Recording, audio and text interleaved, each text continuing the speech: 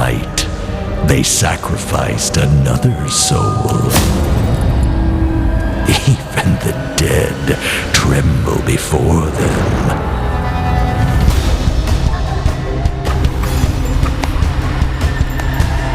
Eerie manifestations of ghostly tales.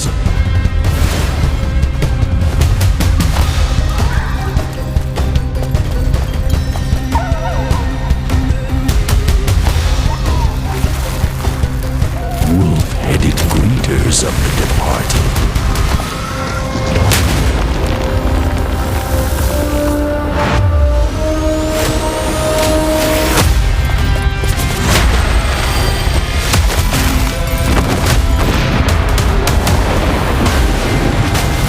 Underworld rulers with dark wings of the abyss.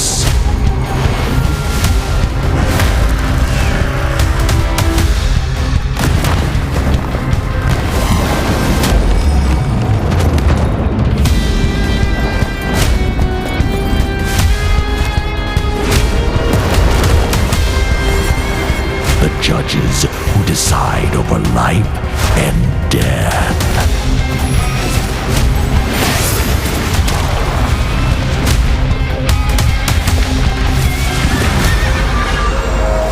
Hellish fiends, their scythes reaping crimson paths.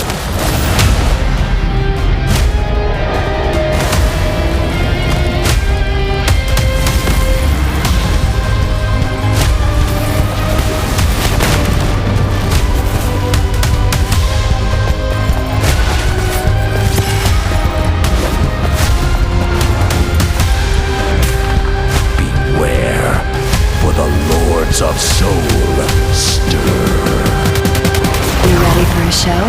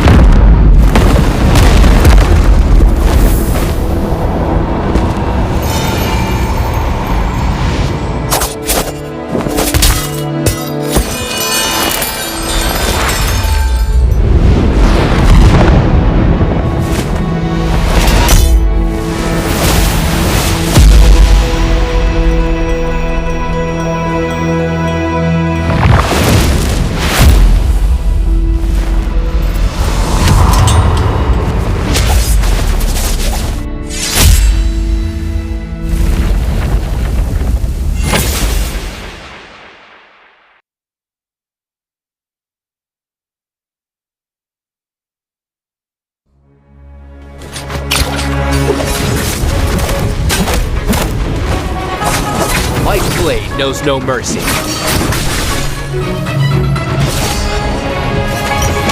You or many, you will die all the same.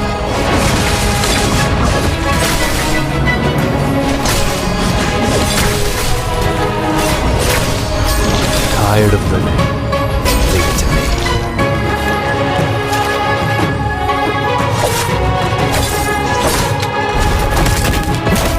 White blade knows no mercy. You shouldn't have come here.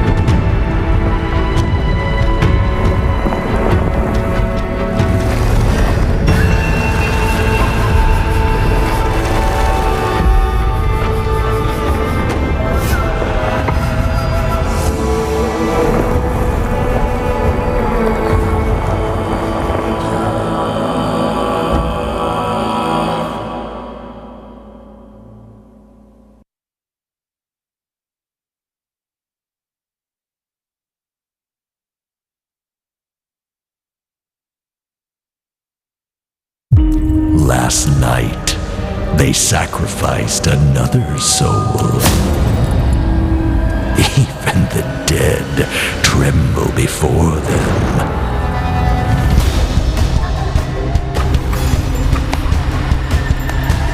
Eerie manifestations of ghostly tales.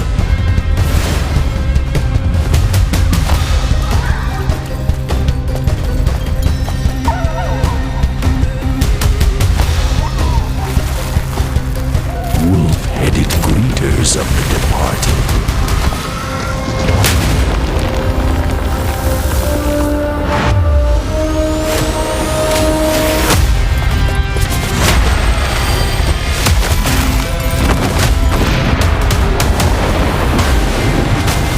Underworld rulers with dark wings of the abyss.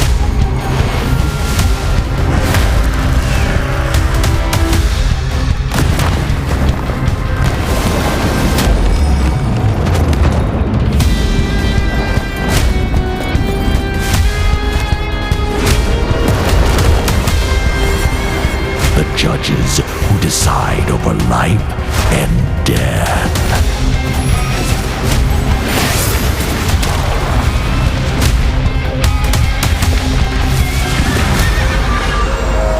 Hellish fiends, their scythes reaping crimson paths.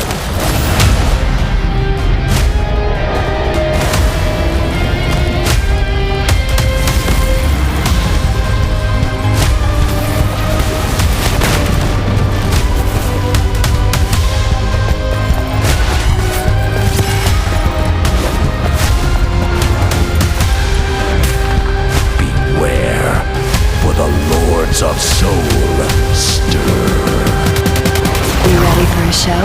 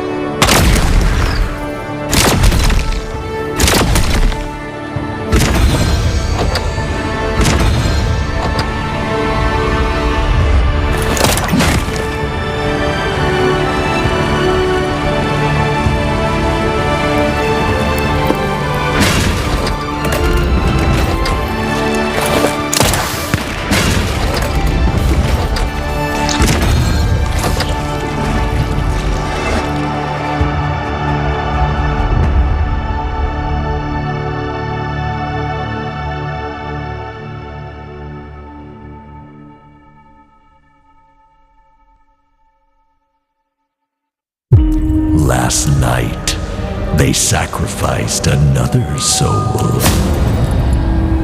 Even the dead tremble before them.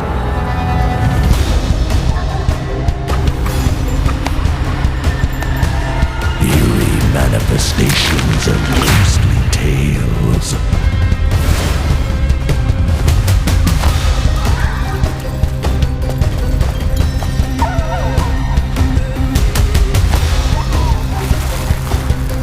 Wolf-headed greeters of the departed.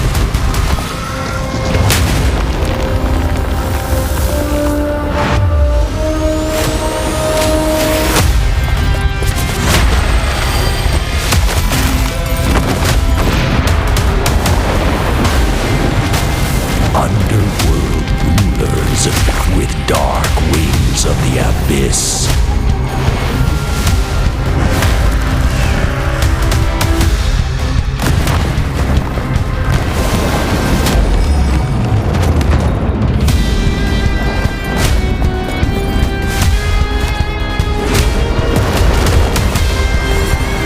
The judges who decide over life and death.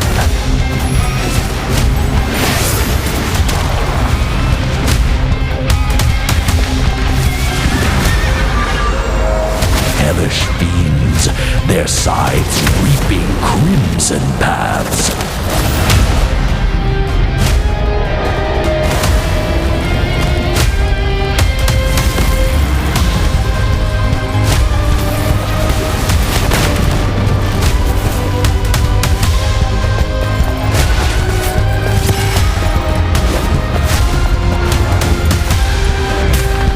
Beware, for the lords of soul stir. You ready for a show?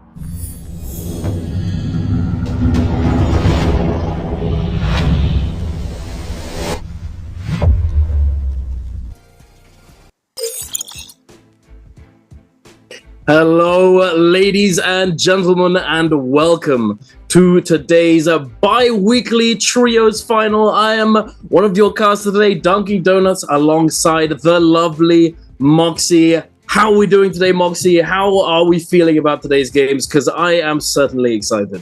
Oh, I am incredibly excited, Dunk, because this is, can you believe it? It's the last bi-weekly finals of the entire summer season. We've had 4! We've had quite a few. We've had quite a lot of NARAKA and enjoyed all of it, and we've still got a little bit left. There's still more coming this year. You know, it's not over after this. We've got the LCQ, we got Worlds later on as well. We've got lots of good NARAKA, lots of NARAKA left to be played. Ladies and gentlemen, I'm very excited.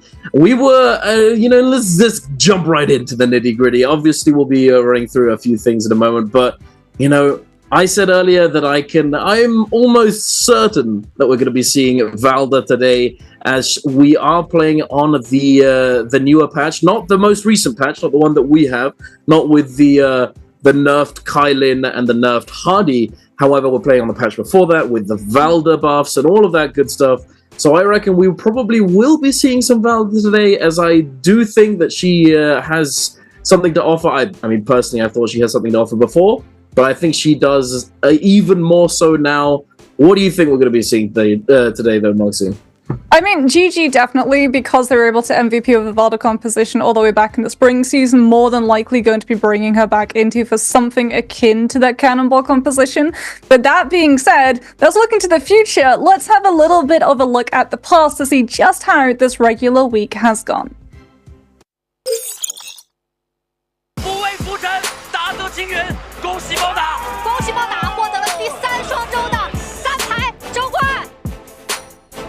非常的激动，我只能说第1次冠军。第1个冠军，运气挺好的，今天也会延续好运。不管在任何时候，我们都会相信自己能拿到冠军。现在很放松，后面继续进步就好了。现在是没有任何压力的。最后1周了，希望这次能举手成功。状态最好的1周，周冠我们来了。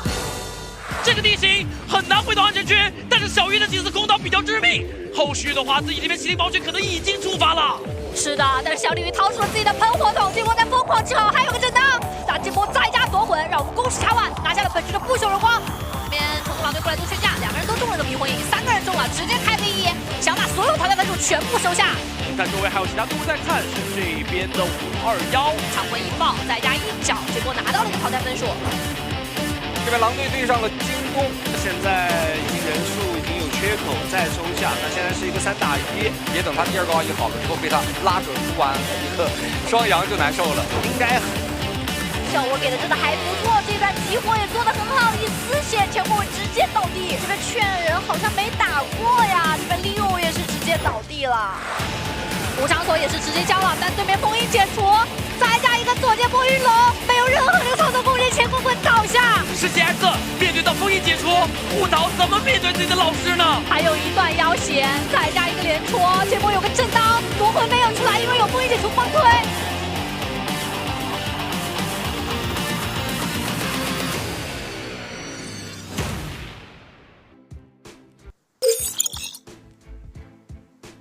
It has been an absolutely explosive regular week for the bi-weekly for Dunk. We had GG coming in with a 28 kill game on Sand Siphon, tying for the record of most amount of kills picked up in one singular lobby, which was absolutely bonkers. And then we had the scoreline upset where Wolves, who were able to walk away bi-weekly finals 1 and 2 beneath their belt, almost didn't even make it to qualify into this one. Then we've got surprise dark horses like JDG as well as KLA, who've definitely found their footing, plus the old and firm favorites like GG and JL scoring incredibly highly. So definitely all to play for, especially since Spirit Wells on this 24th of September patch have been significantly nerfed. But one thing that hasn't been nerfed is Twitch drops. Make sure that your account is linked, because as the stream continues, you'll be able to get your hands on some wonderful freebie cosmetic goodies. Indeed, and to make sure that you do have it linked, go into the top right of your screen on the Twitch webpage, click on your little icon on your avatar, and then a drop-down menu will appear. You can click on drops and rewards, and it will show you your progression. And also, that is where you go and claim it. So once you've sat there and watched for enough time, you've progressed fully, you can go there and you can claim the drop, and it will be sent to your in-game mail within a certain amount of time. There's a lot of people claiming these drops as they are very nice. A lot of people want to get their hands on them, but enough of that. We want to get our hands on some NARAKA gameplay. And as I was saying before, Moxie, I think Valda's going to show up. I obviously really hope Taka will appear, but that's hard copium. So what do you think is going to come out today? As there's not too much that's changed since the past few days, but there might be a few things that might surprise us. Yeah, one thing that we've definitely seen is a really big increase in terms of the Viper, Tessa, and Wuchen compositions coming through, especially early on in these rounds. And I think a lot of these teams who are at the lower end of the standings, teams like OUG, Wolves, ASE, BIWEEK4, DOG, and WBG, to make up for a lot of points that they are lacking because they don't get to take as many repurposed points from the regular week through, they're going to be looking to pick up kills, especially since the first map is going to be Morris Isle in terms of those increased Firefly spawns. So to be able to catch up to the likes of GG, who are going to be coming in with a 20.1 head start above everybody else to get to those 70-point match point thresholds, I'm pretty sure we're going to be seeing a lot of very aggressive off-the-drop fights. I wasn't actually aware that we're starting it off with some Fireflies. I love me some Firefly gaming. It's always a very exciting off spawn. And I reckon, yeah, you're absolutely right. We will likely be kicking it off at a very strong, very fast pace as quite a few teams, we've seen it before. Certain teams, speaking of the teams, so right here, the teams that are going to be playing today, certain teams do very, very well off the start. They go in and they come out swinging and just absolutely dominate. Like the last time I was casting, we saw JL do absurdly well in the first couple games, but then unfortunately they sort of slowed down in game 3 and 4, and then they pulled it back in game 5 and 6, were able to clutch up the full day and come out on top. But some teams, they take a slower start, and slow and steady wins the race, and then they come in later on and they look to dominate. And some teams, they just sort of a steady pace the whole day. I don't know at the end of the day whether or not one is better than the other. Which one do you think is the slightly better strategy, Moxie? Because quite frankly, aggressive fast.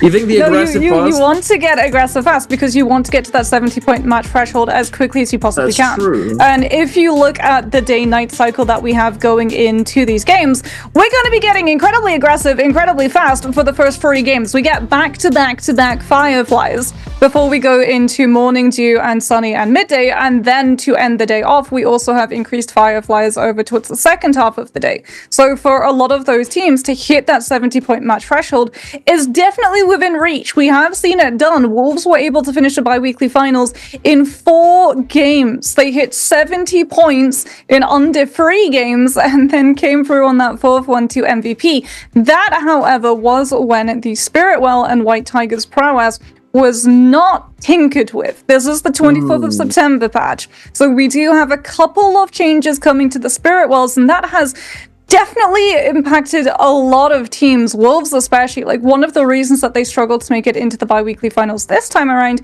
is that they didn't get their hands on those Spiritwells at all, and a lot of these other teams have gotten much better at contesting them, and especially now that those Spiritwells despawn, if a team doesn't cap them in 180 seconds, there is a very high chance, and we actually even saw it on Friday, that we see Spiritwell spawn and no team in the lobby gets to pick them up. Yeah, no, you're absolutely right. The strategy around Spiritwells has developed hugely. They've just developed so much. Back in the first bi-weekly, when we first saw these Spiritwells come into play, we were seeing teams just let them go. Just you have it. It's okay. You can have it this time, this game. That's okay, buddy. I'll just sit over here and then end up losing the game because I didn't have the buff. It's just like. But now, we had the skadoosh. The skadoosh come in multiple times, just absolutely obliterating the lobby, you know, just destroying everybody, and then waking everybody up out of the dream in which they thought that they could just let it go for free, and then it became heavily contested. And now, yeah, you know, everyone is clocked it, everyone's developed, everyone's starting to understand it. Even certain team compositions have been designed around securing the spirit well. For example, the Feria Zai Tianhai composition that we saw get played a few times is pretty much just designed to deal with those situations and designed to secure the spirit well. As if you've got a Feria hopping up and down and slamming down into the turret mode over and over, how are you supposed to sit inside that small circle? She just takes up the whole space. There's no way you're getting in there. A monk, a Zai, good luck, buddy. You're not getting that. Unless they unless they make a big mistake, you're not getting that spirit well. So yes, it developed hugely, but now, as you said, the teams have figured that out, and it's also been tinkered with how now the skadoosh is no longer possible. It cannot be done, unfortunately. You know, it was very exciting to watch, but it was also kind of fun and interactive, as I like to say. You know, it's, you know, somebody from another team makes a mistake and 3 of them die, and you're like, okay, good job, guys. We're all dead now. You know, like, it's just, okay, bro. It wasn't very fun to play against as a player, and I'm you know, as a competitor myself in the past. You know, you got to consider their experience as well, the experience of everybody at home, and also it adds a little bit more depth. You know, you can do stuff with the buff and actually play the game instead of just destroy everyone in one go. But enough of that. It's not possible anymore. You can't do it. It's still really good, obviously, because you still get your ult refreshed. Yeah, the really, double really ult useful. cycle is incredible. Especially if it's a Kylan. Like, if it's a Kylan Hardy Zip team and that Kylan gets 2v2s, the rest of the lobby just has to essentially play keep away for the entire duration of those 2 Kylan ults that do come out. That being said, we have seen a sort of return to traditional NARAKA. I don't know if you got to see the matches on Friday. We had Buccaneer phase come through on Holoroth, where there was a straight up 2 minutes downtime lull of everyone swapping over to the cannons, and everyone more than happy because they were playing so many of those teams. I believe there were 6 Kylan Hardy and Zip teams coming on through, and everyone sort of accepted that as long as no one started a fight before the storm properly closed up, everyone had that fair shot of coming through with the kill multiplier, because that Kylan would be able to hold on to the V2 in the 4 seconds of immortality with that Keelan guard. So we actually, when we got to see the MVP statistics, there was like 20,000 damage done by cannon. I mean, to be honest, I feel like it was always there lurking in the back. You know, with the Moonbane, the 80% Moonbane being added in and forcing teams to spread out and linger on the edge of the zones and not really look to engage without running the risk of just getting Moonbaned and just, oh, nice. You know, okay, we died, great. You know, it's, you know, you don't want that to happen. It's not fun. It's really not. And so everyone would just slow down, and there would be a little bit of, you know, pew pew, you know, but there wouldn't be very much of it. But now I think, I don't know, it's something that's been there the entire time. It's just that I think with certain compositions not being played as much, it wasn't you know, something that you really wanted to try and do. Because if you started something with another team, you know, started shooting them and peppering them down with range shots, you know, they're gonna shoot back.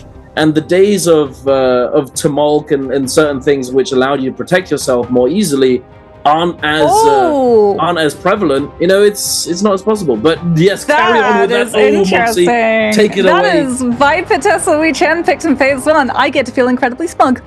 This is what Raven likes to call a connector composition. It's not something that you're going to MVP with. However, it being a Fireflies map, if your Tess was able to get her hands on 1 Firefly as opposed to every other hero who needs 2 Fireflies because Tessa can cast her ultimate at 60%, then you can immediately get that ultimate online. line. We're also going to be getting to see KLA running the Tianhai composition, this time without the Ferrier or the Volda. They're going to be opting in for that Matari. So this is going to be something that, as you said, is a composition that is designed all around controlling those Spirit Wells. However, Tianhai in the past has struggled traditionally when he doesn't have a traditional support like Kurumi to be able to make sure that he lives the full duration of his ultimate cycle. However, with Kurumi being incredibly sought after in multiple compositions, both Sand Siphon and Siphon, it just is a little bit too expensive in terms of those hero points to splash the Kurumi on a Transformer composition. Yeah, although one thing that does surprise me, Moxie, is that in the second round that we just saw, the one before this one, we saw Alliance pick the Zipping over the Kurumi in the Siphon composition. Yeah, I've been doing seeing that multiple times. Yeah, GG actually got caught out by it, though, is the thing. Oh, really? GG lost. There was a Holoroth game where GG on Friday were running the Zipping rather than the Kurumi, and one of them got caught out by a Temi-Wisp, and because they didn't have that 70% damage reduction on the Tether, nor the ability to cleanse the Fire Tick proc with Zip as opposed to the Kurumi, that one play just got absolutely melted. Yeah, I'm not surprised. But so here's my theory: is that I think certain teams are opting to go for the Zipping, as although Kurumi is objectively the better choice in almost all scenarios, because one, it is harder to execute, harder to pilot as a character, because Zipping, you just press a couple buttons and then that's pretty much it. You know, with Kurumi, you got to tether, you got to make sure that you reactivate the tether, there's gold focus stuff that you can do, you know, gold focus into parry, very nice. You got the ultimate that you can then recast, but the thing about the ultimate is that you put it down and yeah, you can recast it.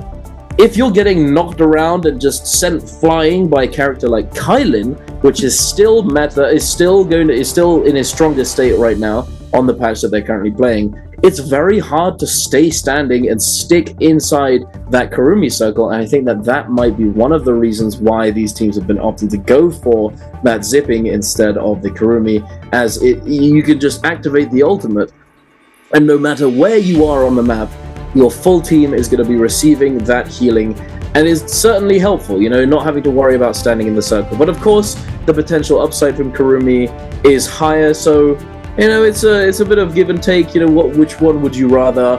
Are you able to coordinate yourself? But it also doesn't burn your Kurumi points, is the thing. Because it being a bi-weekly final, all of these teams are starting off with 0 hero points. So for the first 3 games, they have 0 hero points. Which does mean that when they want to use that Kurumi, they're going to have to think very carefully about when they do want to utilize her.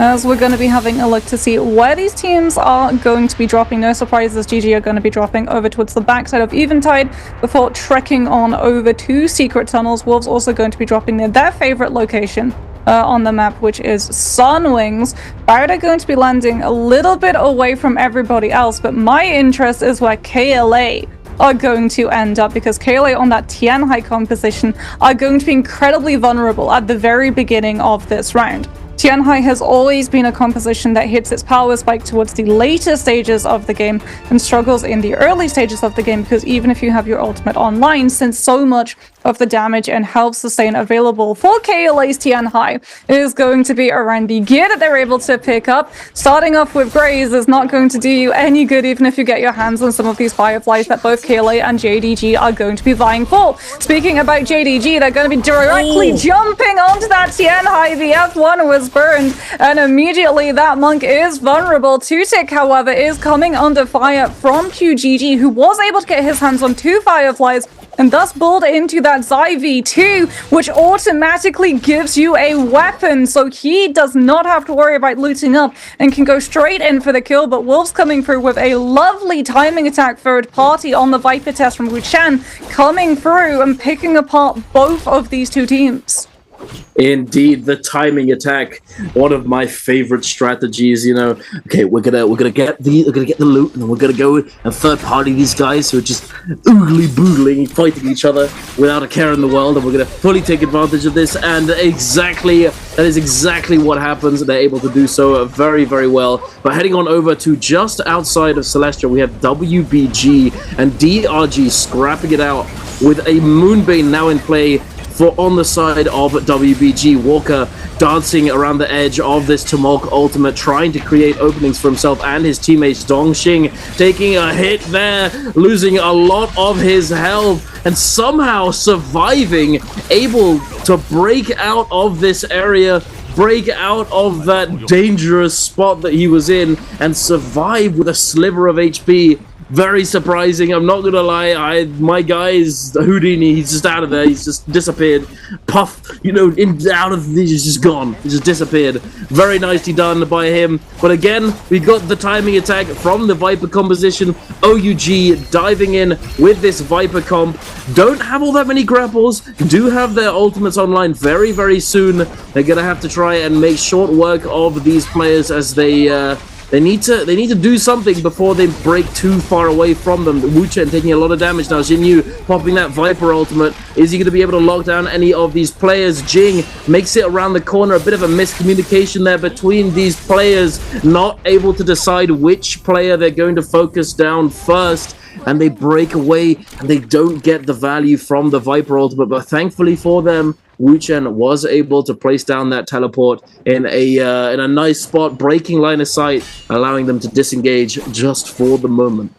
Yeah, DRG are going to be very happy by that, though, because it gives them control of money spotters. Bowder going to be vying now for control of Ballista against ASE, who have their own Moonbane currently in play. But unfortunately, to place that Moonbane, one of their players had to be a little bit far behind. And when it hits, they've already lost a lot of their teammates, because Yuan coming on through with that Zai V2 is going to be able to lock those kills down incredibly quickly before the AoE even starts having an impact. It's now WBG and Alliance going head-to-head. NY7 has their own V2, but they are currently being full focused down by WBG. That F2 reset from the ultimate recast is going to be able to come through and find the connection onto WBG's Jing. Picks up that Soul Blade for the reset before coming back and turning onto the Kurumi, forcing that Teva to break early so that Ajiao can actually try and fight back, but he's just being locked down into the light attack. Stagger, that 70% damage reduction down from the 90% in moments like that can be the difference between keeping one of your players up and losing both them and yourselves after. Absolutely. And nothing to note as well, that Alliance managing to get their hands on 3 purple weapons for each of their team members.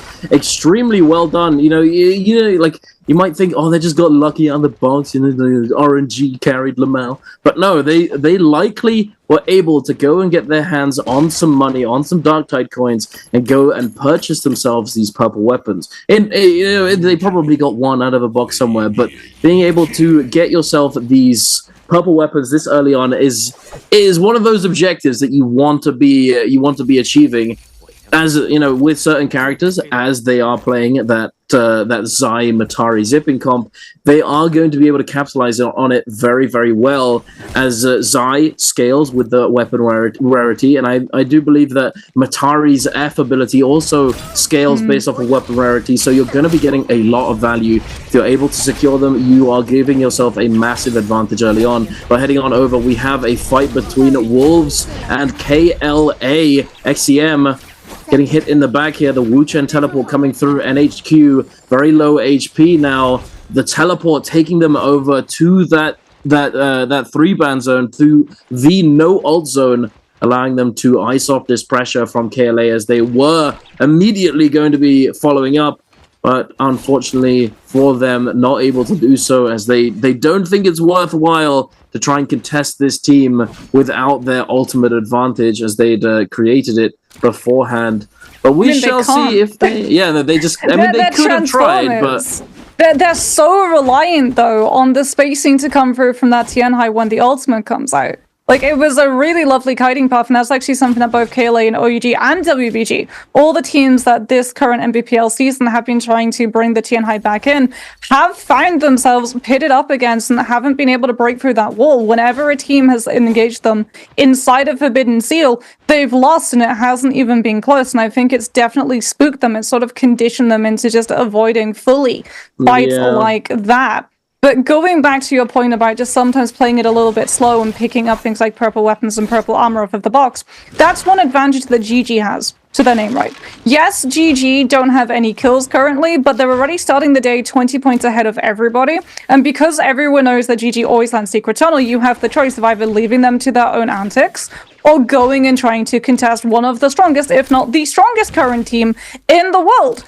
And it's giving GG their own sort of pocket of breathing room to get their hands on those monies and roll into things like those Soul Jades before we head into this first realm of Yangs. As OUG and WBG not going to be heading into a realm of Yang, but definitely heading into an engagement as Jinyu coming on through with that massive hit of F3 finds the connection onto the Cicada. So the Kurumi is not going to be able to really find as much value with that tether, as Walker is going to go down almost immediately.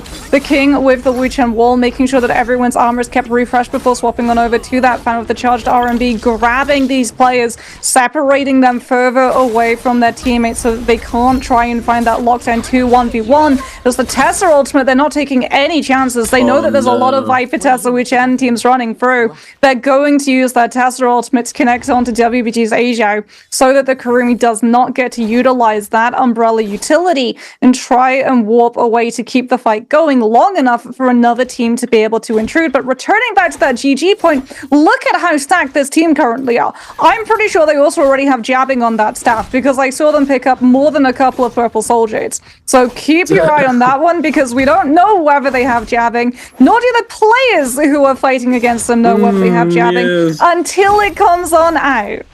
Indeed. They certainly are one of those teams that is very, very hard to contest, and it's hard to find ways to shut them down.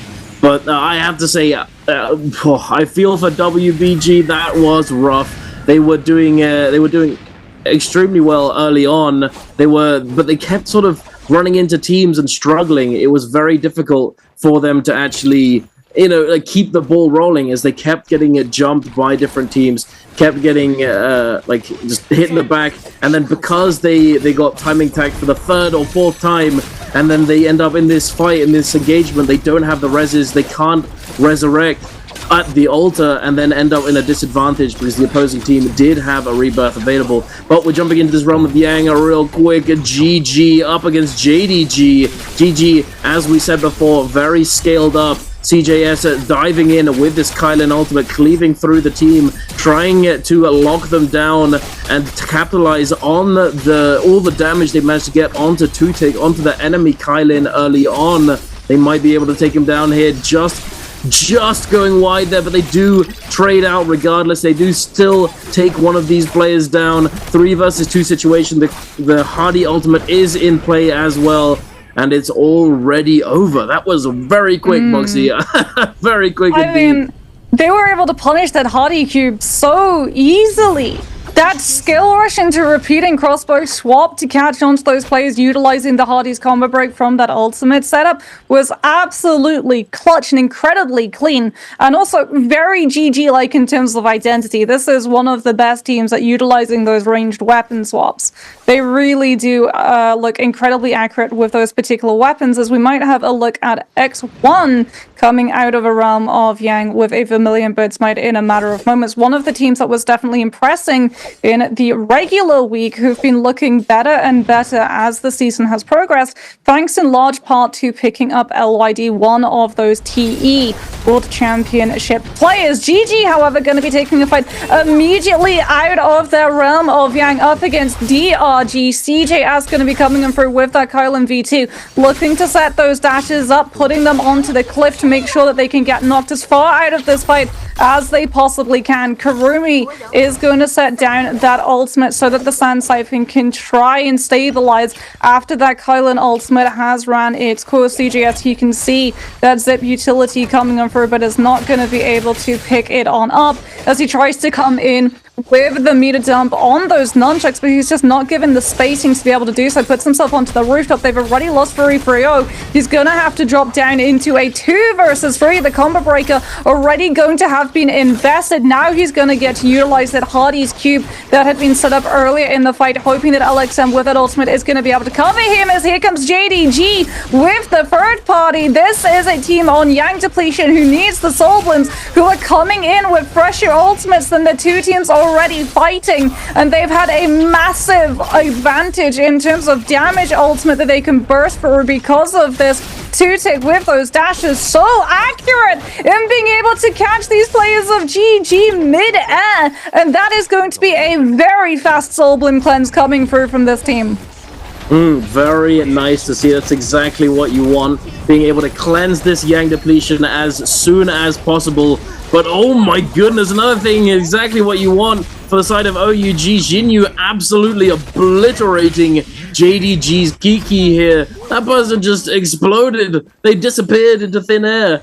Unfortunately, they're just not able to do anything about it. They get locked down, bursted down into the Viper F as well. This little button that essentially just nukes you for 500 damage if you've got your hands on a purple or golden weapon. It is very, very difficult to deal with. If you're not able to dodge away from it, if you're not able to anticipate it coming out, it is very, very rough.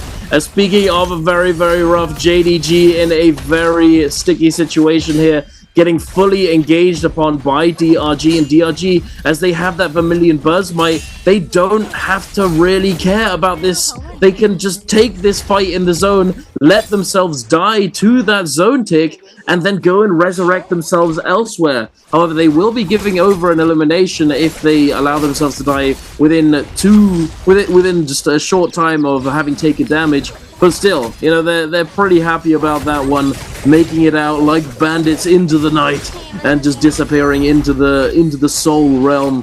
But heading on over, we have Alliance and JL scrapping out a third-party situation, I believe, as well. ASE looking to get involved. Moran coming up behind NY7, catching with the LMB, looking for that blistering edge, not able to find it. NY7 replying with that overhauled on the hang sword. He gets ready, he gets parried into the follow-up damage there, but Moran, he's a bit separated. The teleport comes through, and yeah, the fourth party's coming in. Moxie, GG, so many teams are here.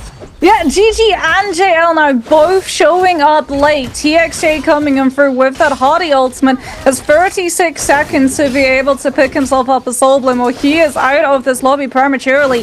His teammates have been able to lock down one of the players from Alliance. They should be able to find the kill. Can he get the Bloom? One of their players, I believe, was able to pick it up. It is going to be that Kylan and the Zip cleanse, but unfortunately for TXJ, the Hardy is not going to be able to retrieve one, so potentially he's going to choose to take his destiny into his own hands and go down to that corruption tick damage to deny some of these teams in the area from being able to get their hands on one of those kills. Alliance, though, I think might have spotted JL shenanigans and are going to be looking around to see whether or not they can find where exactly this team has gone. Yuma's gonna go down to Yang Depletion as well, unfortunately, as a lot of these teams just not able to find the kills. The amount of third and fourth parties that were coming through kept splitting up the fight so that no one got a clean 3v3. They might have been able to find a couple of kills here and there, but it was not enough to fully cleanse the entire team. Though JL did have enough coins in the back pocket to be able to get their hands onto one of those rebirth charms, with everyone's attention turned on to either the Spirit Well or the Realm of Yang. This is the perfect opportunity to take advantage of the lack of attention on you and make your way over to a Soul Altar. Absolutely. Being able to secure these Soul Altars with very little effort is exactly what you want, especially when you're going to be able to get your hands on a Draco Storm. And Draco Storm, as it is now in this current state, is going to be replenishing the rage of these players. They're able to use those ultimates, get that buff, and then immediately engage with those ultimates still in play, and then have another one in the back pocket ready to go. And that's exactly what they've done. They are hard engaging onto GG here, and it's not looking too good for them as they are at a slight disadvantage. But as I say that, WX98 bites off more than he can chew. Kakaishi follows suit, and they just get immediately turned on. How do you lose this with Draco Storm and 3 ultimates? We just don't see the ult come out from the Kurumi here, and either they just got fully staggered, fully juggled, and weren't able to use it, or there was just a bit of a just miscommunication, and they don't think that they actually need to use it, and then end up in a very, very bad spot. But we'll see if they're able to recover in that situation. X1 in the realm of Yang here, scrapping it out against Wolves, already having lost a member. XCM having been taken down at now 3 versus 2 situation. It looks as though it's going to be a 3 versus 1 very, very soon. ZK looking to capitalize on this Tessa charm, able to do so, but he's not going to be able to get all that much damage. Not too much is going to come of it, and it looks as though they're going to be allowing him to essentially stay alive on 1 HP, so they can kill him and take him down at any moment, prolonging the realm of Yang, hence allowing them to maintain that buff that they're going to get for longer in the game. As when the realm of Yang ends, you can then, if it ends later, your buff is gonna end later on in the game. Trying to capitalize on that as much as possible. There he is. He does finally go down in the realm of Yang, and X1 is going to be picking up that buff. And it looks as though Alliance Revenge also has managed to pick up a Rebirth charm, Moxie. So we're going to be seeing them all three-man strong, ready to come back into this game. But as I say that, they are going to be sitting on some pretty not needed some cardboard armor right there. It's not what you want. Revenge is on the zipping, going to be needing a little bit of an upgrade sooner rather than later. But we will see. Spirit Wells do at least allow that upgrade to come through. Not easily, but since so many of these players are already going to be ahead in terms of that scaling, a lot of the time when people are picking up from purple to yellow, they leave behind the purple.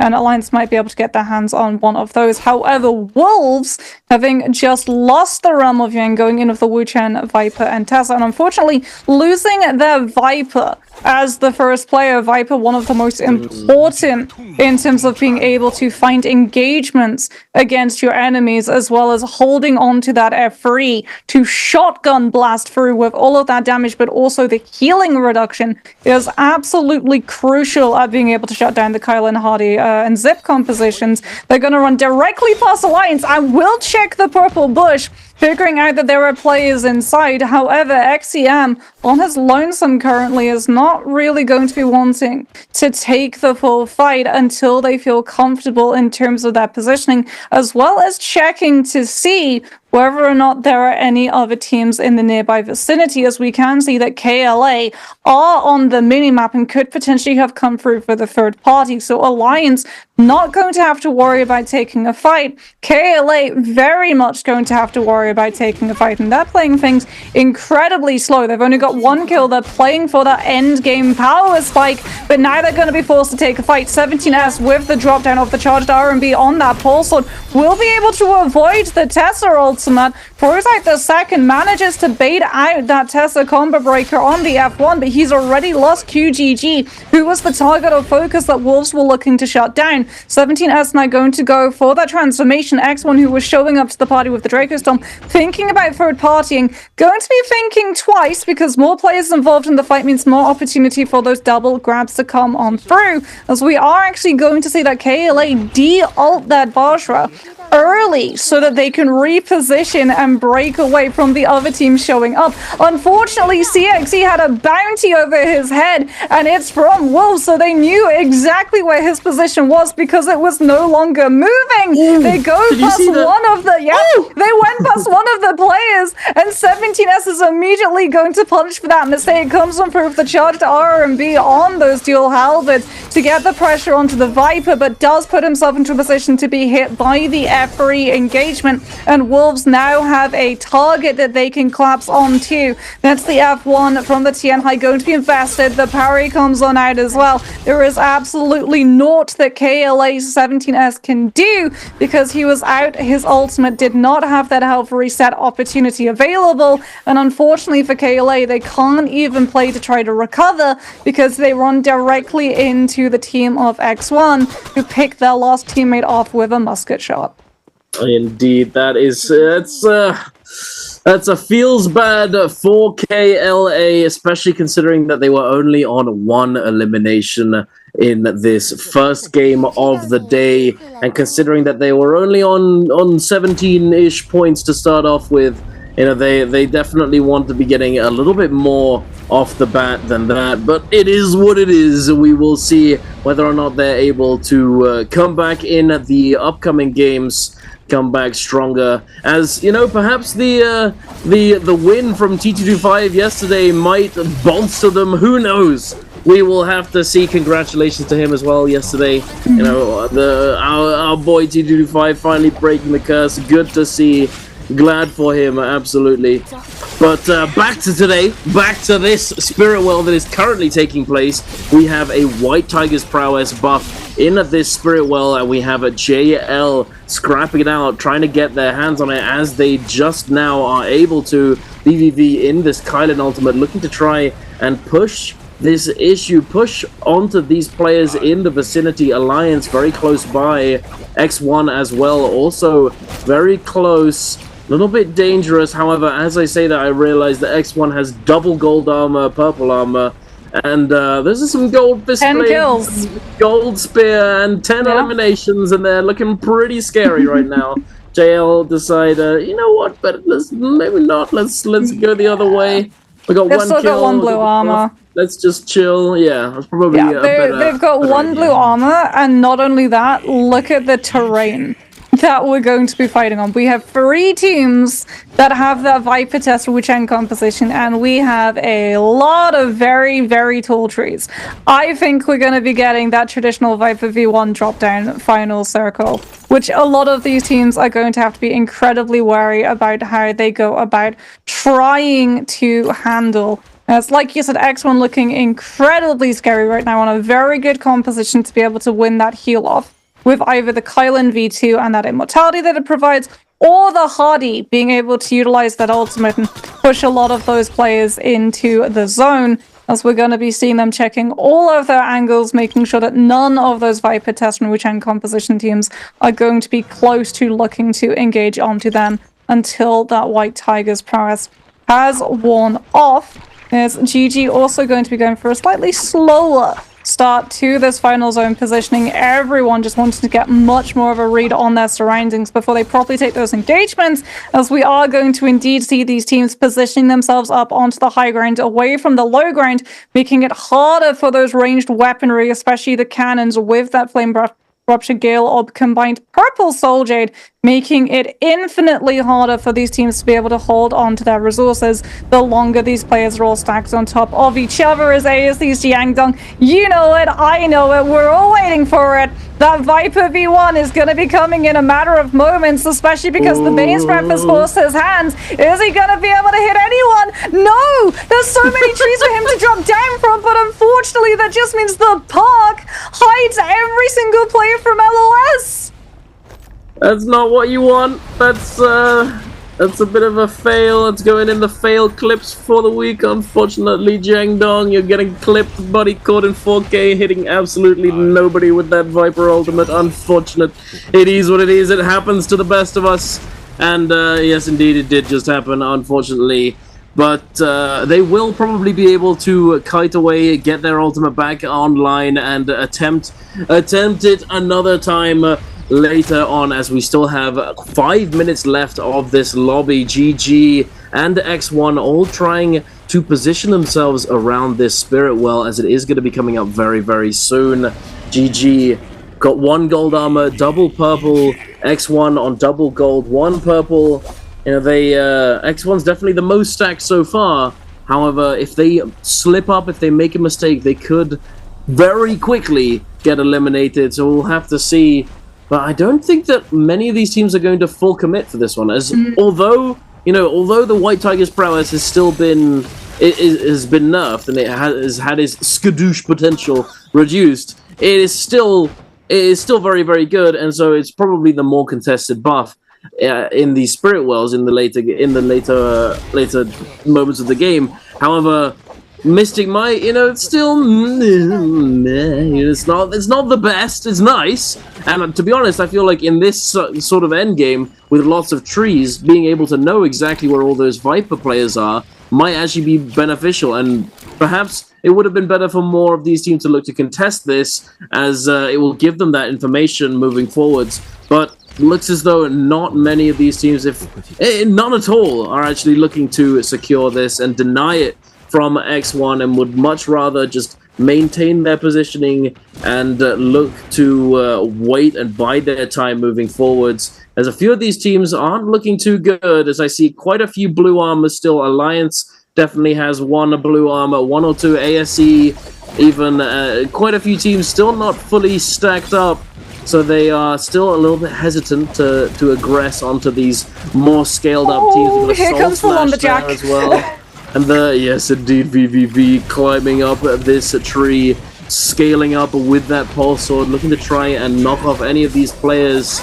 NY7 having it come online with that ultimate, looking to try and get as much value as possible before that ultimate does go down, does expire.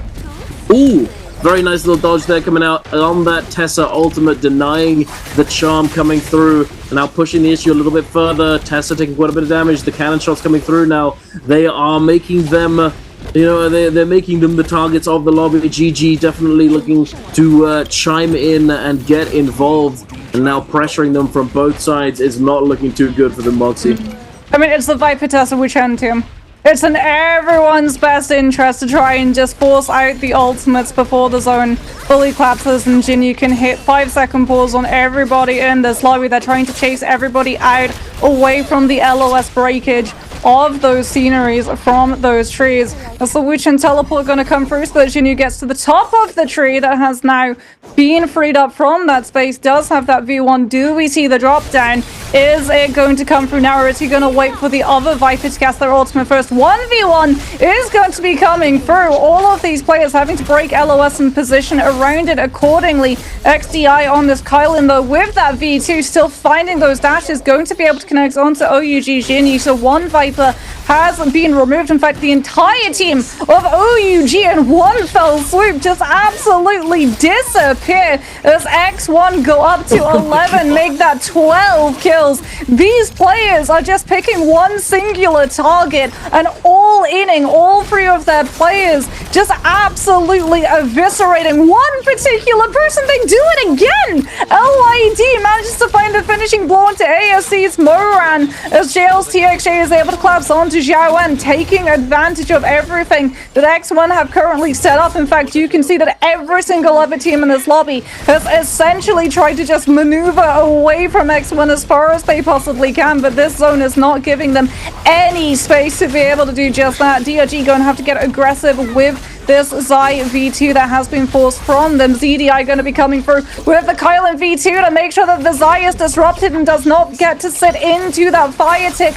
Golden focus flame cone coming on through, does get caught out a little bit by that Katana soldier, but he's still got the dashes, he's still got his zip utility to make sure that he's going to be topped up, fully kept alive as they're just collapsing onto player after player. This is just simple cleanup at the moment, Duncan. There is absolutely no one other than potentially GG who can try and contest what X1 are currently doing, but I'm pretty sure this is just them getting comfortable and cleaning up those kills before they pick up that first MVP of the day. They've still got the Zip Sustain, they've still got the legendary fist blades with the jump LMB resets. They do have Vajra's grip to make sure that they still have those legendary fist blades going to be attached to that Kylan as GG comes on through. JL with a very late hardy ultimate. TXJ getting the sustain from one thing, try and knock these players into the storm, trying to win that heal-off situation and deny the kill score multiplier to the players of X1's XLY.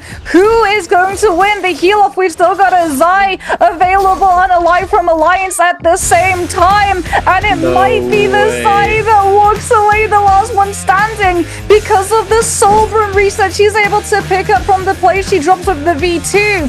X1 pick up that MVP, but I think they get denied a majority of the points they could have had, Dunk, because they didn't get the last team standing.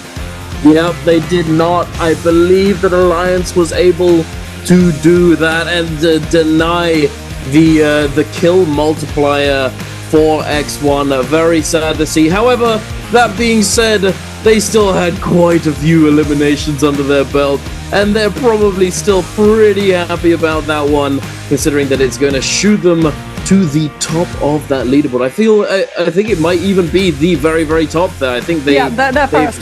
They're definitely very happy with that one. You know, to start off the day in such a fashion is always going to set you up for the remaining games. However, that being said, we've seen it many, many times where teams will do extremely well at the very beginning and then fall off as the day moves forward. We've seen it with Alliance, we've seen it with JL, we've seen it with so many teams where they end up getting a little bit overconfident, or the pressure gets to them, that they know that we're almost at match point, we can almost do it, we might be able to just end the day early and take it home, but then they just fall short. But hey, we'll have to see if X1 is able to replicate their Game 1 performance in the upcoming games. But what a game to start it off for the day. So many back and forth, so many third-party situations, so many timing attacks early on. WBG, that was rough, boys. It's unfortunate. It happens. I do feel for them. They were doing pretty well. They were fending everyone off. They had the Moonbane early as well. But then they just back-to-back third parties, people turning up out of nowhere, teams escaping them, and then they lose their res. They have to resurrect themselves elsewhere. They run into a team who has rebirth, and then they have the inherent disadvantage of not having that rebirth available, and then they just get taken down in the mid game before first Realm of Yang has even taken place. They started off well as well. They had 5 kills, but enough of that. You know what time it is, Moxie. It's Answer for Treasures to have a chance at getting your hands on a Summer Split random gift box. Make sure to get your answer in the chat, ladies and gentlemen. And obviously, as the usual trend, the first one is a freebie. The first question is rather easy. So if you've been here, you probably know the answer. Which team won Game 1 today? Was it A, CDGG? Was it B, Alliance? Was it C, CD Wolves, or was it D, X1? Now, if you've been listening, you should know. And if you weren't here, you just go ahead, just copy off your neighbor's answer. You'll be okay. They probably know the answer. I'd be surprised if they didn't. But yes, so make sure to get your answer in the chat and keep an eye on the chat and your whispers, so that if you do end up being a lucky winner, you are able to claim your prize. But here we are looking at the scoreboard for the first game of the day. X1 indeed sitting at the very, very top. 16 eliminations. Unfortunately, no multiplier, as they weren't able to get that first place, but they do get the decent ranking points, and they do come out on top regardless. LYD, XLY, and ZDI doing a very good job this game. 4 kills on that zipping and 23, I thought that was damage for a second, 23,000 healing, 23,000 damage, 28,000 damage. Nothing too crazy, but definitely a solid performance. ZDI, I reckon, probably going to be coming out with that MVP for the team, as he did manage to get 10 kills for the team there on the Kylin. And as we well know, Kylin is an absolute menace. Well, although, as I say that, not anymore, as with the most recent patch, he's somewhat disappeared. This Hardy picture on the side of the milk carton. Where is this man? He is just gone. Ring this number if you see this man. He's gone. He's out of there.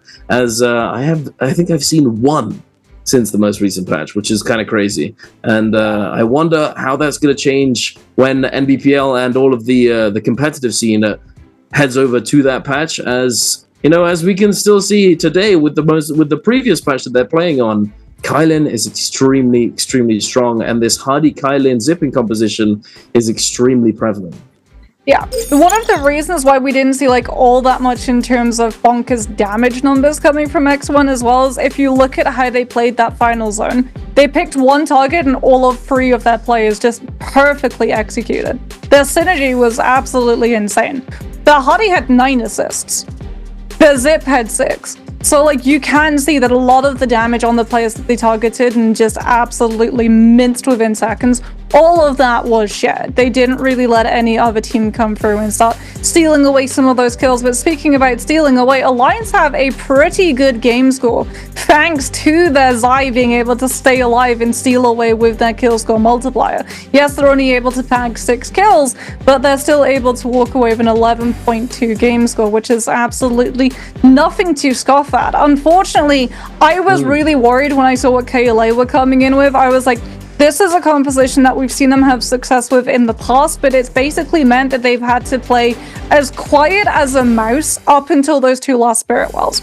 And having a bounty put on them by Wolves, who had Yang depletion, needed that scroll to be able to pick a team that they could just shark down, was unfortunately their undoing. Speaking about undoing, this fight was really clean from WBG.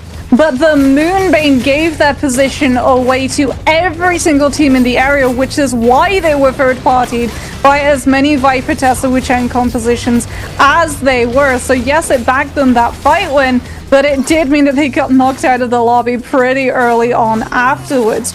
OUG now coming on through with a fight win against those players from WBG, using that no ult zone to force them into a really tough position, having repositioned with the Wu-Chang TP out of it already. As here's GG coming on through with their Realm of Yang fight win. So GS looking for that jump parry, not going to be able to find it, utilizing the combo break to break out of the prior uppercut connection, coming on through from his opponent as X1 getting to work 3 against 1. And you know what? This reminds me of old school TE Dunk for a reason. LYD was old school TE. But that engagement, that 3 versus 1 player engagement off of the back of that combo breaker coming in through from the Kylin to set up into the Dragon Slayers into Nezas, that is TXJ's Yodo F1 all over again. Indeed. And, you know, I think I was indeed right here, Moxie. We do have that Kylin coming out with that MVP. And, hey, you know, deserving. You know, he is playing Kylin, but still, 10 eliminations, 28,000 damage, and look at that damage split on his weapons. 13,500 damage coming out from that ultimate and skills. And hey, we've all experienced it. We've all been on the receiving end of that ultimate, and it is rather hard to deal with, especially when they've gotten their hands on Juggernaut, Rampage, and another attack Soul Jade, cranking up their DPS by a lot, making it very, very strong indeed. But I'm wondering if we're going to be seeing, you know, so here's the thing. As I said before, with the new patch, Kylin and Hardy have received nerfs. I wonder if some of these teams are going to deliberately try to stay clear of Kylin Hardy and not play too much of it today, even though it's still very, very strong, and look to play certain other compositions in preparation for the future, you know? But hero points, obviously, yeah. That's the problem. What composition do you play instead? Because even though on the new patch, yes, the damage numbers as well as the dash distance on the Kylin has been hit significantly, as well as that Hardy not being able to retain as much rage when he cancels that ultimate early to set up the cube, Kylin with that guard, that 4-second immortality, is still one of the best players at winning heal off. Like, if you can save that V2 for when the storm collapses through, and all of those players get stacked one on top of each other, and you get to dash through multiple players, you're healing so much health, but you also have that 4 seconds of immortality, where you don't have to worry about things like a Karumi V2 keeping players up, because if the Karumi does have the V2, you just dash and knock everybody out of it. It's still a very strong composition, especially to bag you that kill score multiplier so that your score can get closer and closer to that 70-point match threshold. That is true, but I will say this. Do you think it's possible that we might see the Valda GG Cannonball come out today? As that could be a very good composition to just bring out of nowhere, as it's done very well in the past. Yeah, Valda has also been seeing a lot of play picked in solos at the moment, mostly so that you can utilize that V2 to live the duration of the Kylan V2. Because having that extra health, and also that ultimate being on a duration, just like the Kylan ultimate, as opposed to 3 spears and you're done, does give you the opportunity of just having the numbers of your health to be able to tank the dashes, even if they do manage to find those connections onto you. Plus, if it is a final zone moment, a lot of the time, a lot of people's stamina is going to be invested dodging out of corruption tick damage and weapon attacks that follow up onto it, so it's going to be much easier for the Valda to be able to hit those players with the spears. Yeah, no, absolutely. And just you know, staying alive in that end zone, giving yourself the Valda shield with the ultimate, as well as if you were going to play it with in the old comp with Yueshan and Feria, you know, you have the Yueshan who can also use his ultimate to reset the health bar and look to try and win heal off. It functions in the similar way to how we saw the Valda Tianhai Matari composition function that we've seen the WBG utilize a few times now in games where Tumulk isn't being picked up. You know, it's one of the it's a very good comp, but it loses to Tumulk. So if you're able to pick it in a lobby in a game where there aren't all that many Sandy boys, you know, you might be able to do pretty well. But we've seen how well it can do in those end game situations if you do manage to take it to heal off, and it functions in a very similar way still, you know, with the Valda, Yueshan and Feria being the replacement to the Matari. Perhaps, you know, instead you could go, you know, Valda Tianhai Feria potentially, you know, and then you have the Feria mech for the Tianhai to jump into instead of that Zai, you know, Tianhai Feria Zai, we've been seeing it get picked up, you know, instead of the Zai, run the Valda instead, and then you can go for a sort of like a very secured endgame situation. You can secure the spirit well, you can negate all the pressure from Kylan because of the spears. You can do all sorts of things, and I think that composition might actually end up being played today, but we will see, and we were going to be seeing very, very soon, Moxie, as we're about to jump into our second game of the day. X1 off the back of their victory in game 1, looking very locked in, looking very ready to jump into that second game. What do you think we'll be seeing in that first round selection, Moxie? It's Padoria. And a lot of these teams are still trying to figure out what the best composition is. However, because again, so many of these teams are so far away from the match point threshold, especially if they underperformed in round number 1, more than likely it is going to be the Tesla Viper and Wu Chen mainly coming on through for a lot of those teams. Potentially a lot of Sand Siphon as well. Sand Siphon seems to be getting picked more and more on Padoria, with that Temi just being able to control a lot of those objective points. Speaking about objective points, JDG, this is by far their best map in terms of macro, not just for trios, but in solos as well. Their coach has been putting that team through their paces to make sure that they understand the rotations, and also crucially that they understand how to play Arcadia. I have always seen JDG get their hands on that Volpine S and Soul Jade, and every single time it comes in absolutely clutch, whether it wins them a fight in the overworld, whether it allows them to actually come through with a surprise of like, hey, Mortal Defiance just procs and we just healed all the way back up inside a Realm of Yang and you're not quite ready for it. It has always had a humongous impact in what JDG have been able to find, and they have been getting better and better and better as the season continues. JDG and X1, by far from me, like coming into the season, have had the most improvement from start to finish. Indeed. I will say though, I think that it's going to be Kylan in first round selection. You think it's going to be the more of the Vipers? I think it'll probably be the Kylan, and the reason why is that I remember talking to Raven about this, and how he told me that, you know, because on Padoria you end up, well, it's a much higher percentage chance that you end up in end games with goofy terrain, you know, the buttery rocks, the cliffside end games, and that sort of thing. And Kylin has such an easy time controlling that space and pushing all of these players in the vicinity off of this terrain. But we will see. We've got one of each right now. Place your bets, ladies and gentlemen. Moxie in the lead. Oh no! KLA. Oh, and Moxie takes it. Congratulations, Moxie. You get a pat on the back. There we are. It's the kills. It's the kills. I agree with you. I think towards the end stage of the day, we will definitely see these teams, when those hero points get refreshed, turn on to that Kyle and Hardy zip. But at the moment, they need to find those kills, and they need to find them immediately off of the rip. And looking at just how much value you can get from picking up those fireflies, as well as the floating piles, which is one of my personal favorite mechanics on Padoria, right? Floating piles, always refreshing loot. You get 4 troves on them, but also you get fireflies on them. And the Viper test from Wuchen compositions are perfect for that, because you can have a Wuchen come through with the wind wall to guard against the ballista. You can then have him set up the TP if multiple teams try and collapse onto you and contest for that loot. Your Tessa can play further forward and pick up the fireflies to get the ultimate ready. And then if either your Tessa or your Viper find the engagement and their ultimate connection, it sets up the other to come through with that even longer stagger.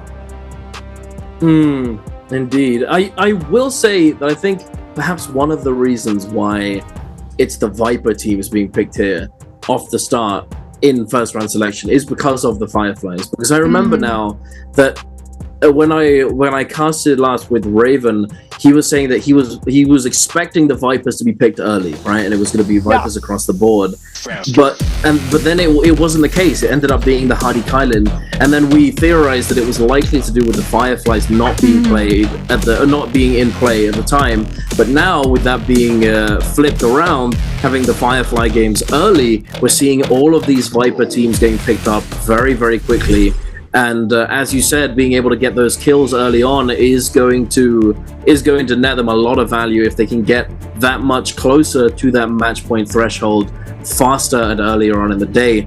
But let's take a look-see here. Any goofiness coming out from these ability choices? It doesn't look like it is. Another thing to note, we are still seemingly running the F3V1 on the Viper, something that has essentially broken the rules of Viper, or the rules that used to exist, as typically we would only ever see F3 picked alongside V3 so that you still had that silence available, or V2 potentially.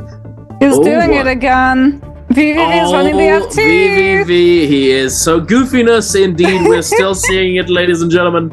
And not only that, but also LYD on the Zai is running V1 instead of V2. And so F1. And F1, indeed. Yeah, I didn't see that one. I just saw the V1 instead of F2. And V1 as well. So for those of you at home who don't know the difference between these two, or the reason why he might be picking this up now, is with V1, first of all, you don't have that wave, the sort of wave attack with the chains where it applies the fire damage. Instead, you have an empowered version of your in-ult focus attack, which staggers the enemy and even staggers transformers. It has a very high stagger priority, and it also heals a lot. So it is it can be very useful in certain situations. However, in the past, we've only ever seen V2, as it is, on paper, is much better. You know, fire tick, and then not only that, grouping people together. So the fire tick has been so good at being able to shut down both the Kurumis and the Zips. Not so much the Kurumi because of the cleanse effect. Like every single 1.5 seconds, Kurumi is able to cleanse that debuff.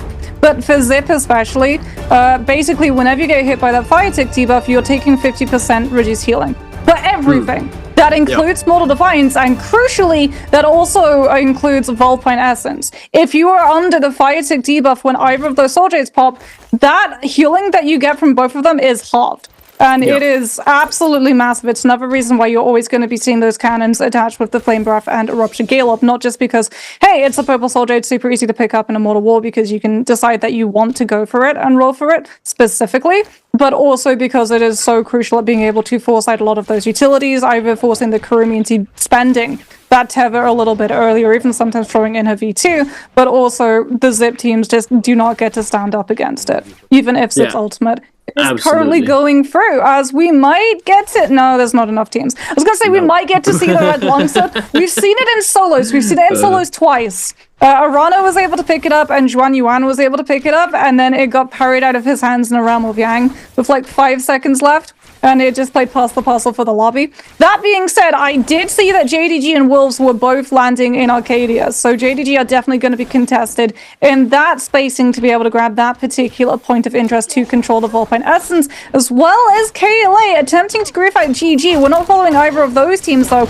We're going to be looking at DRG going head-to-head against WBG. Lovely opening for charged R&B on that fan coming in through from Kakashi, finding another and a third onto Walker, forcing out that combo breaker from the Hardy, and when the Hardy's away, the Kylan is going to be left vulnerable. Everyone from DRG having been able to deal with that support from that Zip collapsing onto the Hardy, then getting to turn their attention onto the Kylan, and then getting to turn their attention onto the Hardy, who would try to reposition, not having his ultimate online. He was not able to set up the combo breaker for the rest of his team, nor is KLA or GG going to be able to set up any of their ultimates to come through, but GG already getting that Matari ultimate to proc will be able to carry the benefit through despite Forbidden Seal being activated, and that means that 17S can't put his team out if things start going south.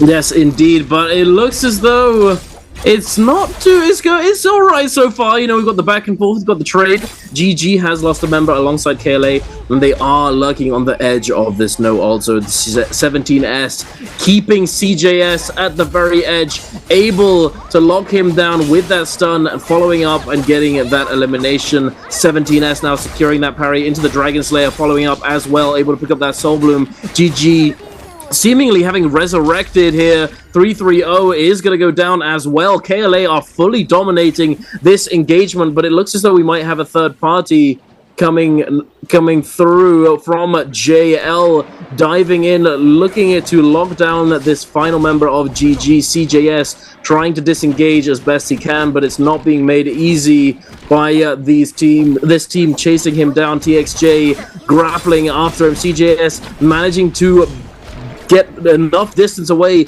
and utilize that ultimate, trying to now use that F reset, looking to disengage, but it's still gonna be a very, very hard task at hand, and he does get taken down by the end of it, unfortunately for him. I do believe they still have a rebirth on one or two of those players, so it's not over just yet, but it's still a rough start for GG. Heading on over now to ASE and DRG. Jiangdong with this purple fan that immediately gets parried, as I pointed out, inside this no ult zone. It doesn't matter though, they are going to be able to take a player down regardless. It gets traded out by the by the opposing team. The Wu Chen ult is going to come through now.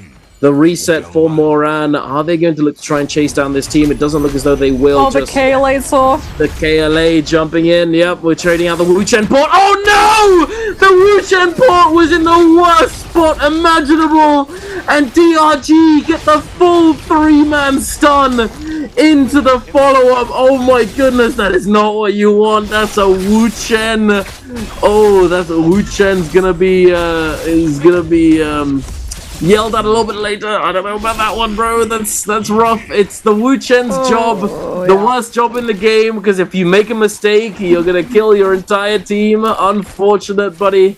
That is not what you want. Unfortunately, they are gonna get taken down, but DRG is not gonna be making it out with he's just scot-free. ASE jumping in, trying to chase them down again. Now moving on over to Alliance of Wolves. Revenge eating a parry into the follow-up. The 3-man follow-up here. Revenge is going to be eliminated. It looks as though his teammates have max distance away from this fight, as they know that they're at a huge disadvantage and not looking to try and fully commit to this.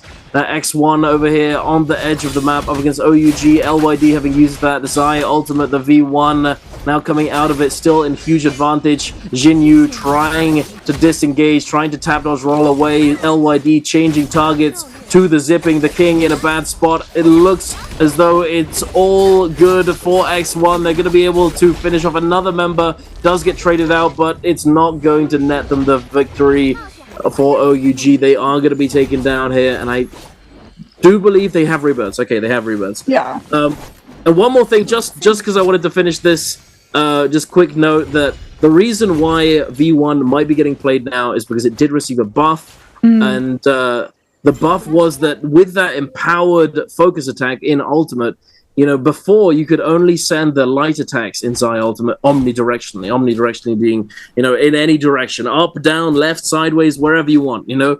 But now with V1, you're able to send that empowered focus attack in your ultimate omnidirectionally as well. So you can use that empowered attack in any direction that you like.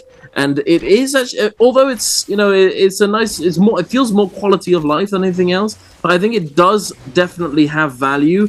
However, at the end of the day, I don't know if it's more value than V2, Moxie. I don't know. It could be, but I think it's only good against certain characters, you know, because it offers that stagger against. I'm more interested in the F1 over the F2, personally, because like that F2 with the burn damage is so detrimental, as we've already covered, but it's also much more aggressive as opposed to defensive. And I think it's them reading into the lobby of knowing that there's going to be a lot of Viper Tessa Wuchang compositions coming through. Because like with the F3, you're forced to make a decision. You either use it to try and disengage out of a fight, or you use it to engage into a fight. And if you use it to engage into a fight, you're stuck in the front line, where you're very easily collapsible upon either by a Viper with that first hit of the F3, or even with those ultimates to come on through. As it does look like JDG are still going to be around Arcadia, potentially trying to pick themselves up those Thunder coins. We'll have to wait and see in the inventory whether or not they have that red Extreme Soul Jade. Thankfully, we don't have to be able to read Chinese to be able to see if they have that one, because it is the only red Soul Jade in the game, as we're going to be looking at the Realm of Yangs spawning on up to see who exactly is going to go through. In the past, we would normally have discounted all of the Viper Tessa Wuchang teams. However, that has started to change. There have been a lot of these teams with the Wuchang, Viper, and Tessa who have been going into the Realm of Yang. Teams like Alliance and also Bida as well as JL who've been able to find victory. But we have also seen a lot of those teams with that composition unfortunately get defeated, as the Wuchang teleport does lose a lot of its value in terms of the distancing it can get out of a fight, letting you have that reset, potentially pick one of your players up, and then come back in when you have the ultimate advantage. You don't get to do that inside a Realm of Yang, as we are going to be seeing JDG coming on through up against Wolves. This is the fight that we're going to be following. Wolves XTM on this Kyling goes up into the sky with that charged RMB, potentially looking for the drop down on the pole. So they're going to be turning onto the Matari rather than the Zai currently. It is normally the Kyling's job to try and use those dashes and interrupt the Zai's ultimate. Now we're going to be seeing the V2, and there indeed you can see hunting down, trying to find the pressure onto that Zai, cleaving her away from her teammates. They forced the Matari ult, they forced the Zai ultimate, they forced the Kurumi ultimate as well, and they're still holding on to the end game. Hardy ultimate,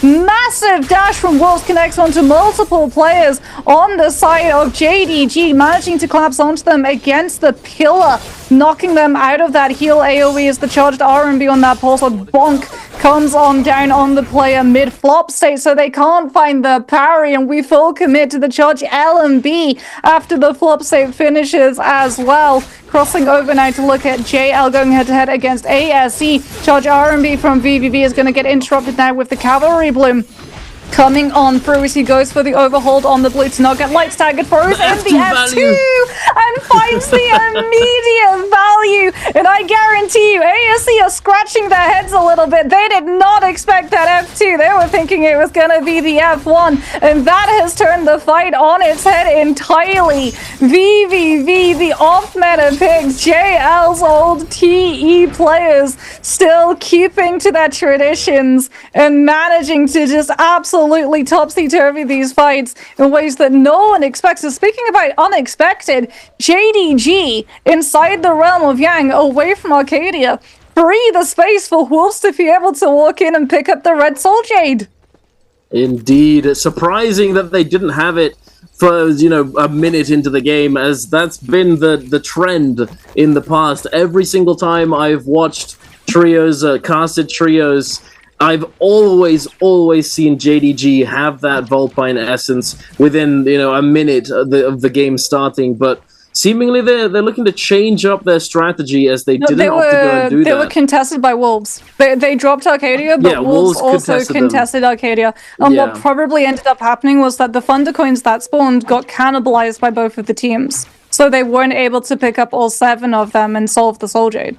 Yeah, exactly. So they've definitely been contested here, and Wolves is going to be the team that are picking up this Vulpine essence, this Mortal Defiance, juiced up to the maximum.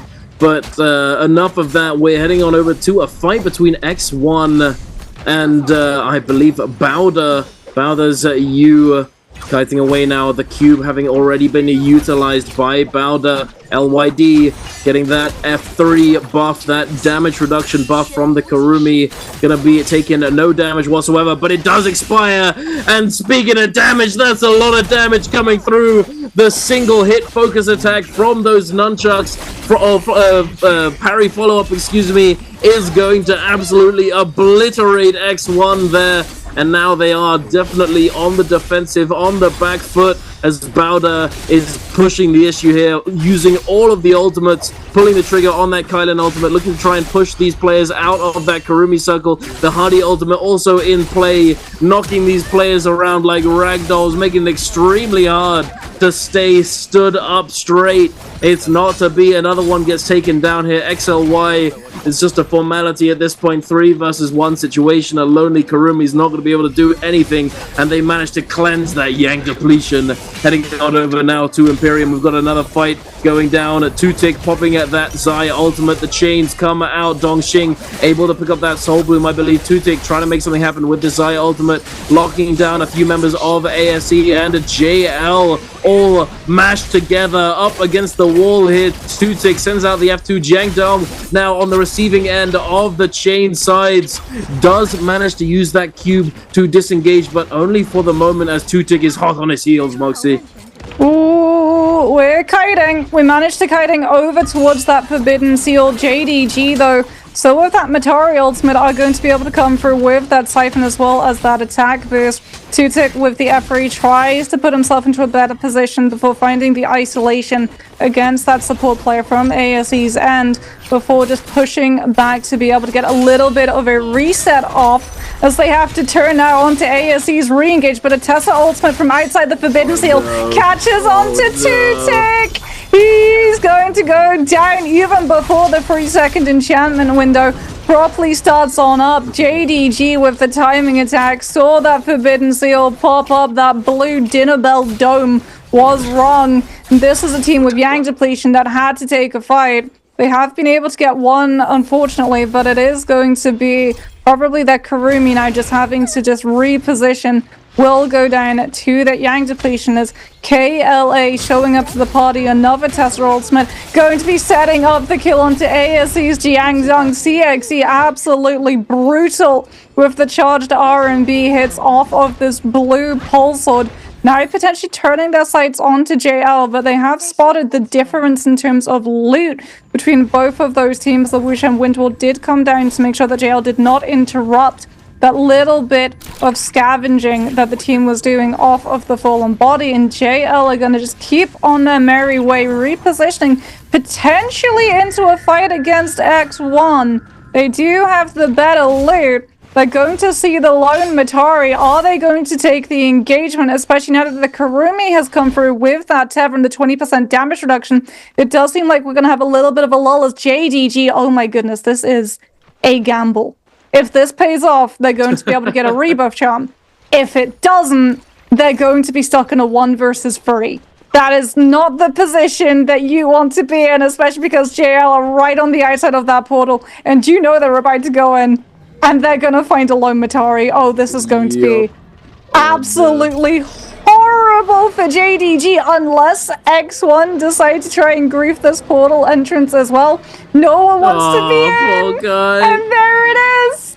Oh no, there was only 15 seconds left on the Realm of Yang 2. They probably thought they were home free to get that free rebirth charm, but unfortunately 'tis not to be, and we're not going to be following the 1 versus 3. We're going to be following the 3 versus 3, because this one surely is going to last a little bit longer. X1's LYD going up into the sky before swapping on over to that legendary spear, trying to find those jump L&B confirmations.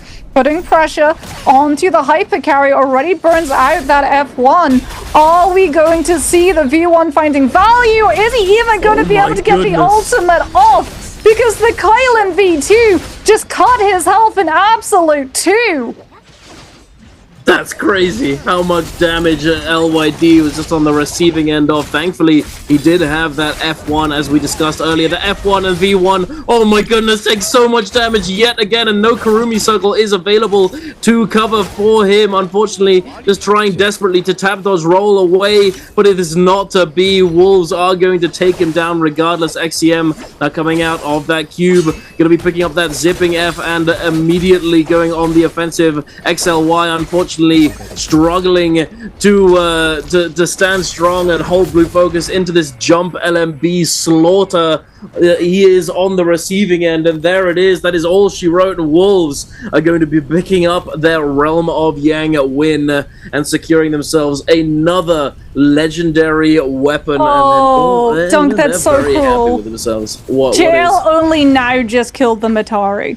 Oh, poor guy. I mean, you know, to be honest, it's not. We were talking about it earlier. It is optimal. If It you're is in indeed. It's a not 3 BM, versus it's 1, optimal. it means that you're just keeping that buffer as long as you possibly can, because they're actually going to be exiting the Realm of Yang after Wolves. They're going to have a longer duration of Draco Storm.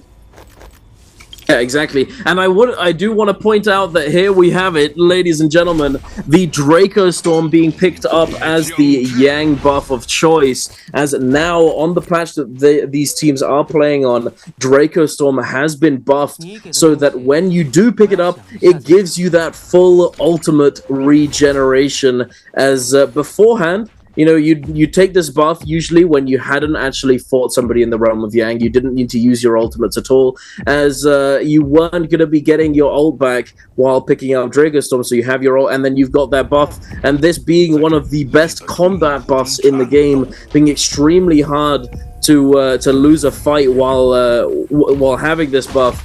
You know, even though we did see it last game, it does happen occasionally, but it is extremely hard to do so. And now with this buff being buffed up, you know, the buff of the buff is buffing these teams, and they're buffed up, looking to go into this buff fight later on in the game. But speaking of a team who's not buffed, you know, X1 are not looking too buffed. They are unfortunately with the debuff. With that Yang depletion, going to be looking for those Soul Blooms very, very soon. But we shall see. Speaking of buff, we've got the buff team here with the... I'm sorry. I couldn't help myself. JL are going to be engaging onto Balda here. BVV looking for the parries. Does find it. The back parry, in fact, onto Balda's U. Immediately combo broken. They're attaching themselves with that little tether to the tree. The focus slide coming through now from Yearun in the back. BVV taking a lot of damage. Yearun coming back here. Let me kick you in the knees. Trying to get him, but not able to do so. Jump into the grapple, trying to disengage a little bit, buy a little bit of space, get that heal off, and now re-engaging Balda's U with that Kylan ultimate. Going to be pulling the trigger, immediately gets whisked by the Tumult, and now dashing to the air to try and disengage, get out of this sandy prison. And this is not where he wants to be. Sand in the eyes, all over the place, in your shoes. It's going to be very, very hard to move around. VVV trying to find this kill onto Balda's U, as he's still very, very low HP. He does find that white armor swap, able to survive just a little bit longer, dashing to the sky, but now his HP bar is extremely low. Is going to be having to find that reset before he's going to hope to continue this fight. The cube does get placed down now for Balda. You did in fact go down, unfortunately.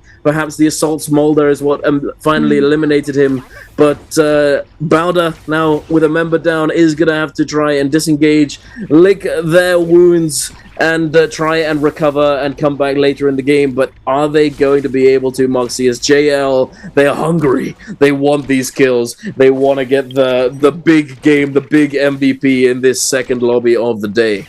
Yeah, that assault smolder definitely helped cooking some of those players from Barda into a exceptionally well done buff steak, as we are going to see the Draco Storm run out, which does mean that Barda has a little bit of a higher chance of surviving, especially since they've been able to kite JL directly into another full team of Alliance who should have their ultimates available. Unfortunately, Barda's Yiran is still going to get spotted out by TXJ. Is anybody going to try and jump onto JL, who've just shown up?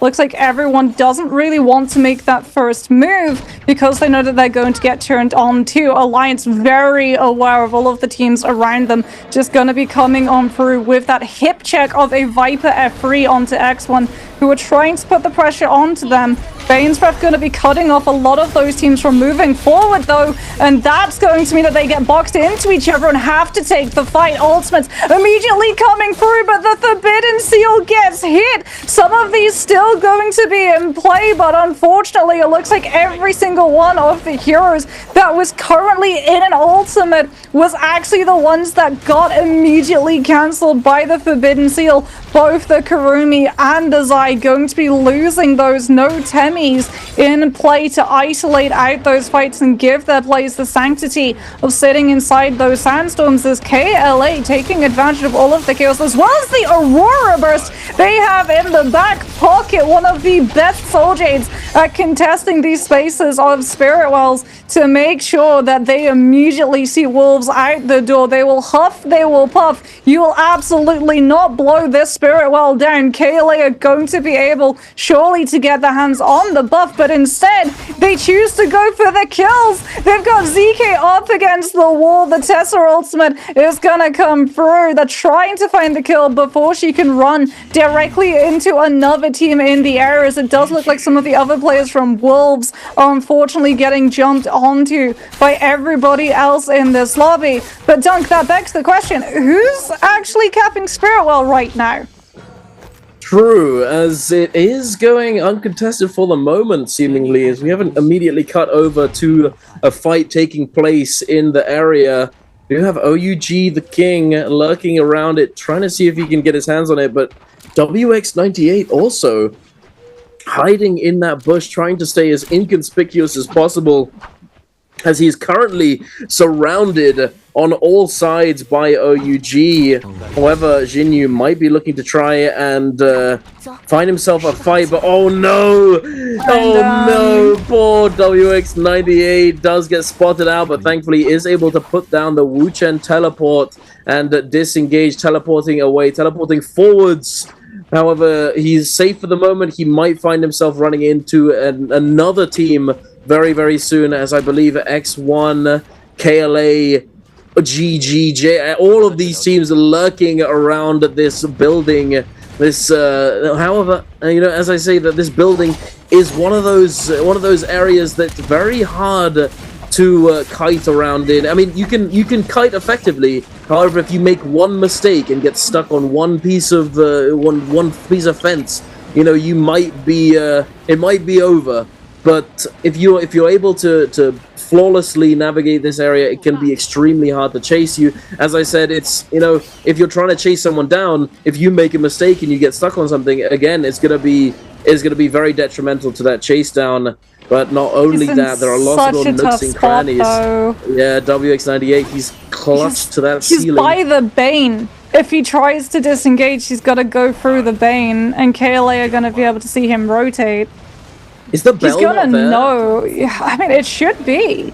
I mean, it's so. Funnily enough, I had a game yesterday where the bell hadn't spawned in this area, and there it has. Yeah, it has GG CJ has just dropped down with the repeater crossbow and rang up. As X1 have Dreadful Whale in the back pocket, we do have a lot of very impactful Souljades. We've got Aurora's Burst as well as Assassin's Lunge going to be available for OUG, as well as X1 coming on through with that Dreadful Whale. So far, no Merciless Havoc sighting. That's the big surprise for me. Merciless Havoc tends to be the one that a lot of these teams do tend to go towards, but it could just be because everyone wants to go for the Spear. Now that Spear has been buffed on that 24th of September patch, OUG gonna be just trying to zone everybody away from the Spear. Well, it is gonna be the White Tiger's Prowess. Are they going to be able to get this for free, or are they going to have to pay for it in blood ultimates and potentially losing one of their players? As Jinyu with the charged LMB on the second hit of that LMB focus state, managing to go for the purple, turning the camera to be able to interact against those players when you can't parry it. But they do take too much pressure. They have to back enough to heal that armor back up, and GG immediately are going to take advantage and put themselves right back into that spacing. The F3 from the Zeit just temporarily coming on through to push those players back, hit the fire tick proc to force them into bending the knee. They can't take that engagement until that fire debuff has been removed. CGS, this is really dangerous for him. He thought that they had the Spirit Well. He invested the Zai V2, and JL moving into the space with the Temi are going to make it oh so much harder for that Siphon composition to be able to recover. We've got the Wind Wall down. We've got the Kurumi V2. BVV is coming in with the Furin shoves to make sure that this space is JL's, and they are going to get the double cycle of the ultimates, and every single team in this lobby is now left to JL's mercy. The cannon pressure coming on out as the Kurumi just immediately had to go for that armor circle to try and find the recovery, but JL with the Furin shoves are absolutely hounding these players of OUG down. They are indeed. Unfortunately, Jinyu, is a Kylin, usually the one who's making it so that players cannot move. He himself could not move just now, as the perfect juggle with the Aurora Burst and that Takeda ultimate follow-up, the double follow-up in the juggle with the Pulse Sword, all of it making it an impossible task to come away with his life there. Unfortunately, JL still looking to try and capitalize on having picked up this buff, the White Tiger's Prowess. Although they don't have the lobby wipe potential as they used to, they're still able to run around and get a lot of value because they are constantly healing up. The more kills they get, the more stacks they get on this buff, as whenever you get an elimination, it gives you damage reduction permanently. So one kill, you will receive a 2% damage reduction permanently, stacking up to 3 times, but that's for each member. And not only that, you do get that raw shockwave. However, it doesn't affect people within 1.5 seconds of having received that hit, so it's not doing that skadooshness, that lobby wipe mechanic as we used to see. JL, though, they are certainly looking to wipe this lobby. BBB having a great time on that overcomer on the back of the horse, knocking this player right into the zone, making it extremely hard for him. But you know what's going to be very difficult? It's going to be very difficult to recover from this Viper ultimate coming down, the Aurora Burst to combo. KLA looking to try and secure this win, to secure this MVP in game number 2. They've done quite a good job of locking down these players, but unfortunately not able to do any damage, and they're immediately getting turned on. KLA forced to teleport away with that Wuchen ult, but are they going to make it back into the zone? 17S just barely getting his foot in the door, but immediately getting bogged into the zone yet again by VVV. He's still running this lobby admin VVV with this golden spear, sending out these RMB focus attacks. CJS eats the focus yet again. VVV able to secure another elimination, taking them up to 17. Moxie, are they going to come away with the first place finish though? Because there's still a lot of people left alive. You're able to get one of their players back thanks to that Kurumi tap. We're going to see VVV with those spear lockdowns turning on to X1's. Matari will be able to find the kill and the Soul Bloom health reset. Ahadi has set up the cube ahead of every single player on that high ground, but JL are absolutely relentless. Cloud Weaver to make sure that you get vacuumed into the subsequent follow-up of the Furin shoves from VVV, as well as receiving that Kurumi tether, so he can play as aggressive as he wants. It is going to be an absolute monster scoring round coming on through from JL, because that is going to be the 20 bomb, potentially surpassed. GG's free throw on that Kurumi is going to throw in the armor circle, but he gets caught out by the Temi Wisp at the very top of it. The Matari with that dash trying to hold on for dear life as JL are going to be able to pick up 21, potentially 22 kills, but no! GG's LXM denies the kill score multiplier. First Alliance's Zai in round 1, now GG's Matari, utilizing that blink to break away from the players of JL, who go down to the corruption tick damage and miss out. They had 21 kills, Dunk, on that kill score multiplier. That would have been a gargantuan round for this team. It would indeed have been, Moxie. You know, it might just simply be the curse of the kill leader, as it's happened twice now, not able to secure that first place finish and secure that kill multiplier to fully capitalize and get as many points as possible. However, that being said, they are still bound to be extremely happy off the back of that game. What was it that you said, 22 21. Kills? It would have been 22, yeah.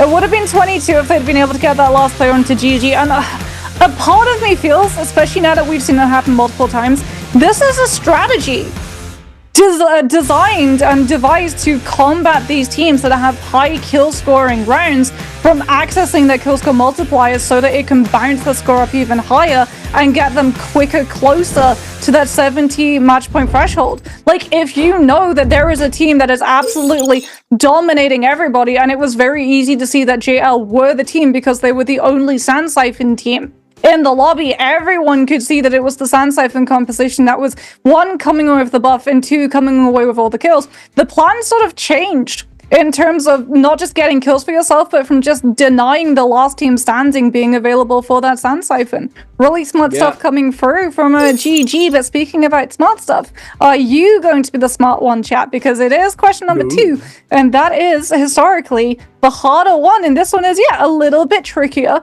Then question number 1, which player used Kylan Zhang in game number 2? Was it A, GG's 330? Was it B, Alliance's NY7? Was it C, Wolves XEM? Or was it D, X1's LYD? Well, we can take one of those options immediately away because, as we discussed, GG were on the Xiphon composition. The Matari Blink and the Kurumi V2 Armor Circle was able to keep them in the game long enough to deny the kill score multiplier. So there you go, chat. A little bit of a bone thrown your way, but you still have to pick between those 3 answers, and you don't even get to see it immediately because none of those players MVP'd. None of those teams were able to walk away with the win, so it is going to be up to you, chat. And if you do go back and look at the VOD to be able to find your answer, I'm not angry, I'm just disappointed. Indeed. And quick side note as well, make sure that you stick around once you put your answer in the chat, as you need to make sure that if you are the winner, the lucky winner, able to get their hands on the Summer Split Random gift box, that you do pay attention and you do, you watch that chat and you see when they say, oh, you're the winner, you message me, whatever, that you're actually there to get your prize. But here we are looking at the total scoreboard off the back of that game. Good lord, 21 eliminations for JL, 23.5 total game score, X1 on 10, or 11.5 rather, KLA on 11.5, Wolves and GG both on 10 total points, ASC and DRG on 9, Bowder on 7.5, OUG on 4, JDG on 2.5, Alliance on 1.5, and unfortunately WBG with a goose egg 0-point game in our second game of the day. Unfortunate to see, but it is what it is. You gotta recover, you gotta come back. As so far it's not been the best day for you. Game number 1, it was pretty rough. You were starting off decently well, but you gotta recover mentally. As I say many times, I'll say it again, mental is the most important thing. But here we are looking at the stats off the back of this game for JL. That's upwards of 30,000 damage. That's a lot of damage. If you're doing a lot of damage, you're getting a lot of kills, and you're doing pretty well for yourself. But here we are looking at the total overall standings for the day so far. WBG unfortunately sitting at the bottom with 19.9, OUG, Bowder, JDG, Wolves, and ASE only about just under 10-point spread for the bottom 6. But then as we go up to the top 6, JL sitting at the top of the mountain, 50.7, only 3 points ahead of X1, so not that big of a gap. GG 39.6, DRG, KLA, and Alliance. A pretty significant jump from bottom of the top 6 to the top.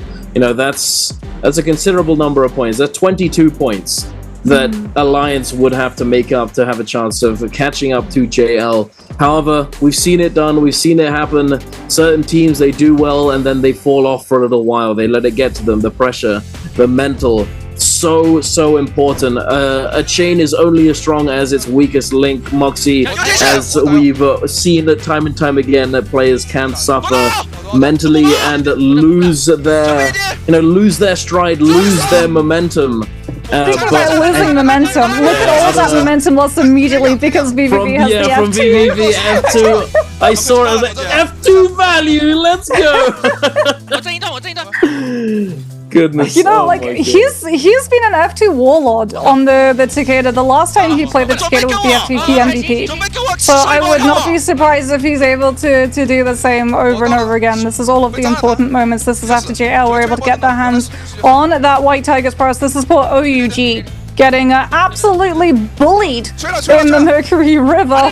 Mercury poisonous, but unfortunately that Takeda Fury shove a little bit more dangerous, especially when it's followed up by 2 other players from JL. With all of the focus fire coming on through. This is the moment that they were able to force that Wuchen teleport, trying to figure out where exactly those players have gone, sets up that Dragon Slayers, trying to build into the Nessus, gets another ultimate into the activation knockback to set up for the charged R&D overhead swing of that spear.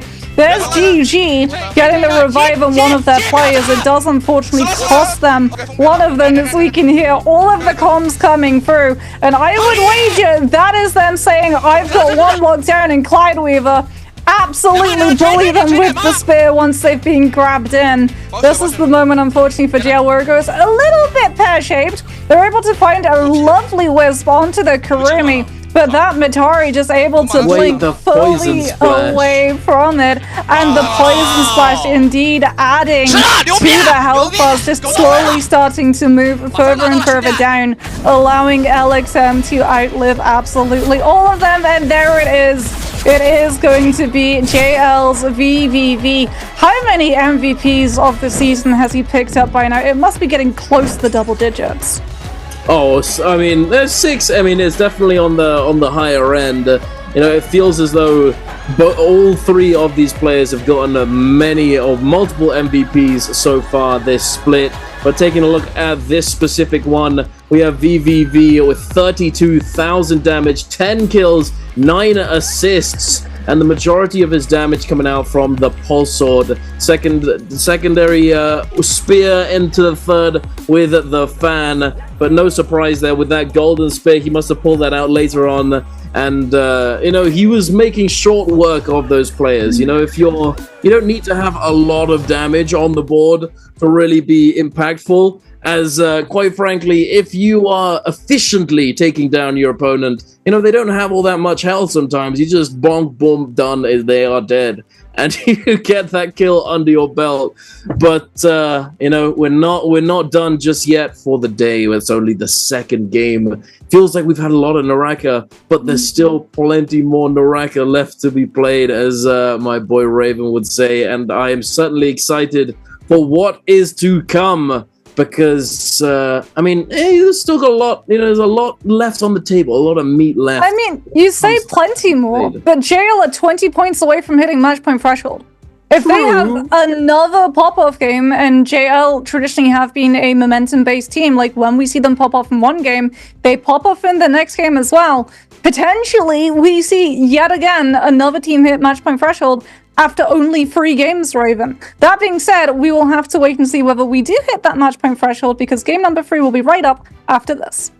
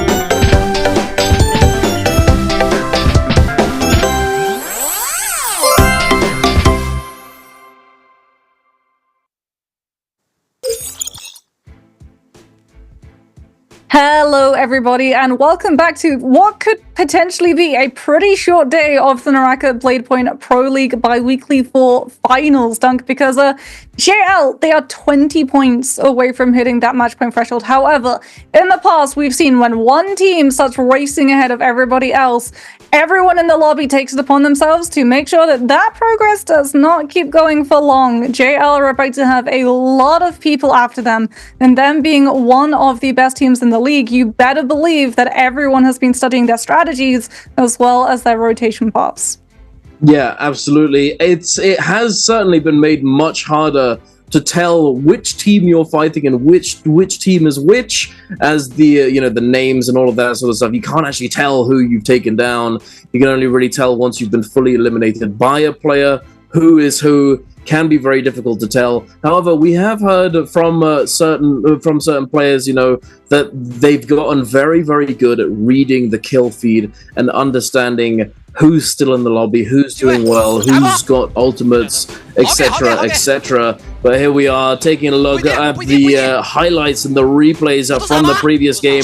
I believe that it was in fact GG330's Poison Splash that truly made the difference in these final moments.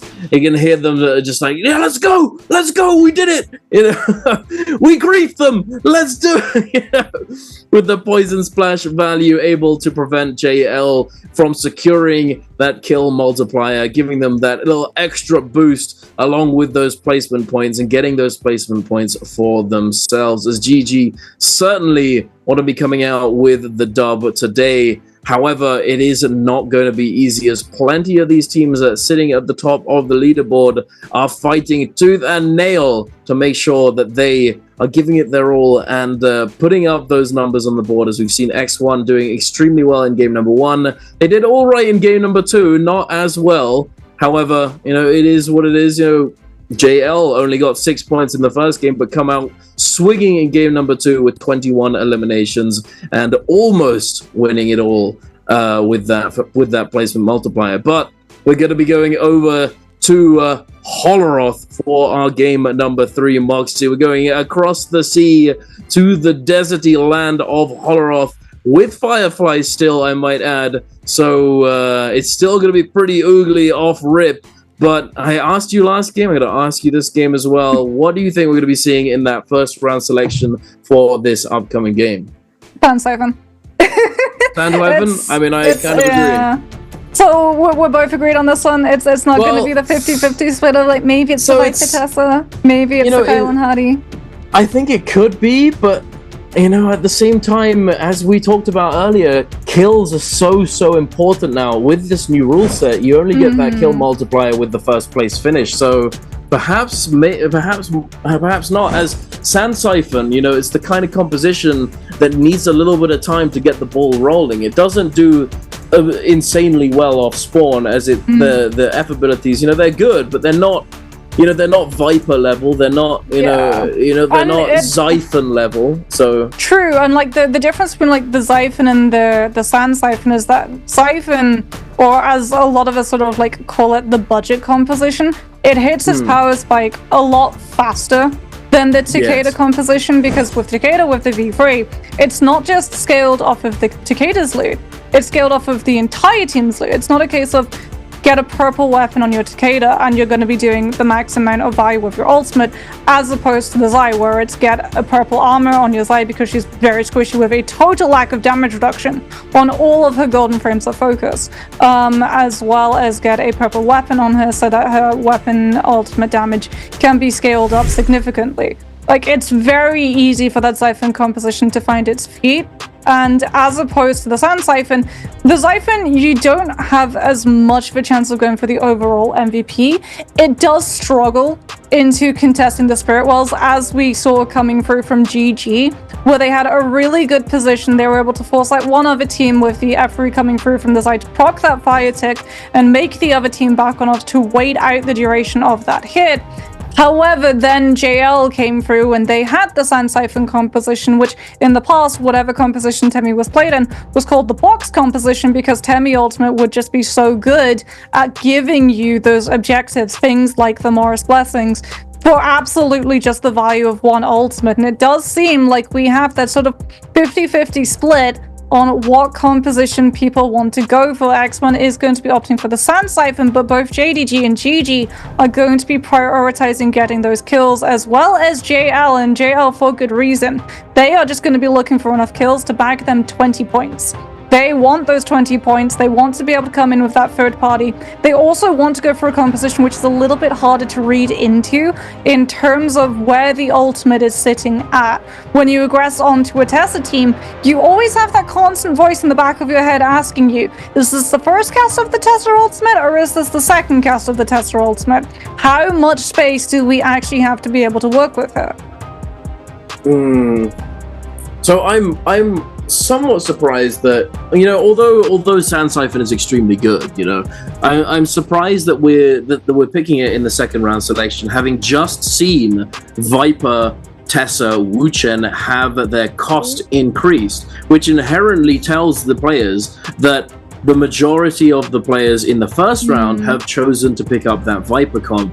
And one of the things that this Viper composition does extremely well and looks to do actively is shut down Sand Siphon. You know, it's essentially their job. But Takeda does get to still use those shoves, even when the Viper ult comes through. Plus, if you're worried about getting third party, Temi Ultimate is able to isolate a lot of those fights off. So Sand Siphon can struggle into the Tessa Viper Wu-Chen, but it also has probably the most resources outside of the Matari composition to be able to live the hit of the ultimate cycle.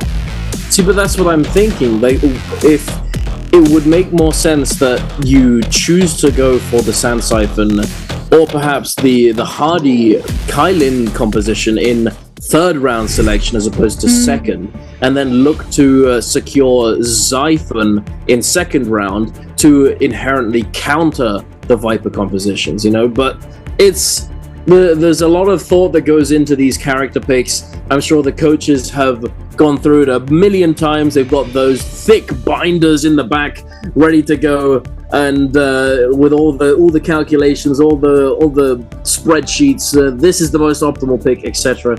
So, you know, they might know certain things that we don't. However, I'm still somewhat surprised. Another thing that's somewhat surprising is WBG opting to go for the Tianhai Zai Feria composition yet again. No matter how many times we see this composition do poorly, certain teams such as WBG, or predominantly WBG, still run this composition regardless. And quite frankly, I think that, you know, you just replace the Zai with Valda, it's immediately becomes a much better composition. It's just, I don't know, I don't think I'm not sure if it's really worthwhile, as we haven't seen anything too special come of it, you know.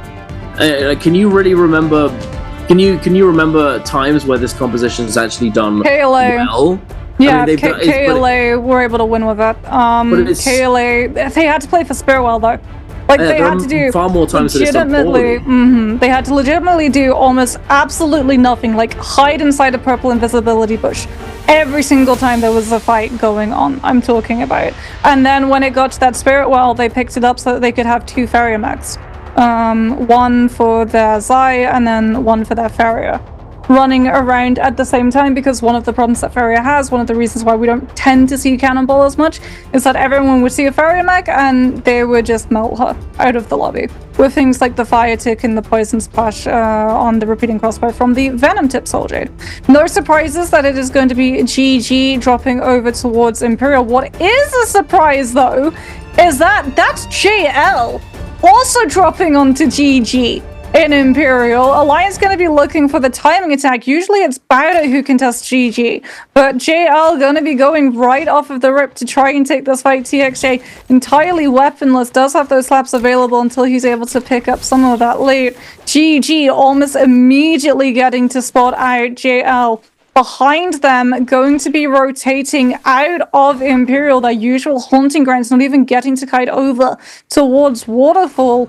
As JL are going to be heading over through those tents, trying to pick up any loot that they possibly can before the fight kicks out. And this is giving Alliance a lot of time. Alliance, who started up over towards Beast Pit, to be able to loop up north over towards the yurt and then cross into the spaces that GG and JL are inevitably going to be fighting at. But as you can see, when it comes to that Sand Siphon composition, we're seeing X1 take a very, very slow start here. This comp wants to scale, and they want to not take early fights. And so that's kind of why I'm surprised that we're seeing it get picked up in a Firefly map. You know, with Fireflies in play, it makes sense to look for a slightly more aggressive early composition so that you could potentially look for those aggressive early games with the Fireflies and try and get as many kills early as possible. However, certain teams just, even if that's the case, they'd rather take it slow and steady. It can indeed win the race. But you know who's not going slow right now? That is a WBG on this composition, on the Zai Tianhai Ferrier composition, already eliminating Kakaishi, not able to stay alive, but Dongxing and WX98 responding in kind with this Kylin ultimate, sending cleave after cleave into WBG. They do manage to take down one of these players. They've evened out the scoring here. Walker ends a focus, but the 180 parry, the eyes in the back of your head parry coming out from WX98, immediately preventing the onslaught from WBG and preventing any further aggression. But as I say that, Walker transforming into that monk state, the Vajra coming out, finding the grab onto Dongxing, who's now trying to kite around, get into this building and stay out of line of sight, not able to immediately, but the Hardy Cube gonna be coming in clutch, allowing him to teleport to safety. Walker now gonna be utilizing that Ferrier ultimate, going into that mech, but Jing getting a little bit too aggressive, goes too far before Walker even has the chance to get into this ultimate, immediately goes down out of line of sight. And now WBG have their work cut out for them to try and salvage the situation, as Jing has already used his rebirth, already used that resurrection. But look at this! We got the double mech on the field, only for a moment, but we did get to see it, ladies and gentlemen. WX98 now trying to kite away the other Ferrier mech, still applying pressure. Walker trying to chase him down with this spear, but unfortunately does lose track of him for the moment. Dongxing is going to eat that Dragon Slayer into the jump LMB to send him backwards. The turret trying to follow up. WX98 looking to peel. Walker with a beautiful parry, but griefed by the Ferrier mech, unfortunately. And now Kakaishi diving back in. Walker forced to use that combo break, trying to kite away. The focus attacks coming through. Walker is going to get taken down, and the parry also going to be coming through onto this Ferrier, sending the focus attack, but it gets clanked, and he does get taken down. DRG coming out on top. Yeah, in the meantime, GG going to be taking a freeway fight against Alliance and JL, but it's going to be ASE and Wolves that we're going to be looking at. Bane's Breath is going to be in play on the side of ASE. Jiangdong on that Takeda, trying to track down one of those Wolves players. Is looking at City of Tang. KLA going to be fighting up against JD Jijing with the charged R&B on that blue fan. Not finding quite the opening that they were wanting. Potentially going to be backing off to take a health reset, as OUG with that Kurumi Tether have the sustain to be able to play a little bit more forward than their opponents. Jinyu with that Zai V2 just before it runs out, being able to collapse onto these players of JDG. Kiki is going to go down. The spear will be clanked and then parried. Jinyu tried to overcommit the charge to RMB overhead. KLA coming in for the third party, crashing out and into this fight with CXZ on this Kylan V2, turning the party into a full-on ballroom blitz. And there is absolutely nowhere for anyone to be able to run. JDG are going to be torn asunder as KLA pick up 4 kills and go hunting for more, as all of these players, oh no, they find the Kurumi. She can't fight back because the tether will snap prematurely. Has to utilize the TP. Was she able to bring her player back? We'll have to find out. Yes, indeed, she was. The armor swap also came on through onto the King so that he had a little bit more survivability. Now going to be having to step up his OUG's Jinyu, trying to absorb that pressure, allowing his teammates the opportunity to loop through City of Tang, pick themselves up in armor reset, as well as a little bit of Vitalia getting to go on through. The Tether is going to be back into play. The F3 finds the connection onto the Hardy, but in the meantime, OG is the king, was left solo, and KLACXE is able to hit into a Dragon Slayers into Ness, has to follow up with the focus from those dual blades from his teammate, and OUG got a little bit too greedy trying to pull off that revive. He did indeed. OUG, only one member left alive. They do have the rebirths available, so it's not the end of the world just yet. However, obviously, they'd much rather make it out alive and not have to use them, but it's not to be. JDG are going to be taking them down here. Only 2 kills on the board so far, but still pretty happy with themselves, having found this opportunity, and especially considering that they have already used their rebirths. But hey, it is what it is. OUG, 4 eliminations, going to be looking to recover elsewhere.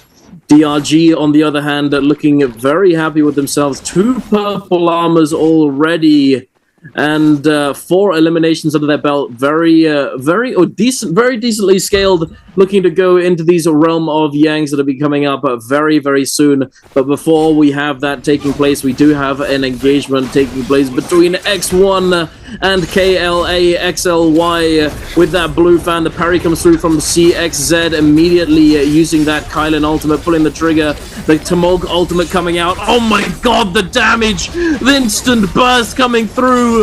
They're just absolutely obliterated KLA, not in a good spot at all. They're trying their best to fend off the onslaught regardless. X1, though, doing a very good job of consolidating onto individual players and making it impossible for KLA to come back in this fight. And it looks as though they are going to be coming away with that fight win, taking them up to, I believe, 6 eliminations very early on. A very, very good spot to be in as a Sand Siphon composition. As we've talked about many times, the scaling is so important for this team comp, and being able to pick up that many kills early certainly will facilitate that, as not only are they going to be able to get all the loot from the players that they take down, but they are going to be rewarded with Dark Tide coins for simply getting these eliminations. And then, as you may or may not know, in Immortal War you're able to purchase purple weapons, purple armors,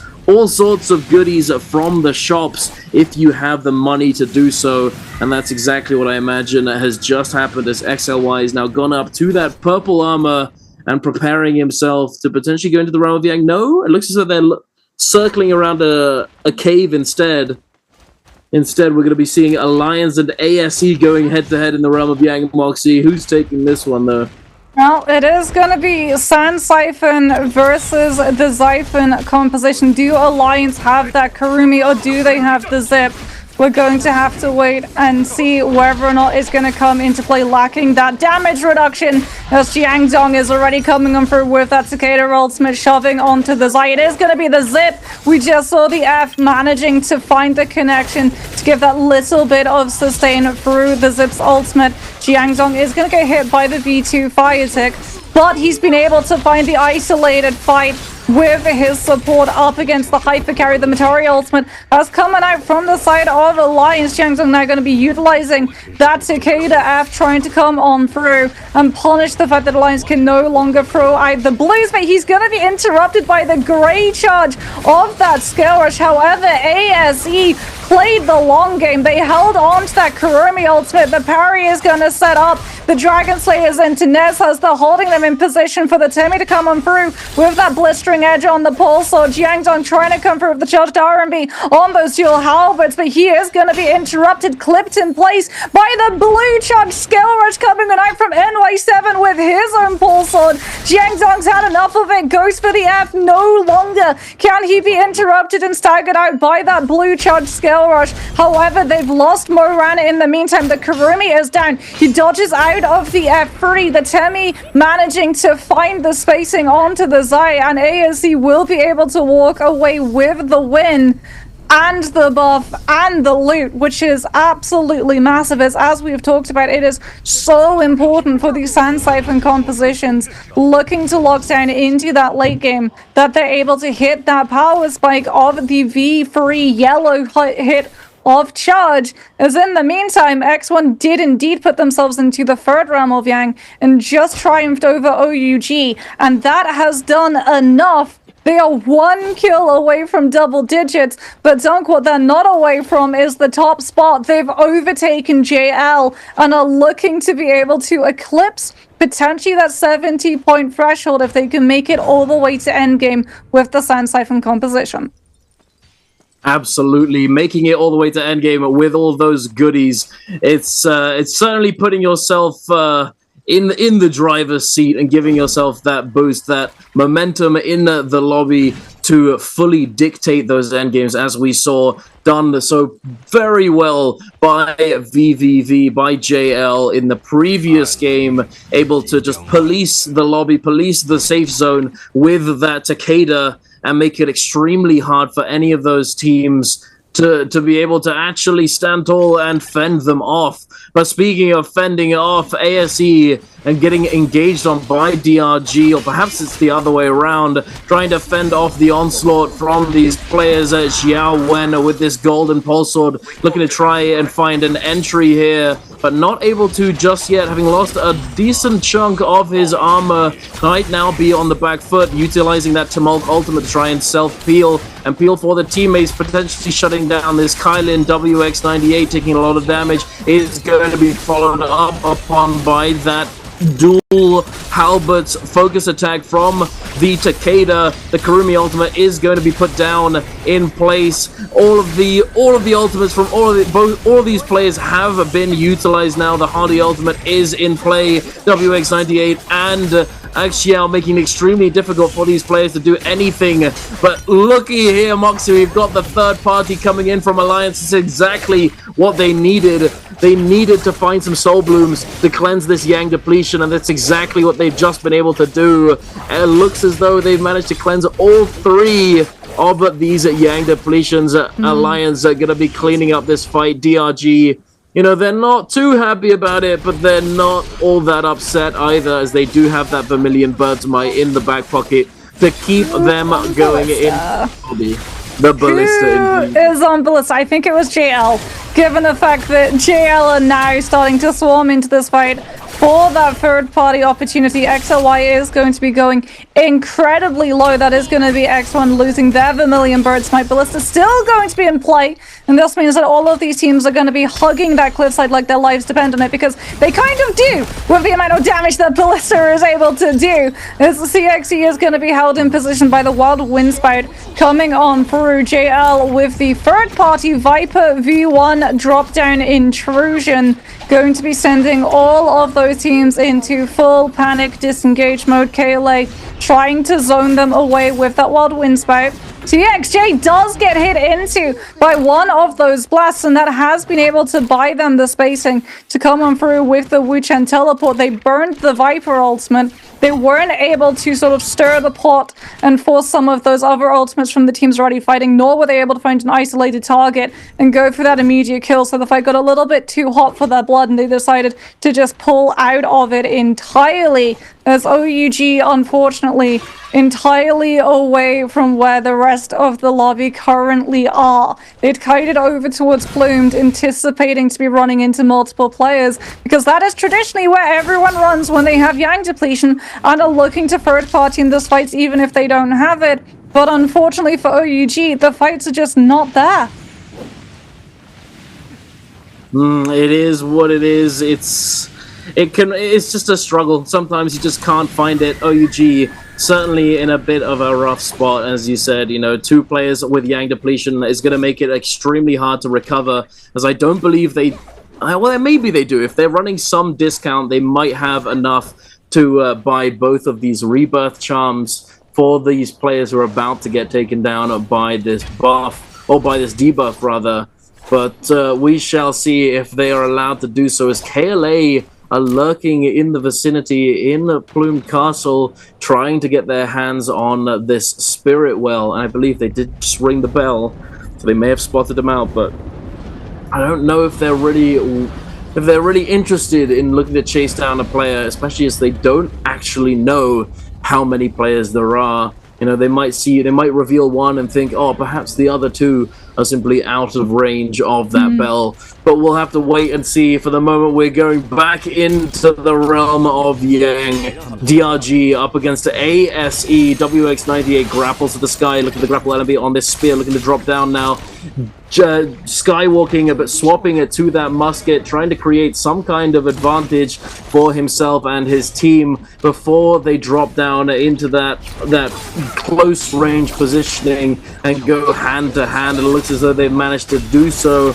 This Tamog, unfortunately, in both fights that we've seen him recently, has been taking quite a lot of damage very early on, getting focused down immediately, now forced to use that Tamog ultimate. The Kurumi ultimate is going to be put down as well. Blue armor replenished, but still losing some of that health is not going to be all that good for them. They are going to have to try and create some kind of value sooner rather than later, but I don't think it's going to be made easy or possible by this team. The beautiful parry coming through onto the Takeda. Following up now, the tether is in play, and he jumps sky high, trying to buy as much time as possible. Kurumi now finding some form of a reset, able to use that tether. They're turning it around. The zipping goes down now in a 2 versus 3 situation. It's not looking too good for DRG. What happened? What has occurred? 2 versus 3 still, about to be a 3 versus 1. It's not looking too good for them. The bomb comes out, but he immediately takes damage and gets taken down. The disadvantageous fight turned around. The clutch factor of ASE is certainly present, Moxie, and they come back from the brink. Kurumi long-term value is just, it's so good. Like, having that F3, getting 20% damage reduction as well as 50 heals per second when that tether is active, it's really, like, you can't understate how valuable it actually is coming on through, especially since Sand Siphon is just the strongest composition in neutral, and it's not even close. Like, the Kylan and Hardy composition, very, very good at peeling, very, very bursty in terms of ultimates. Same for the Siphon. But Sand Siphon just has multiple opportunities to be able to murder you. Both in terms of ultimates with the Takeda Fury and Shove lockdowns, but also in the neutral with the Takeda, making it that you can't throw out those blues, and the Temi punishing so that you can just come through with the Wisp. Because if you do try and throw the blue to get out of the Wisp, you go over the shoulder of the Takeda. If you don't throw the blue, you get stuck into the Temi Wisp and the Takeda murders you anyway. Like, it's such a good composition, and there's a reason why, even though it is such an old composition now, we still see it reigning supreme in terms of the meta. Yeah, I mean, certain compositions, they will always be extremely good. However, it can happen that they do eventually fall out of meta. As we saw in the past, traditional Transformers was an ever-present composition in the meta. And then as time went on, eventually they did get pushed out and made somewhat irrelevant, unfortunately. We haven't seen a traditional Transformer composition come into play for a very, very long time. And unless something changes, we probably won't see them again for a long while in the future. But you know what we are going to be seeing? We're going to be seeing a fight taking place right here, right now, between Alliance and I believe DRG. Both teams, no wait, only the one team, sorry. DRG with that Yang depletion, they desperately need to find these soul blooms if they have a chance of surviving moving forwards. Dongxing taking quite a considerable amount of damage, very low HP now, does have that zipping ultimate ready to go.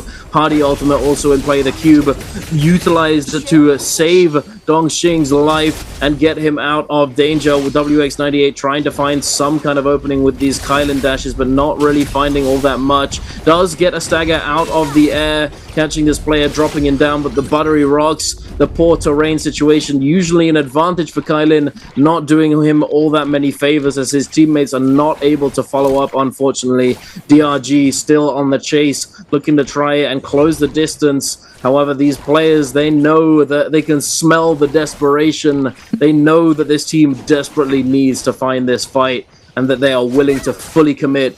And they are definitely going to be trying it to make their way out of danger, but they are still being pressured. Moxie, DRG hot on their heels. The Matari trying to disengage. The Matari F2 dashing through them, knocking them away. Looks for rather.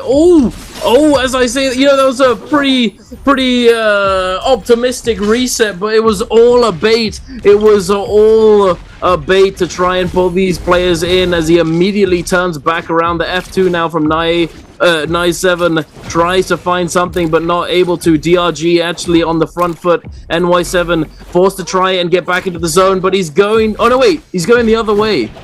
No, he's going the right way. He was going the right way. Okay, I got mixed. I got turned around there, but he was going the right way. He was trying to get out of the zone, not go further in, and but does like go down. 7 teams. This is the problem that Alliance ran into, because that was the second realm of Yang. Every single team had sort of amassed around Plumed, anticipating all of the teams with Yang depletion to eventually rotate into that spacing, especially given the fact that the zone was moving over towards there as well.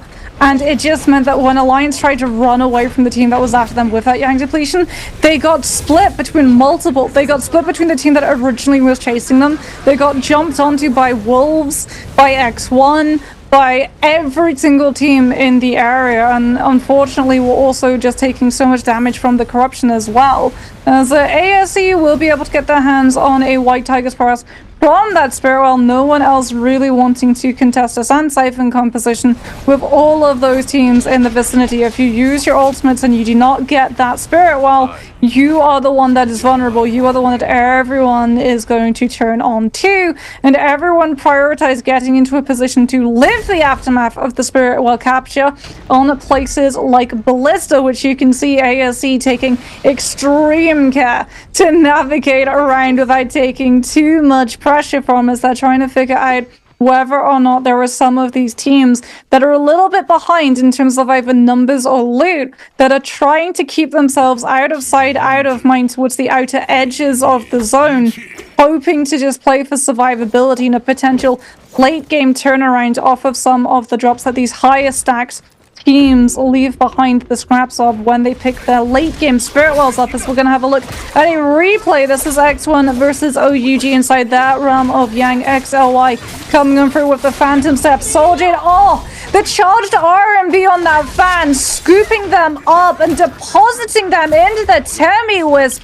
Lovely synergy coming on through from X1, especially the Takeda. That Furin Shove effortlessly placed, managing to find them absolutely collapsing with the Furin Shove against the back of that pillar to set up into the follow-up from that pole sword into the Kurumi, coming on through with the closer as well as the Temi from behind with the charged LMB. On those fist blades, X1 have been looking so perfectly coordinated this entire day. It is no surprises that they've already bypassed the threshold of 60 points.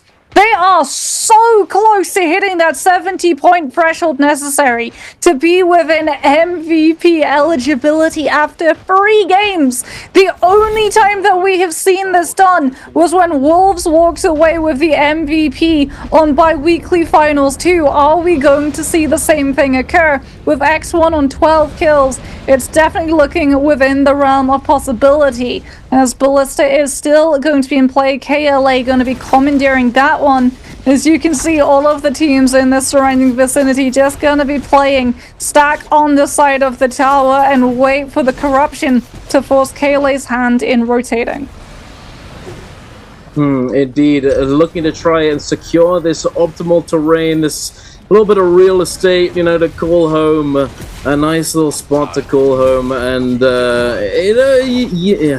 certainly going to be trying to hold on to it, as a lot of these teams are certainly going to try and contest you in these situations, as the Spirit Well is going to be coming up very, very soon as well. We do have quite a few teams very close by as well. ASE currently smack bang in the middle of where that Spirit Well is going to be spawning in, I believe, and it is as well, Moxie. It's going to be that White Tiger's prowess.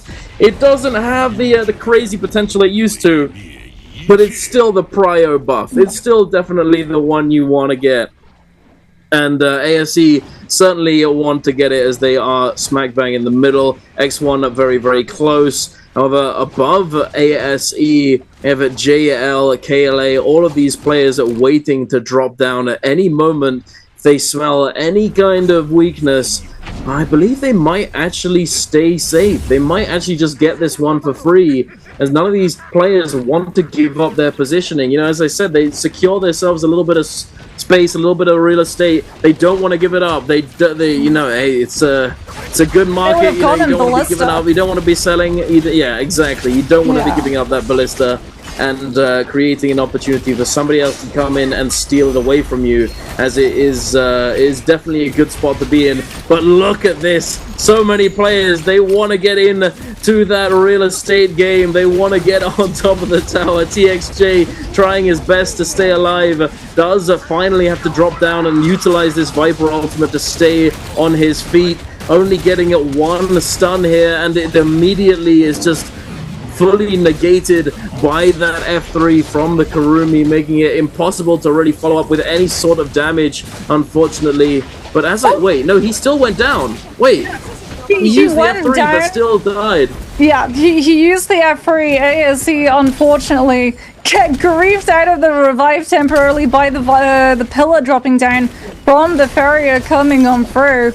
KLA still going to be sitting on that ballista, utilizing that wild wind spike to try and secure and hold the spacing so that they don't get griefed out of that one. ASE with the Kurumi Tower going to be recuperating around the base of ballista, but crucially, the kill when it occurred was picked up by X1, who are on 13 kills now. There is 30 seconds left on this White Tiger's prowess. X1 still ahead of the rest of the lobby in terms of overall kills.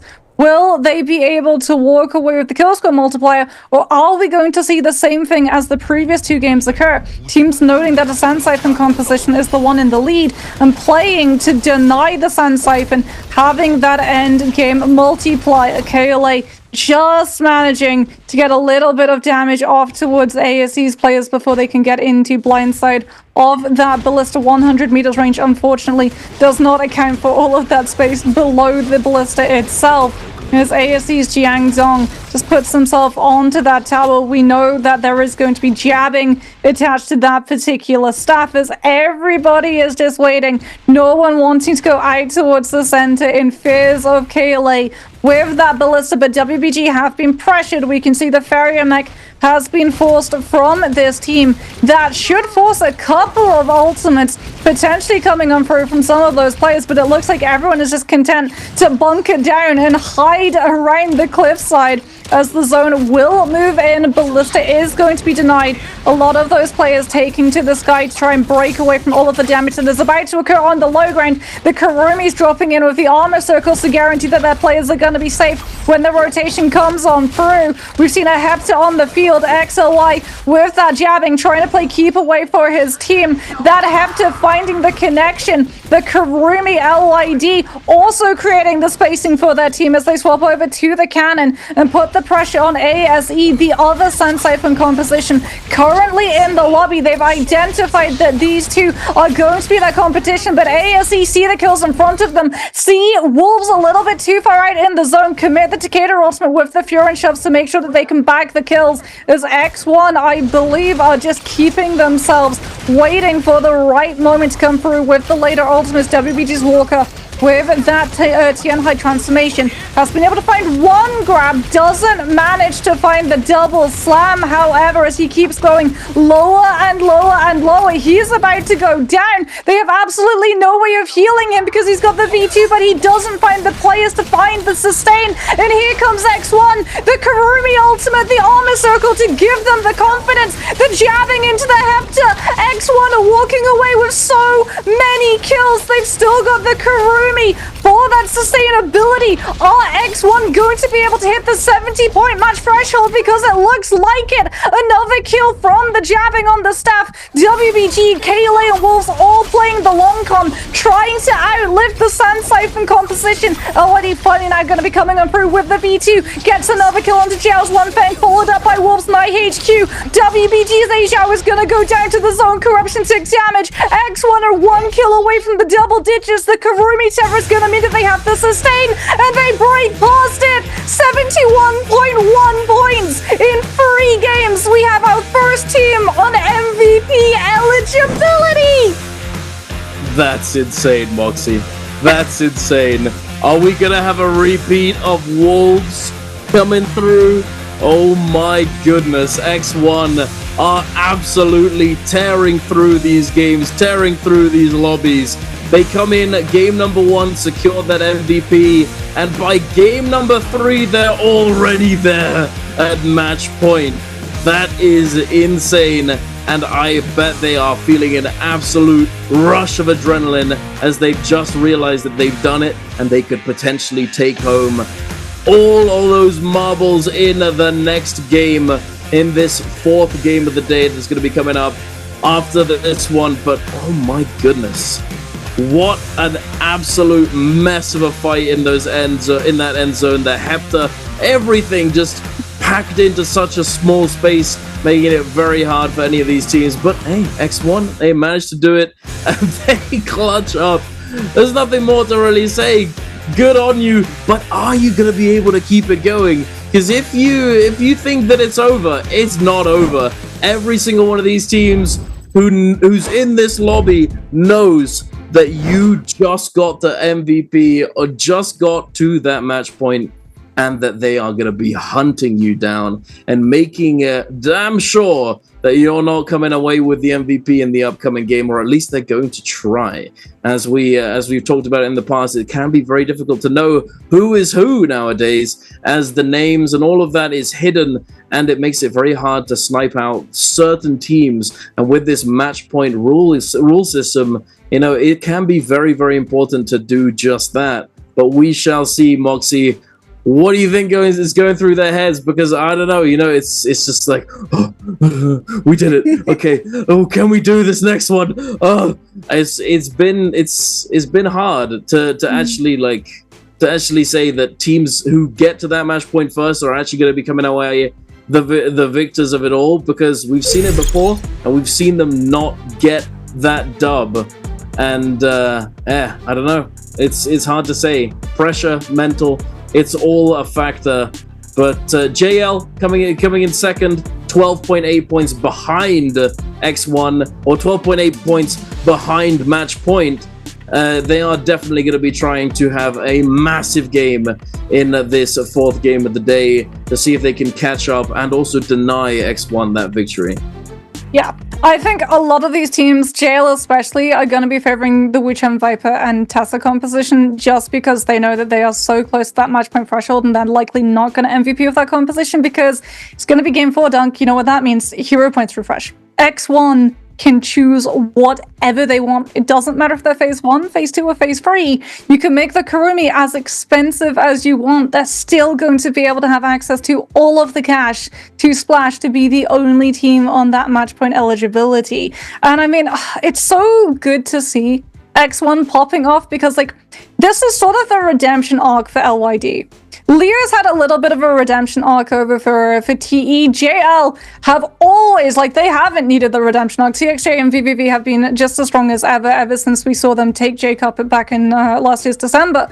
But for LYD, he was left a little bit behind, right? TXJ and VVV were sort of seen as the star powers, and they were picked up by JL. Leo and LYD got left behind, and then LYD got picked up by X1, and he has been leading this team magnificently this past regular week. Getting to see how that team played on Friday, all of the setup, like I said a little bit earlier in the broadcast, it really did bring me back to the traditional memories of that old school TE composition with the synergy and coordination. And it's the same synergy and coordination that let TE be so dominant in end zones that's allowing X1 to be so dominant in this bi-weekly finals. They pick up 22 kills. And we have to remember as well, they MVP'd in the previous game too.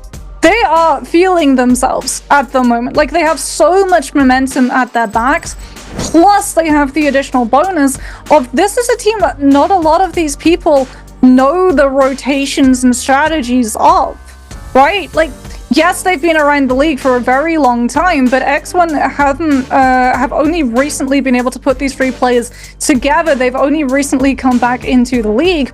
they're not the juggernauts like GG and JL, Wolves and Alliance Bowder. All of these teams who've been popping off the entirety of this season and are the teams that everyone sort of looks at in terms of those strategies and rotation pathings. So they have a little bit of an advantage in terms of being able to slip past the identity checks that a lot of these teams are going to do, where if you're fighting a specific player and you see like, oh, that's a Takeda with F2, you know it's VVV, you know you're fighting JL. If you're fighting a Tianhai, you know it's either going to be WBG or KLA. You don't know at all whether you're fighting X1, and that's going to give them that little bit of a bonus when it comes to slipping undetected, plus these teams that have to just try and stop them from walking away with another MVP.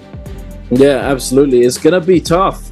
But hey, if you at home think that if they've got it in the bag, that they're not going to be able to actually tell who is who, I think that these coaches have certainly put the time in and spent hours and hours and hours of figuring out all of the tendencies of every single team for this exact kind of situation.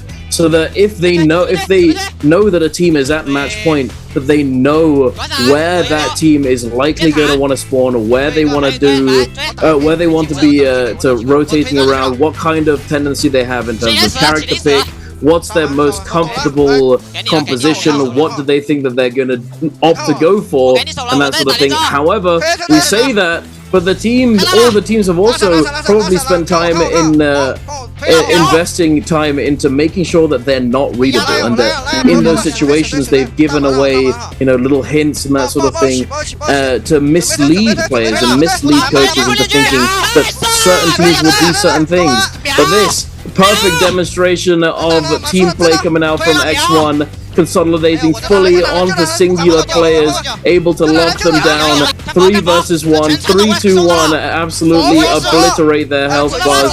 And the end game here, LYD sending that Hector, the beautiful Hector detach animation with that lightsaber skin. We love to see it. Very, very nice. Sending out all those beams, sending out those lasers, the 1, 2, 3s, staying together and holding that ultimate low ground. We always, in a lot of games and a lot of different, I have the high ground now, like it's, you might think that high ground is supreme. However, the ultimate low ground is actually extremely beneficial with certain compositions, certain weapons, that sort of thing. If you've got like blender jades, like cavalry bloom, all sorts of different things, you can do extremely well on that low ground when a lot of teams actually usually go for that high ground. Well, speaking about the high ground, it is going to be the Temi jumping onto that MVP stage with the F animation. And I mean, no surprises that he picks up MVP. He did 40,856 damage. Massive game coming out for ZDI. Something to point out as well in terms of the replay. Like, the thing that was so impressive about X1 and shows how they were able to coordinate their spacing, not a single parry against them. Like, they throw out focus hits, that Kurumi was continuously sending the charged RMB on that hang sword, but they didn't get parried a single time. Not any of their free players, because every single time they committed a focus, they knew it was off of the back of a saga set up by one of their teammates. Yeah, I mean, the thing is, when it comes to trios and comes to those hectic situations, even though you think, hey, all of these focuses going crazy, you'd probably be fine parrying 1 or 2 of them. But when you're in that kind of tough situation that you're sort of like shoulder to shoulder, trying to stay alive, trying to make sure that you're aware of everything, up, down, left, right, everything, it can be really hard to actually get those things off. You think, oh, I'm just gonna jump into a focus attack and send a parry. You sure you want to do that, buddy? Because if you die and you miss that timing, your team's going out, because recovering when you have a man down is not easy at all. So you have to be very, very careful, and taking the risk to look for a parry, it's not always worth it. If you can just look to space out instead and try your best to find another opportunity to create advantages, it might be the better option. As being risk averse can be the way to go. However, risk is also rewarded at times. And if you come out on top, you get that, you get the parry, it could mean a big victory for you. But regardless, we've got a big victory right here as we got an interview coming up. So we will be right back after that. Make sure you stay tuned.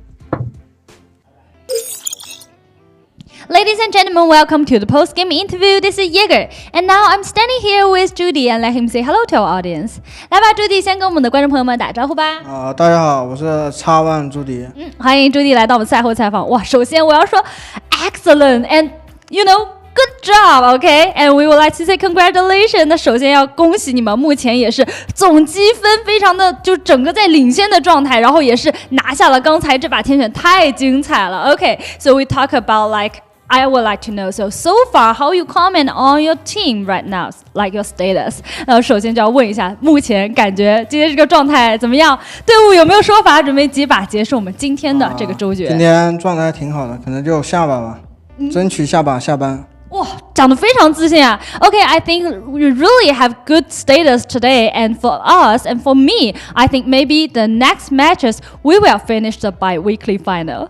哇，太有自信了，真的太喜欢你了。OK, 我们也来看一下今天的题目是什么。Let's move on to next part. Answer for treasure. Okay, so this is the question for this turn, which is how many kills did Team X1 get in Game 3? 这道题目呢是刚才这把比赛当中呢，X1 到底拿下了多少的击败积分？那我们先不公布答案，在公布答案之前，我们来聊聊刚才这把比赛。Okay, so we see the latest matches, and you guys in the final circle, you have really high damage, especially your plus word, you have 40,000 damage, and I would like to know any skill can share with us. 那这边要问一下，刚才这把决赛圈打的也是非常的精彩，整把打下来，朱棣自己也是拿到了个 MVP 4万多的一个斩马刀，有没有什么技巧可以给观众朋友们分享一下？技巧就是续好了就出，然后不要在正面这样放，就去偷他的屁股，从他背后放。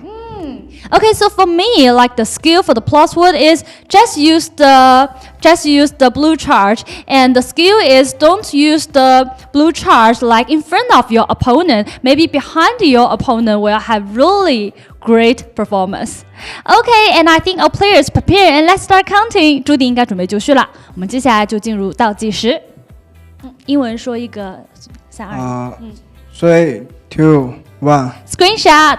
Let's find out the correct answer. 也有请朱迪给我们公布一下正确答案到底是哪个。答案是 B. Yeah, the correct answer is B. Okay, and we just talked about in the final circle, you guys really did great job, really amazing, and I would like to know, so your plan in the final circle, because I saw that you guys in this bi-weekly, when you guys just choose this hero combination, you really have high damage in the final circle. 朱迪这边最后也要问一下，其实在我看你们这个双周啊，你们这个英雄阵容在决赛圈真的都是拿了一个非常高的这个输出和伤害，这个在决赛圈当中，你们自己是怎么去布局的呢？决赛圈就先隐身，然后降低存在感，等他们乱起来，我们再出手。So in my opinion, in the final circle, we have to hide our team together and let them just fighting together in a mass, and then we just fighting and can shut down all our opponent. Thank you, Judy. 那谢谢今天的采访，也是非常再次要说一下恭喜啊，也说到朱棣刚才也说到了，希望下把就能结束。那我们这边就祝你好运，加油，好不好？ Okay. 期待一下你们接下来一把表现。Okay, we're looking forward to the rest of the game, and thank you for today's interview. And we will take a break and be right back later. Last night, they sacrificed another soul. Even the dead tremble before them.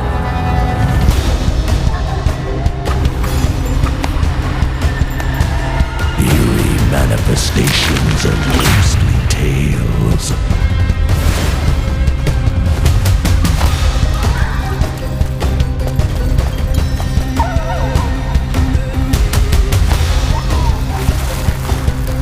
Wolf-headed greeters of the departed.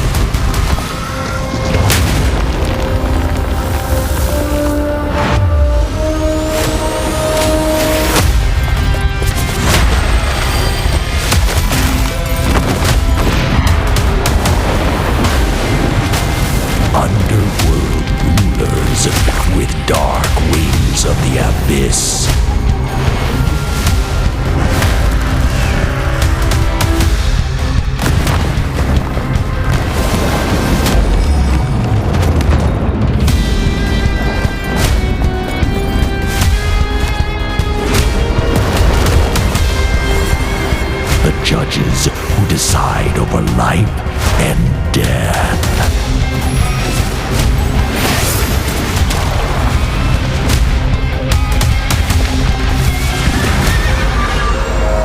Hellish fiends, their scythes reaping crimson paths.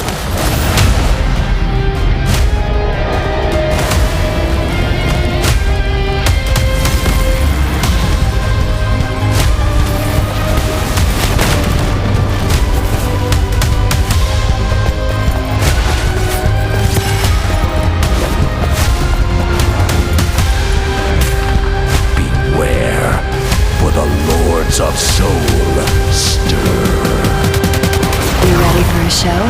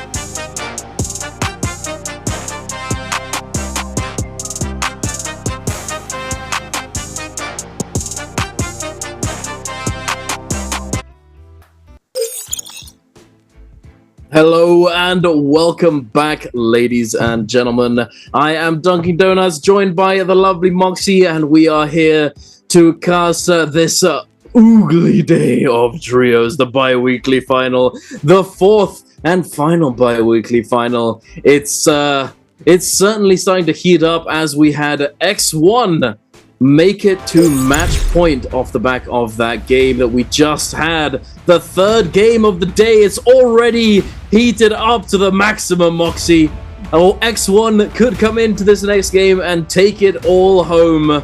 Take home the bag and take home the title. But hey, we've still got plenty of other teams ferocious, ready to stop them in their tracks and prevent them from taking it.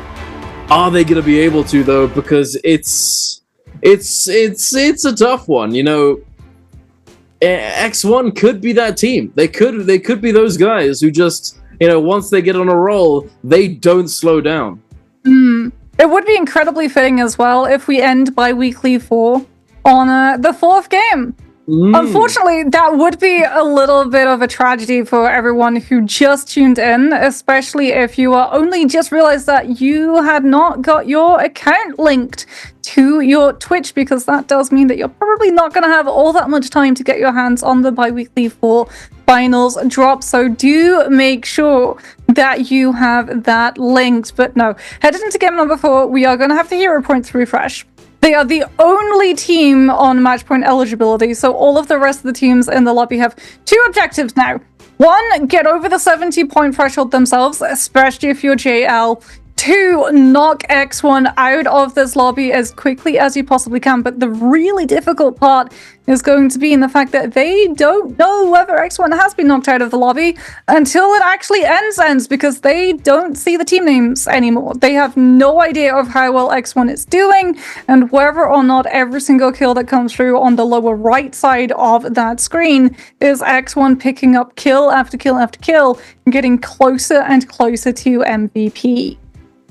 Absolutely, and my mind is already in the future as to what these players are going to be picking in terms of characters, and I think it'll probably end up being a Kylin Hardy pick from X1, because if they can, of course. But the reason I say that is simply because in the past, you know, not only this bi-weekly, but in the previous ones, the majority of times that we've seen a team MVP, it's been on that composition. You know, the Kylin Hardy zipping composition has been, I think, the highest win rate composition for a decent while now. And potentially that is why in the most recent patch that we have at home, Kylin and Hardy have both received nerfs. But, you know, hey, we will see, because I don't know, they could opt to go for a Viper pick, you know, big kills, not too worried about endgame, just trying to get as many eliminations as possible and then see what happens in that end zone, or potentially look for a scaling Takeda game again. You know, it's hard to say. I think Sand Siphon. I think they're going to know that a lot of these teams are within qualifying that match point threshold in this match. So a lot of these teams aren't going to be wanting to spend points on a composition that isn't going to be their MVP composition. So we're going to be seeing a lot of Viper Tessa Wu Chang compositions. Plus, we're going to be seeing a lot of teams having to get incredibly aggressive early off of the rip, because even if they're not fighting X1, if they're taking potential kills away from X1, they are still working towards denying the overall MVP for X1 to be able to get their hands on too. So I think going for the Sand Siphon composition for all of the reasons that we previously talked about, especially since it's not going to be Fireflies, it is going to be a daytime map that we head to. Having that Takeda to be able to peel if you do get hit into by the Viper ultimate, and having that Temi to ice off the pressure of potential third parties, plus, as we've talked about, that Kurumi being so important in being able to just cleanse off things like Flame Breath on the cannon, which has been absolutely melting every single resource that all of these players have available to them. That damage reduction on the Tether, yes, it's gone from 90% to 70%, but that still allows you to tank a fair majority of those ultimates coming out from a lot of these burstier compositions. True. But I don't know. I think, okay, we're doing it again, Moxie. You think it's gonna be Sand Siphon? I think it's gonna be Kylin Hardy. So let's see what they bring out for us. For the moment, though, looks as though we've got a couple things. OUG and JDG picking up that Sand Siphon. WBG on the Kylin Hardy zipping, and then Bowder opting to go for that Viper Tessa Wucha and going into that second round. We've got Alliance on Sand Siphon, ASE on Kylin Hardy, KLA on Sand Siphon as well, and then Wolves yet to pick. We've got a little bit of time left. They're still deciding. I don't know, though. I think that Kylin Hardy is probably the best pick. It's just, like, we talked about it earlier, how on Perdoria, because of that high chance that you're going to get a terrain, a sort of goofy terrain end game, you're able to fully capitalize on Kylin's ability to dominate that space. And the reason why we didn't see so many in that earlier game was because it was Fireflies, and so Viper got picked up a bit more. But we're going to see Viper getting picked up by 3 of these teams. Are X1 going to follow suit? Are they going to go for the Sand Siphon? Are they going to go for the They're going to go for the Viper. So we were both wrong. Interesting. I mean, they are going to see that Viper Test Wuchen got picked in their phasing. So they will know that they have 3 other compositions that they can potentially get a costume change off onto. It is going to make it a little bit harder for them, though, to be able to hit the power scaling into the end game, because as we've seen, even though this composition does go into the Rumble Gang, it doesn't have the most benefits for the Rumble Gang. Like, if you want to think about infinite kiting, Hardy is up there, Karumi is up there. We've seen Hardys be able to kite out 1 versus 3 Rumble Gangs for over a minute, which was absolutely crazy. It also doesn't have that burst damage potential that's available, plus the 4 pillars being in the way prevents you from hitting into the 8-second elongated stagger of the Viper and the Tesla ultimate being combined together, as opposed to on the open world where you can use one to lead into the other. You sort of have to be satisfied with the Viper ultimate a lot of the time, pushing them away and into one particular pillar so the Tesla can find that follow through. That being said, we're going to have a look at all of the abilities coming on out, and one thing that X1 do have going for them is that the Viper Test from Wuchen composition doesn't really, if they get hot dropped onto by another team with the same composition, want to take a fight against each other off of the rip. We did actually see that on the previous Hollow-Earth when both GG and JL dropped very close to each other. Both teams backed off because they were both on the Viper Test from Wuchen composition and needed another team to come on through so that they could both look to third party that engagement, as opposed to burning through a lot of their utilities and sort of just trading ultimates 1 for 1, understanding that there's no real kill potential because Wuchen's just going to teleport everybody out anyway. It's going to be an interesting one. Certainly going to be an interesting one. X1 on that match point again. I don't think I need to stress how pressured the rest of the lobby, well, actually the entire lobby currently is, chat, as everyone except X1 is pressured to try and deny X1 the victory, and then X1 is extremely pressured to try and secure said victory. But indeed, Moxie, because good lord, that's a lot of teams in Arcadia. Yeah, yes, indeed. That is X1 understanding that JDG always land in Padoria, in Arcadia, and that in the past we've seen other teams take advantage of understanding that drop location.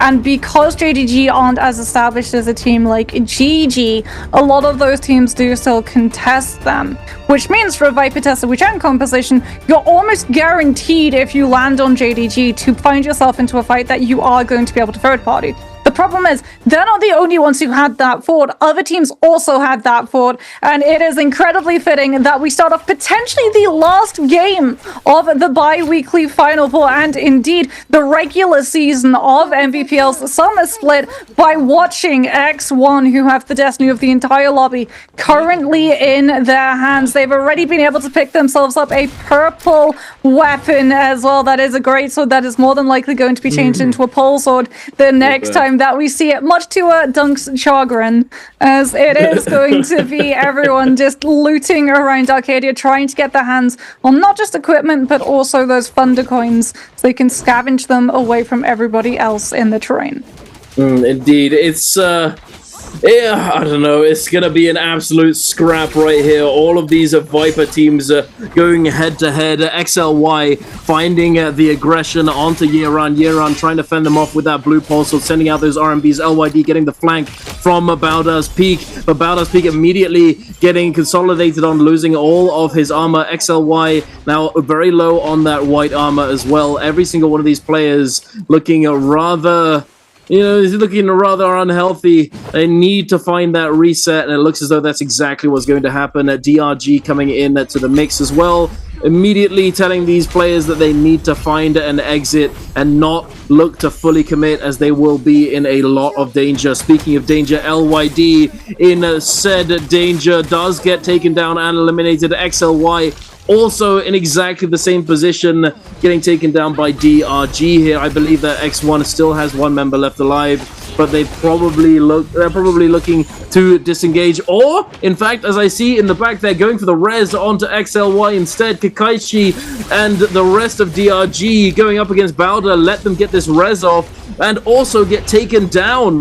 Kakaishi getting stunned by this Viper ultimate does get eliminated. ZDI sitting on top of this tree, having resurrected his teammate, is going to be going for the secondary res. That is absolutely absurd, Moxie, that he's able to get this. Oh, he's getting the help. No, he's getting the help. His other teammate just slid down the hill, but they did get spotted out by Bowder, who'd finished up that fight. And now Calm through Tesla Ultimate is going to be invested. ZDI is able to find the Viper F3. Oh my goodness. And now Peak with the charge to Nbpl. His halberds goes incredibly low. Doesn't get hit into by the jump LMB of those halberds. But a Moonbane's coming for us. WBG out of nowhere. Drop into this fight late on with the Kyle and Hardy zip. And oh my goodness, that was free full. Moonbane all in the same AoE splash. Even if they hadn't been able to find the kill onto X1's player, that would have been more than enough to nail in that coffin, as all of X1 now going to be having to burn through those revives. That is rough. X1 did a very good job of salvaging the situation, but unfortunately to no avail. They do still go down, but they still have the rebirths. It's not over just yet. One player did make it out alive with their rebirth, with the loot that they had. So it's not over just yet. Not the worst situation to be in, but they're definitely going to be trying to look to accelerate going into this mid-game situation. But speaking of accelerating, WBG and JDG fighting it out over here. Karumi ultimates having been utilized, the Kylan ultimate as well. WBG looking to try and split up and kite away Walker in a bit of a bad spot.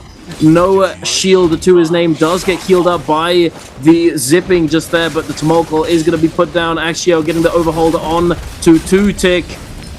Is it going to go the way of WBG, or is JDG going to take this fight? Jing going so low, but the peel coming in just in time, able to save his life. 2-tick now using that F1 on the Takeda. Going to be trying to pressure Axiel, but Axiel makes it over to his teammate instead, taking down Kiki. The parry comes through onto 2-tick. The F1 is going to grab that focus attack, but the fist blades, he's fending them off. The overhold, the double in a row. Is he going to get another one? The slaps coming out from Walker. Going to try and make it so that he can't parry at all.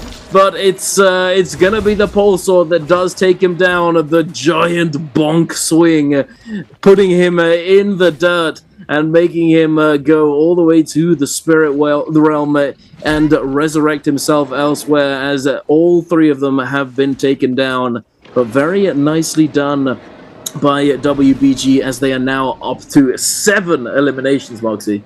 Yeah, ASE going to be heading into Imperium, having dropped that Moonbane. Unfortunately, X1 have dropped all of their revives. Their last player got spotted out by KLA and got jumped onto. And they are still sitting on 0 kills, which is not the start that this team wanted to be able to walk away with that MVP. JL also not really having the start that this team needed, because a lot of these teams have finished that power spiking fighting at the very beginning of this round, where we see hot drop after hot drop and third party after third party subsequently. And it does mean that all of that pressure being off now, that the Viper test from Wuchang compositions lose a lot of their spiking power and kill potential, because there's just no teams fighting to third party into, with your ultimates coming through late into the fight and punishing the teams that either don't have the burst to keep you out nor the sustain to keep their players up if you find those connections. Especially if we go into the realm of Yang, that is much more favorable towards the Kyle and Hardy or the Xiphon or Sand Siphon compositions, as KLA going to be scouting around. DRG just put a bounty onto X1 as well. That is not what X1 wanted. They needed to be able to play the slower aspect of this round. Recuperate, gradually build up into late to be able to third party in when the fighting kicks up again. After we have Yang depletion teams on the field, they're going to be denied that because of the bounty giving to DRG away the position that they're going to be taking, as WBG are going to be walking away with a free kill onto OUG's SS, who is going to be found out isolated on the outskirts of Imperium, not even having the opportunity to live long enough to kite WBG into ASE, who were a little bit over the horizon. And now we're going to see that OUG's The King is also caught out and isolated, and GG are going to be able to collapse onto him. However, as you talked about earlier when we saw Pedoria initially dunk, this building, you mess up one aspect of movement tech and you are just going to let that player slip directly through your fingers. Here is an incredibly important fight though. This is X1 and JDG, and X1 having already burned their revives. If they go down here, Dunk, we're guaranteed to go another game. We are indeed, but they've started off this fight extremely strong. Two-Tick gets locked up by the Charm, and then it's gonna follow up by the Viper ultimate. ZDI tries his best to catch all three, but unable to do so. The Tumulk coming back in, having broken line of sight, sending that Sand Wisp over in the direction of his teammates to try and peel. Only one of them managed to survive that stun, though unfortunately Kiki is going to get stunned by this Tessa ultimate yet again, and immediately blown up by X1, and there it is, 3 kills on the board. They've started the ball rolling. Moxie, is it going to snowball down that snowy hill? Or are they speaking about down the hill, that staircase, down that stun on the staircase with the jump LMB resets on the fist blades, that was the true brutal follow-up on the stun. Yeah, absolutely. Fist blades, it's, you know, they've received a lot of nerfs, so they've been extremely good ever since release, and I don't think there'll ever be a weapon that's just not utilized. It's so good, so many good abilities, or so many good utility tools in that kit. Jiang Dong, we're heading over to this realm of Yang, taking a lot of damage.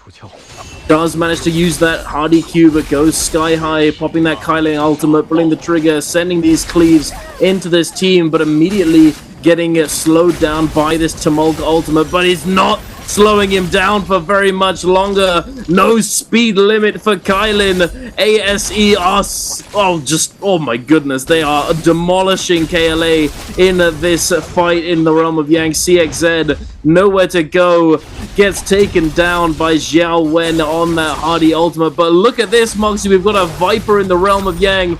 Bowder has decided that, hey, you know, we're gonna do it. We don't care. We are going into that realm of Yang with the Viper, and perhaps it may have been a bad decision, as a Viper already taken down. Bowder falling apart at the seams. Yeran does get parried, eats a lot of damage, but the Tessa ultimate is going to come through the charm, able to capitalize somewhat. Jing takes some damage. Yeran unfortunately sends another focus and gets immediately parried on the side there, and WBG going to claim this realm of Yang. And hey, pretty good for WBG considering how they've been performing so far today. This is a huge step up for them. Yeah, huge upgrade as well. That is a legendary pulse sword. Unfortunately, the Viper, the bane of every single Viper main's existence inside Realm of Yang. Those pillars, those darn pesky pillars blocked the ultimate snap on that V1. As we are going to be seeing Wolves going head-to-head against ASE. Kylan still holding on to that V2, not holding on to the combo break anymore, gets hit into by the 1-2. Wow, ASE is actually throwing out the 1-2-3 on that spear. Gem in the enclosed space has an absolute hunting ground for these V2s. These dashes just able to connect so cleanly onto the players of ASE. Hardy Ultimate's gonna come in late as well for NiHQ to chase us. We do see just a little bit of downtime as he puts himself onto the wall to get a little bit of a heal reset going off. Unfortunately for ASE though, they've run directly into a third party coming out from WBG, fresh off of the realm of Yang, still intact with that Kylan V2, and Jing is now on the field, crashing through every single one of these players. Xiao Wen going increasingly low is now going to go down, As Jing still has the dashes, still has the health. Walker is finding the isolation, is just keeping Moran hostage with those pole sword hits so that his Kylan has the opportunity to dash through and find that hit point. As we do see off in the distance, JL about to arrive with the third and fourth party, and that is going to be an absolute textbook entrance coming on through, but not from JL, from Bowder. Tesla ultimate from Peak hits the targets. You with the drop down F3 engagement is going to be able to set it up yet again onto WBG. Now he's got the V1 coming into play, burning through all of his stamina just to hound down these players of Wolves who looked to use those walls and break LOS before the V1 could hit through. But Bowder, even with the poison splash, able to chase them down and pick up all those eliminations. Moxie, I'm not gonna lie, we might be going to game number 5. Looking at this scoreboard, WBG on 14 eliminations already. Yes, they did get taken down with their buff, but they, you know, hey, they're coming back. They've got those soul forms, and they are gonna be able to keep the ball rolling going into that second realm of Yang. I believe that they're likely gonna be heading on into. And WBG, though, they are certainly leading the charge in terms of points this game. 14.5 so far, 14 eliminations. And X1 still sitting on pretty low numbers, only 3 eliminations so far. Where are they? They're missing all of this action taking place at the edge of Imperium. And JL are going to be able to pick up a kill onto Bowder's Yearana. And another one here. But it's going to go over to X1. I said it. Where are they? They're missing the action. Here they are. X1 looking to try and come in, dive in, and get a piece of this... oh my goodness, of this skirmish, but they immediately get slapped away. ZDI gets absolutely obliterated, taken down very, very quickly. X1 try to disengage with that Wu Chen teleport, but they don't go very far, and JL immediately chased them down. LYD gets eliminated, but oh my goodness, JL, oh my god, it's everything's happening at once, Moxie. This is crazy. Oh, TXJ with the hit of that F3 onto Alliance is able to break away from the fight and actually set up the kill from One Fang with the musket. And suddenly, it's not JL who are a little bit behind, it's Alliance, but Alliance have been able to break one of their players on. The jump out from TXJ finds its target. The Hangs are able to clean through that support. And JL know that one of those other Alliance players broke up.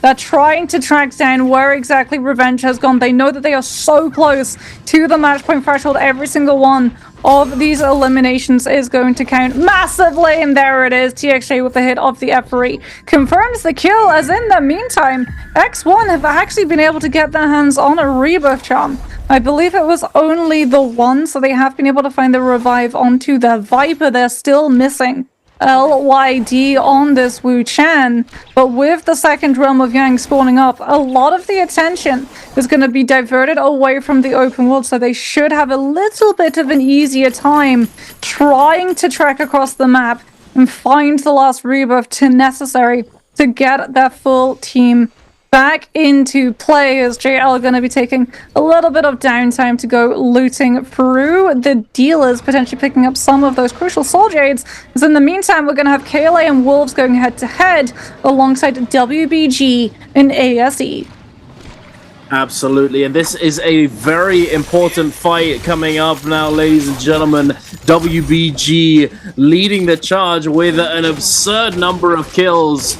14 to be exact. Jing going sky high, dropping down immediately, getting focused down and chased down in the back, forced to use that Hardy cube to disengage. Jing dropping down with that Kylan ultimate, immediately getting caught down by this martial art will form hook on those dual halberds, and now getting focused by Jiang Dong, making it extremely hard for Jing to stay on his feet. Axiao goes down as well in the background. ASE, they are looking to shut down WBG, and that's exactly what they do, doing it so much work consolidating very well with the tools that they have.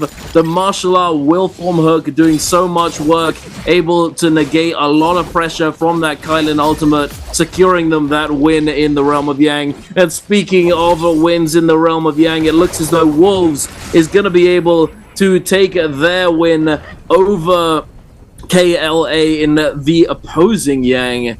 And now, which buff are they going to be picking up is the question. I imagine it's going to be Draco Storm, as Draco Storm did get buffed. I talked about it earlier. I'm going to talk about it again if you happen to miss it. Draco Storm now replenishes all of your ultimate's charge. So in the Realm of Yang, once you've used your ult, you can still look to take Draco Storm if you want to, if you choose to do so, which I highly recommend, as it is extremely good. You know, Speaking perhaps not on the replenish. first one.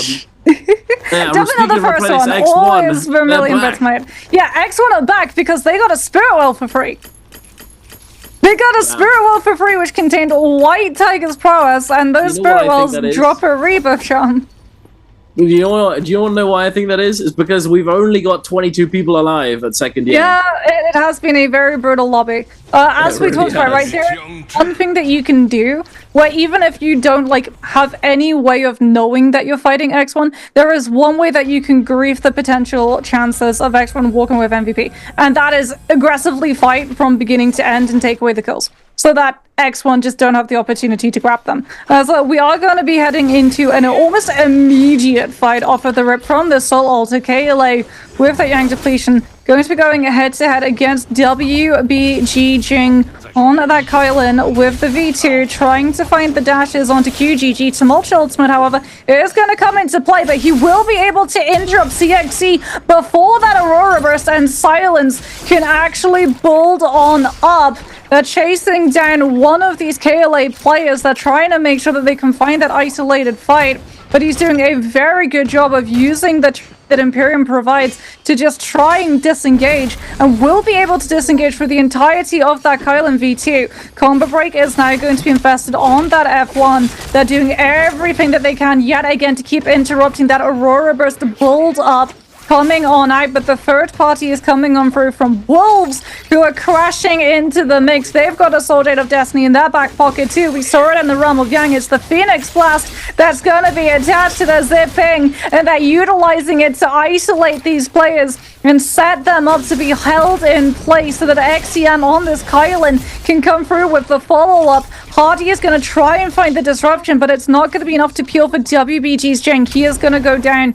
Wolves will be able to pick up one kill, but the kite has been made over towards Ballista, and Wolves are going to have to take that positioning into account when they rotate away. WBG's Walker still incredibly low, going to be trying to run directly away from KLA, but runs directly into JL instead. He's about to lead a Tesla Viper Wuchang composition into the absolute mass of all of these teams around, and TXJ still has the Viper V1 as well as the Salt Smolder that he's trying to attach to these players to deny the Zip sustainability, that potential of keeping them up and alive, but the fight is still being deterred by the presence, that constant pressure of Ballista hanging quite literally above all of these players' heads as everyone tries to maneuver around the shots coming on through from, I believe, DRG. Oh my goodness. And ASC's Jiangdong. That's what happens when you don't kite Ballista out. He just goes up in smoke. He really does. Just gets burnt to a crisp. Jiang Dong, unfortunately, one of the ASE members is going down, and this is off on in the massive 13 kill game as well. And unfortunately, in the mix of all of this, WBG get eliminated fully, Moxie, with their 14 kills. So it's up to ASE to see if they can get the MVP this game with their 13 kills. With a member down, they're going to have to find that rebirth charm, but are they going to be able to do so with all of these teams constantly hunting and trying to prevent any team from doing all that well, as any team could be X1 at this point. And speaking of X1, they're not really showing their faces for the moment, still sitting on 4 eliminations, likely still recovering off the back of losing 2 players, and now all the way back up to 3-man strong. They're probably looting up and trying to find an optimal moment to find a third party. For the moment, though, we're still watching, having the pleasure to watch KLA try their very best to lock down these players, and that's exactly what they've managed to do. They cleanse 1 Yang depletion. They still have 1 left to go. They might be able to take down NHQ before he goes sky high. They do so, eliminating him and cleansing that final Yang depletion. KLA are still in it. They're still X1 fighting. I hear. Dunk X1 I hear. They're currently contesting DRG for the Spirit Well. Oh, they are. I can see the way XLY is flying in, though. He might be looking to see what's going on here, see if he can get a little piece, you know. Ooh, They got it! Wait, they got the X1 spirit. got the Mystic Might! Okay. They got legendary armor on ZDI. He is coming for the kill. They are about to get so much loot upgrades from all of the bodies that have been left behind, as well as getting to utilize all of those ultimates. They have to be careful, though, because TXA is on that Viper. If both Vipers go for the V1, whichever Viper started the ultimate off first will be able to counteract the second. And we can see TXA setting up for that F3 engagement. X1 getting caught out, going to actually have to put pressure onto ASC. They're able to find the kill onto Zhao Wen, and that is going to be up to 5 kills now.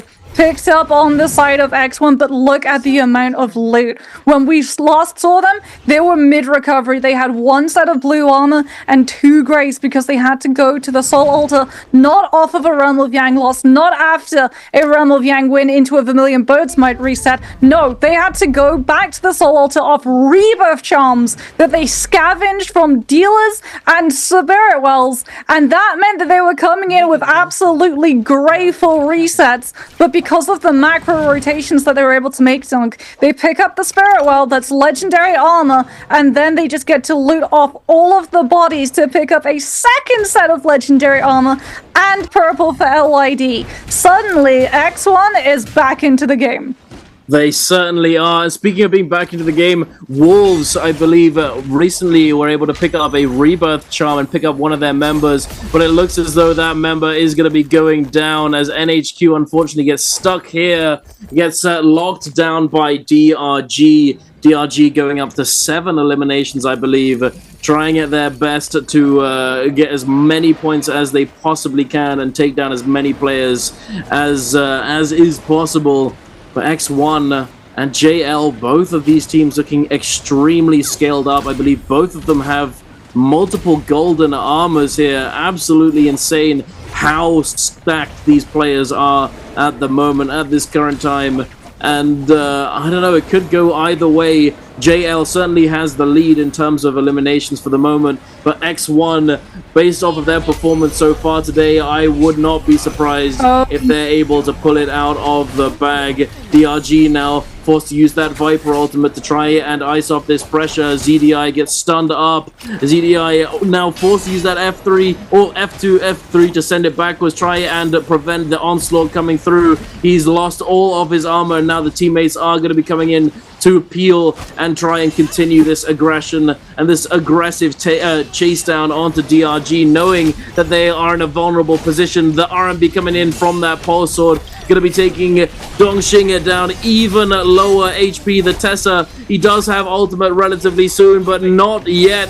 No, sir. He is going to be forced to teleport away with that Wu Chen ultimate. But have they teleported to safety, or have they teleported into the clutches of another team? They're still in the vicinity. X1 immediately trying to chase them down. They spotted them out. But going down this terrain, I don't think they're going to be able to continue the chase, especially as the Spirit Well is in play, and they might opt to try and go for that instead. With all of these jellyfish floating around, it can be a very dangerous fight to commit to, as you can find yourself losing a lot of your health very, very quickly and putting yourself in a very bad position. WX98 just rolled. He just perfectly timed that roll execution so that ZDI did not manage to clear him inside that invis bush. Is he gonna be able to do it again? Is He's still there. Are they gonna check it again? I don't think they're gonna check it again because they've already checked it once. Is the thing. He was able to get the roll to avoid getting spotted out. The other two players of DRG also in a different invisibility bush. How? Oh my goodness. How are they not seeing him? This is crazy. JL though managing to just control the full tempo of this lobby currently because of picking up that White Tiger's prowess. Oh, that splash of the jellyfish has been hit, and it is DRG, unfortunately, but it's X1 who are able to find the kill. ZDI with the shotgun blast. Oh my goodness. Wuchen teleport! No! They teleport directly onto the heads of KLA!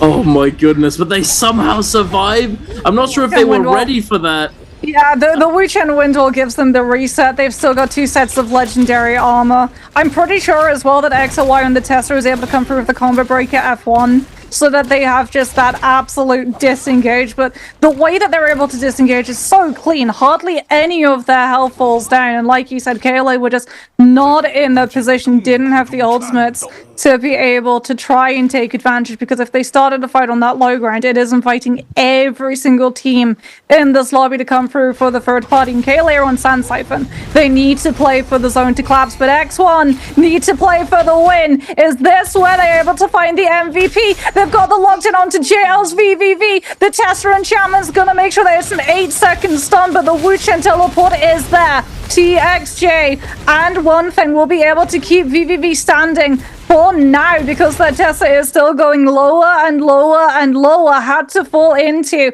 that Tessa enchantment to make sure that every single other player in this lobby did not collapse onto the vulnerable players of GL when they were looking to hit that recovery point. DRG going to be keeping themselves onto that tree. We potentially go all the way to heal off Dunk. We potentially, with 2 Viper teams, see the V1s counteract each other, as TXJ with that Assault Smolder is going to be keeping himself grappling into the air to avoid the Aurora Burst that KLA are using to monopolize this high ground and send all of the rest of the teams in this lobby, cannibalizing their chances of survival on the lower edges.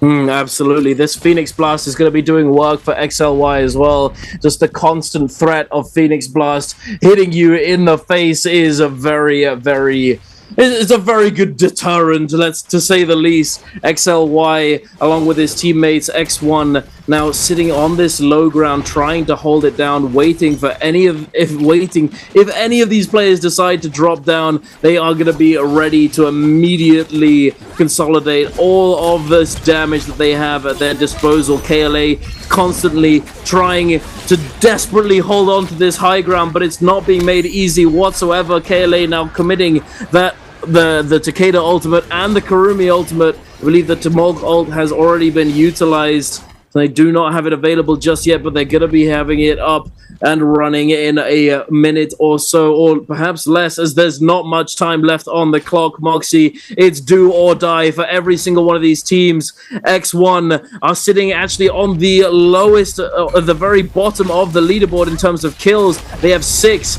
and they have a lot of ground to make up for. But if they manage to get that first place placement, it might be enough for them to take home the bag, take home the trophy of our bi-weekly trios final. X1 try and use that Wuchen teleport to iframe this Viper stun, but unfortunately not able to do so. They mistime it ever so slightly. The poison splash is going to come through. JL are still alive. X1 go down, and it looks as though JL is going to be the victors of this game, ladies and gentlemen, with 14 eliminations.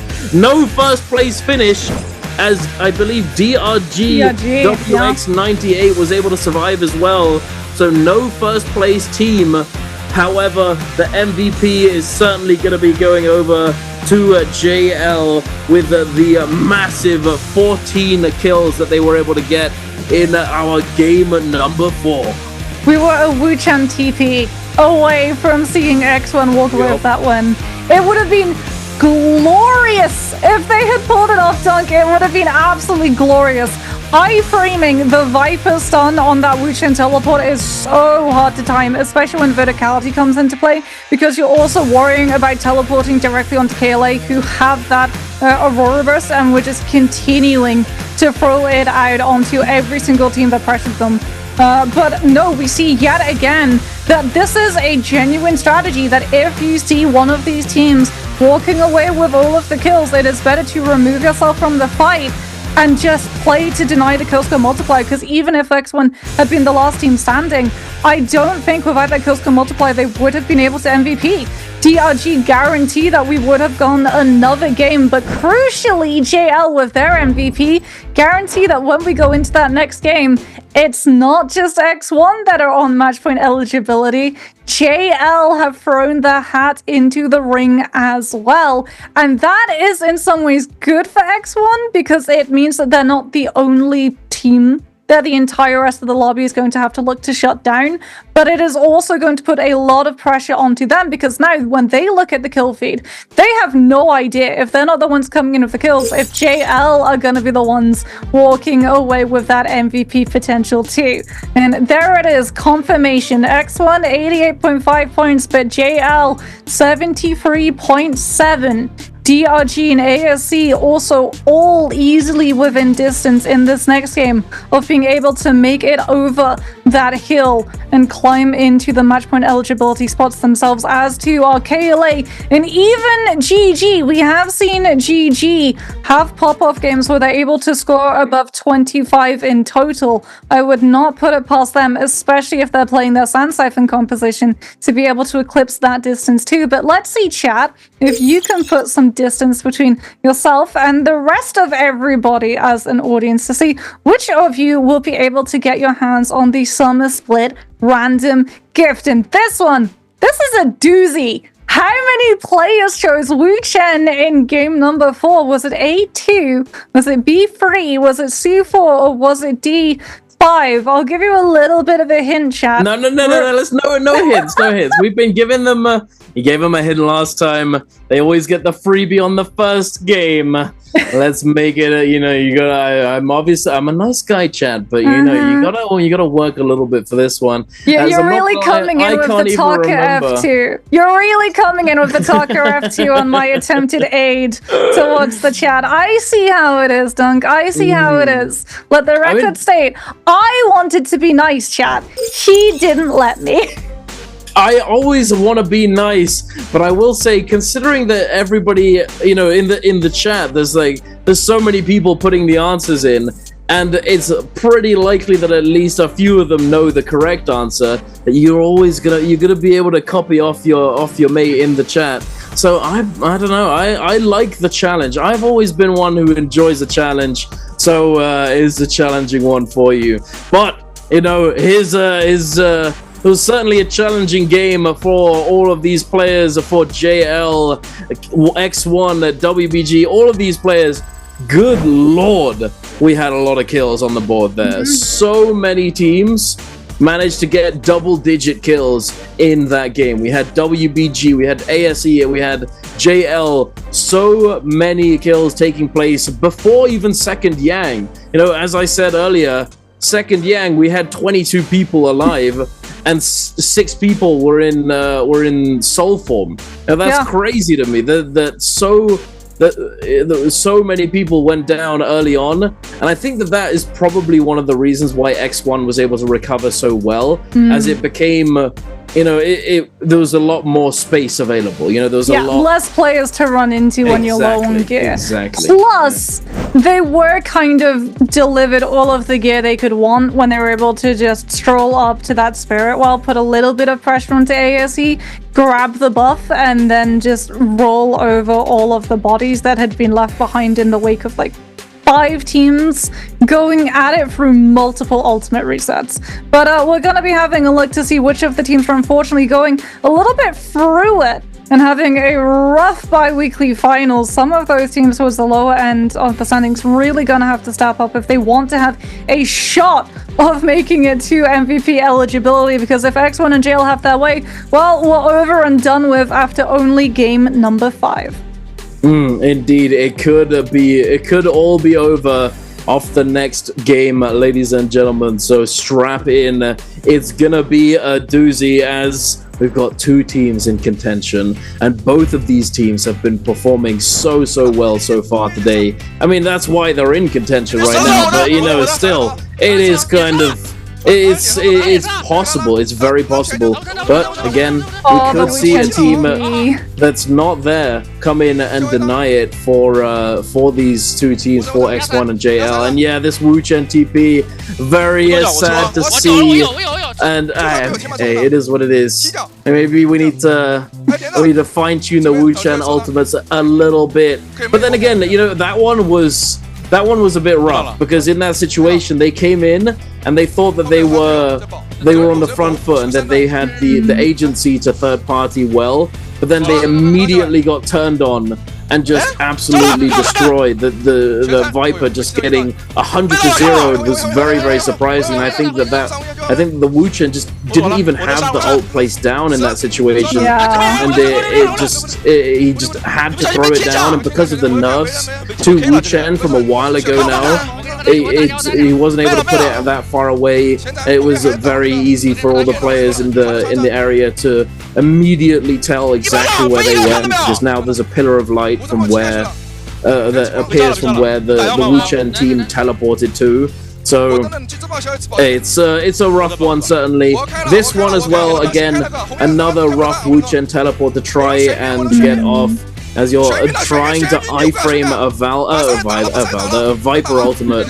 It's not easy whatsoever. JL being able to hold on to this spot, doing an extremely good job of staying alive until the very end. TXJ staying alive until the last second, along with a DRG WX98, pulling off that draw, denying those few extra points. I mean, in the grand scheme of things, it's not really that big of a deal because they got to match point threshold regardless, but still able to deny those few points is always good. Oh my! 9,431 damage done on skills and ultimates.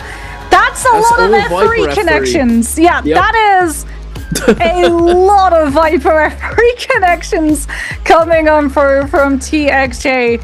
My googly goodness. That is very good stuff coming from. I mean, it's always so rough as well in like those final zones, because there's an argument for being the Viper to ult first, there's an argument for being the Viper to ult second. So often we've seen the first Viper ultimate getting 0 value and the second ultimate is the one that comes through. But in those situations, if you go for the Viper ultimate second when the other Viper is mid-cast, you risk getting stunned and losing your V1 snap. So 100% I can see like why they made that really big risk decision of trying to Wuchen TP time it, because as we talked about, if it had worked, it would have been glorious.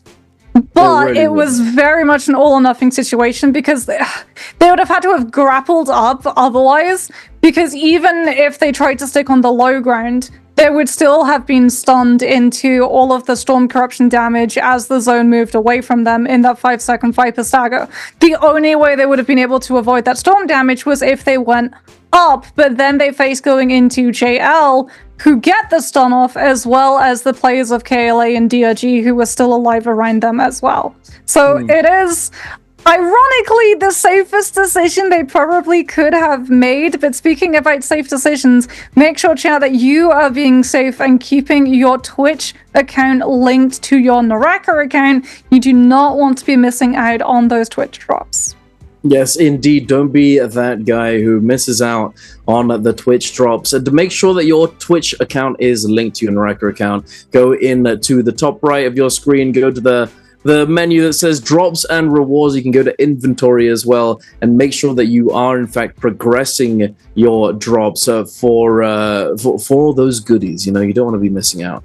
But going back to what we were talking about, you know, not only was it going to be a very difficult situation because of the Viper ult and etc., but there was also a Tumulk ult put down with the wall cutting right through the center of that safe zone, making it so hard to actually maneuver in that small space with the buttery rocks in play as well. You know, terrain is the final boss of NARAKA. It's a tough one.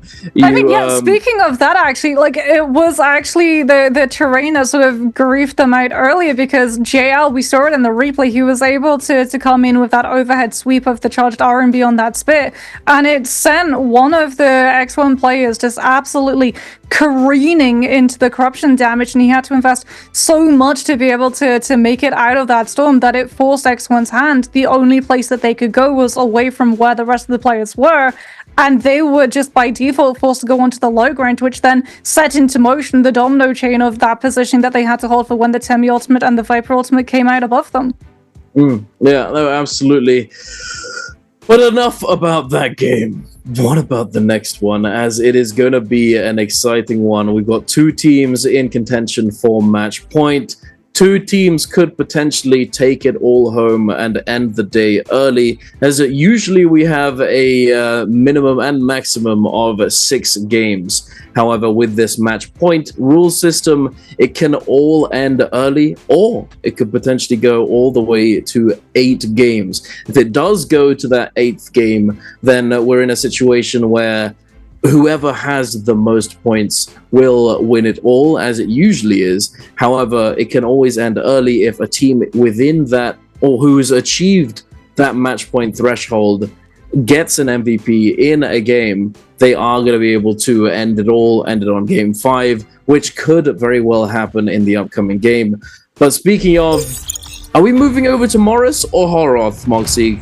I can't remember. Do you remember which one we're going over to? I believe it is Morris. Because Morris, I mean, it could very easily be Morris, considering that we went Padoria, Morris, Holoroth earlier on today as well. So, but regardless, I wonder now what these players are going to be picking up, as they attempted to go for that Viper comp in this game. You know, it paid off very well for JL, and it was pretty solid for X1 as well. They did do extremely well in that game, considering that all of the drawbacks, and so it's, you know, they had to recover multiple times. It was not made easy for them, but they still managed to fully recover and make it to that endgame situation. Just unfortunately, just barely missing out on getting that MVP, not able to get that Wu Chen teleport at the exact time that it needed to be sent out to iframe that Viper ultimate, and unfortunately just in a rough terrain situation, and JL able to fully capitalize on their positioning. So it is what it is. But I wonder if they're going to be moving over to something else, or what. You know, I don't know. There could very easily be some interesting, innovative compositions coming out in this game now, as we're getting further into the day. Hero points and all that. It's the idea of testing certain things could be an interesting and enticing thought for some of these teams. But we shall see. Do you think we'll see something goofy this game, Moxie, or do you think, or not? I mean, I hope so. If you think about it, the attainment of glory is only 1 second mistimed away from absolute folly. So potentially we get to see something a little bit different coming up through. It is going to be Holoroth that we head over to, as WBG in the past did try to play the Tianhai composition here, as to has OUG and KLA, so maybe we see some Monk with that Valda Ferrier coming into the mix. Something to note, however, is that we are always going to be seeing the top 4 teams in the last phase selection, so both JL and X1 are always going to, if they want to go for the more meta compositions to MVP, have to spend more hero points than the teams in phase 1 and phase 2, which is going to have a big impact. Do they want to spend the hero points and go for a composition that is going to benefit the map, or do they feel more comfortable, especially with the lead that they have over some of these different teams, to wait out this map and try and MVP the next round, as we're going to be seeing a lot of those phase 2 teams locking in with the Sand Siphon. WBG not going to be running the Tianhai, they're going to be opting for the Kylan, Hardy and Zip. KLA KLA still debating what exactly they want to go through with. As my eye, though, is definitely going to be taken alongside yours, I am assuming, on what exactly JL and X1 are going to be running onto this map with. Absolutely. And it looks as though KLA are going to be opting to go for that Viper Tessa Wuchen composition here. And now here we are, Moxie. What is it going to be? ASE, JL, X1, and DRG, the top 4 teams right now on the leaderboard. What are they going to choose? Are they going to take the hit on those hero points? It looks as though X1 certainly is. DRG, ooh, going for the Xiphon instead. And Ayo! Let's go, Moxie. Something interesting. I love to see it. ASE gonna be bringing out the Valda Feria Matari? Was that what that was? Yep, that is Valda Feria Matari. You are indeed correct. Before, I don't think we've seen that one before, Moxie. We've seen Valda Feria. Valda Feria, Tianhai. We've seen Valda Feria, Yueshan. Yeah. Have we seen? We've seen Valda Tianhai Matari. I don't think we've ever seen a Valda Feria Matari as a team composition. So definitely gonna be an interesting game to watch for you at home, especially those Valda enjoyers. There are a lot of you out there at the moment. Yes, there are a lot of us. There are a lot of you. As Valda did receive some love in the recent updates. She has been ever present in our games recently. So I'm assuming there's a lot of you there at home watching intently to see if this composition can do well. VVV's done it! OUG's SS is locking in the F2 on the Takeda. Trendsetter.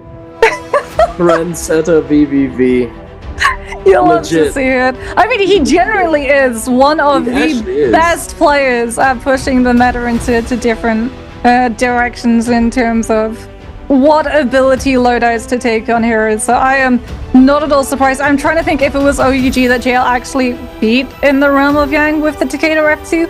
I think it might have been. I think it was OUG that got taken by surprise. It was either them or JDG.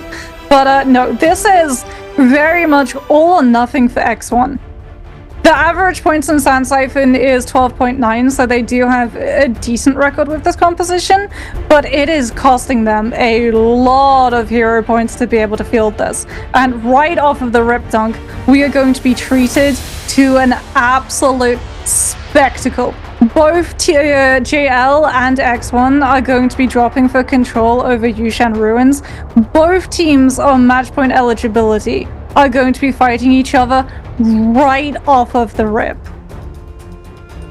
That's gonna be ugly, Moxie. It's gonna be very telling of who is gonna have the upper hand going into this game off of the start.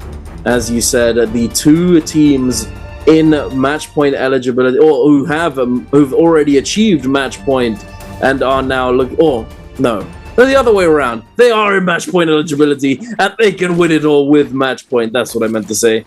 With JL here, starting off by looting up and not immediately engaging onto X1 as they didn't really have much in terms of loot. X1 opting to beeline straight to this teleporter and go all the way over to Yushan Ruins, but it looks as though, considering there isn't all that much action taking place over there, we're moving over to where the action is. Bowder scrapping it out against DRG. DRG, another team in that top 4, not at match point just yet, but still very close. It looks as though they've been taken down and eliminated very quickly. JDG up against GG. 330 gets the parry bait onto Kiki, goes for that uppercut combo. 330 sends out the blue focus, catches him with the purple focus ender there. 330 and LXM in the 2 versus 2. It looks as though they've called for the resurrection. CJS has already resurrected himself and is back in action. 330 taking a decent amount of damage. The Soul Bloom was not left for the Karumi, unfortunately, but he does have that ultimate ready to go. 2-tick standing in that pose off of that combo breaker just for a few seconds to try and see if he can get a little bit more value, but to no avail. Is going to be taken down, and it looks as though JDG are going to be sent to that spirit realm and forced to recover elsewhere. 2-tick, unfortunately, having resurrected himself, is not going to be resurrecting elsewhere unless his teammates find themselves a rebirth to recover their fallen comrade. Jing trying to buy as much time, I believe, and see if he can get at least a little bit of value. But CJS waiting on the cube. Yeah, GG camping that cube, disengage right. That JDG's Jing tried to take his KLA. This is their Moonbane that they dropped. We're able to secure Salvation Podium, having to fight multiple teams for control of that one, including, I do believe, OUG and Wolves. There's JL going to be around the base of Ballista. This is where they've rotated over to, having dropped onto the outskirts of Plume, pretty close to where X1 were, but X1, like you saw, able to get into those portals, able to kite up into Yushan Ruins and get access to that Firefly cages and their ultimates right off of the rip. Wolves now going to be caught on to by Bowder, as here is where X1 are. They are going for the long-term investment, trying to power spike up with the gear to set them up for winning that first Realm of Yang, which if you do manage to win the first Realm of Yang for Sand Siphon, my goodness, what a boon it is for your Takeda to have a legendary weapon right off of the rip. Because for a lot of those other teams, it's the exact same agenda as the previous match. Just try and get as aggressive as you possibly can, as quickly as you possibly can, to steal away those kills from either X1 and JL, so that if we do see both of those teams making it to endgame, they have to play absolutely perfectly if they want to be able to walk away with that win. Absolutely. And looking at the leaderboard so far, we've got a few teams doing it pretty well for themselves. Bowder on 4 eliminations, GG on 4, KLA on 4, Wolves on 3, JDG on 1. Unfortunately, having lost a member for the moment, unless they manage to find that rebirth charm, as I said. It looks as though JDG might be in a scrap somewhere, as their Hardy is...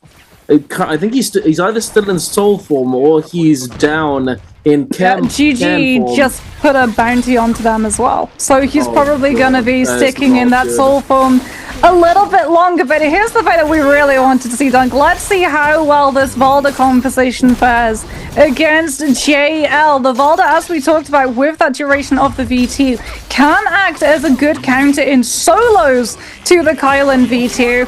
Is it gonna work the same in trios? There's the first spin, but VVV with the Hardy Cube tech dodges the CC and now comes in with the later ended V2. TXJ is still going to be sitting inside this Hardy ultimate. He hasn't cancelled it out early. He's going to be chasing down these players of ASE and hounding them down, and it does look, unfortunately, like the Valda ship has been sunk.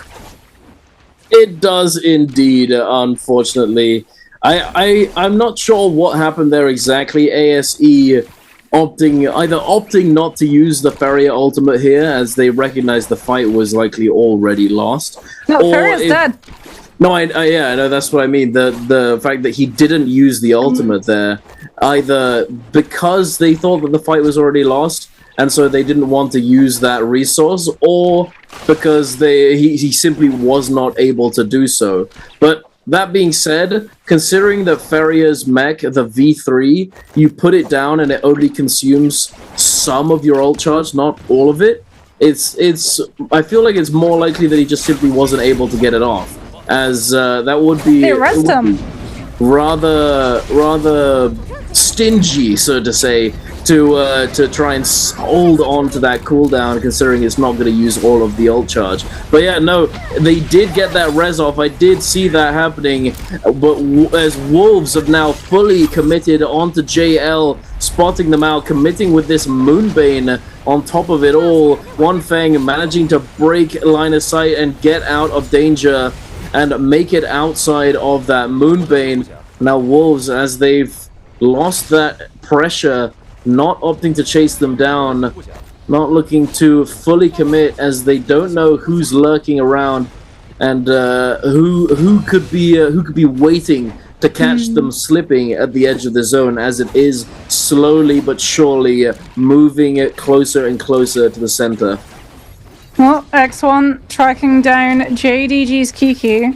Unless they've lost him, no, they're still gonna be hot on the heels. GG's also around in the area, so they are going to have to be careful that they don't get run into a different team entirely, which is exactly the strategy that ASE used to get them the space of being able to revive their Ferrier. The Matari just kiting JL directly into Wolves, then breaking out and away from the fight that they'd been able to ignite, as we are going to be seeing WBG going head-to-head against Bowder. Jing with those fist blades, not going to be able to connect the blue. Tessa combo breaker has already been invested, but Jing is going to get swept up into by the charge vertical on those Hang Swords. Cube is going to be invested. The Kylan breaking away from the fight. He does still have the V2, but his health bar is a little bit too low for him to have the confidence of investing those dashes until now. He's close up the distance to the rest of his team. Asia should be able to have that zip sustainability to aid him in terms of keeping those dashes going. The Viper ultimate is going to proc, but Jing with another dash will be able to break distance away from it. And Bowder's U, without that stun, is going to get parried and held in place for the Jing to come back with that Kylan. That V2 just so quick. You reset in 2 seconds, you're back into the fight almost immediately. WBG, what a kite play. Absolutely, and unfortunately Bowder fully eliminated off of that. The rebirths only just expired as they were getting taken down in that fight. If they'd had that fight take place literally 10 seconds earlier, they could have resurrected themselves and recovered the game, but unfortunately it just timed out as they all went down. They weren't able to hold E in time, let themselves die and go into that spirit form, and they are going to be fully eliminated. But we're heading on over to the Realm of Yang. X1 up against DRG, an extremely important fight for X1, as if they are able to secure this Realm of Yang win, they might set themselves up for the MVP to take home the title of our 4th bi-weekly finals. LYD, having been taken extremely low, does manage to get that Kurumi ultimate online and heal up him and his teammates, but ZDI unfortunately not able to stay alive. The Zai ultimate doing so much, along with that Dragon Roar I believe that I saw in the back. XLY now the last man standing, just going to fight it to the last, even though they're not really all that bothered about him. He's gonna try regardless. Here we are in the other Realm of Yang. ASE up against GG. LXM sending that blue focus in the other direction. Jiangdong not able to parry it. The scale rush coming through, no follow-up unfortunately. The F3, or the F2 rather, is going to save them for a moment. ASE Moran jumping in and consolidating onto the Kurumi, and the comp, the goofiness, the Valda is going to prevail over GG. A taste of your own medicine, good sirs. There it is, ASE doing well with their Valda Feria Matari. I wish we got to see how that Valder ultimate got invested, given the fact that we cut in when it was already taken out of Jiangdong's hands. They do have it back now, as JL going to be playing a little bit quieter. They didn't put themselves into a Realm of Yang, so they don't have to take a fight because of Yang depletion, nor did they win a Realm of Yang to get aggressive with the buff that it provides us. GG gonna be opting for the same spirit well as X1 were thinking about visiting, ringing the bell to to try and figure out if there's any teams that they can take a fight against. As ASC, now we're gonna get to see it. Valder ultimate, not gonna be able to connect the Takeda, utilizing that ultimate to block the spear until now. Every single one of their players gets scooped up into that spear AoE, given the fact that they were taking cover inside that Kurumi armor circle. Jiang Dong now unfortunately out of that ultimate, out of the CC prospects, having to kite around with this longsword into the Farrier mech. He goes to start putting the pressure back onto these players. From the side of OUG, Jinyu going incredibly low. DRG, however, showing up for the third party, will be able to grab one of the kills, but Xiao Wen, the exact same idea on that. Matari utilizing the F to close the distance and get the kill before it can be grabbed out of their hands. Alliance now with the fourth party going to be coming on through late into this fight with the Yang depletion and all of the ultimates to give them the leg up in this fight, and they should be able to win it out overall, especially given the fact that this is Sand Siphon composition against things like that Siphon composition. Even if the Zai has that VT, you've still got your Kurumi on the circle to be able to cleanse the fire debuff. Merciless Havoc is going to come out from one of the players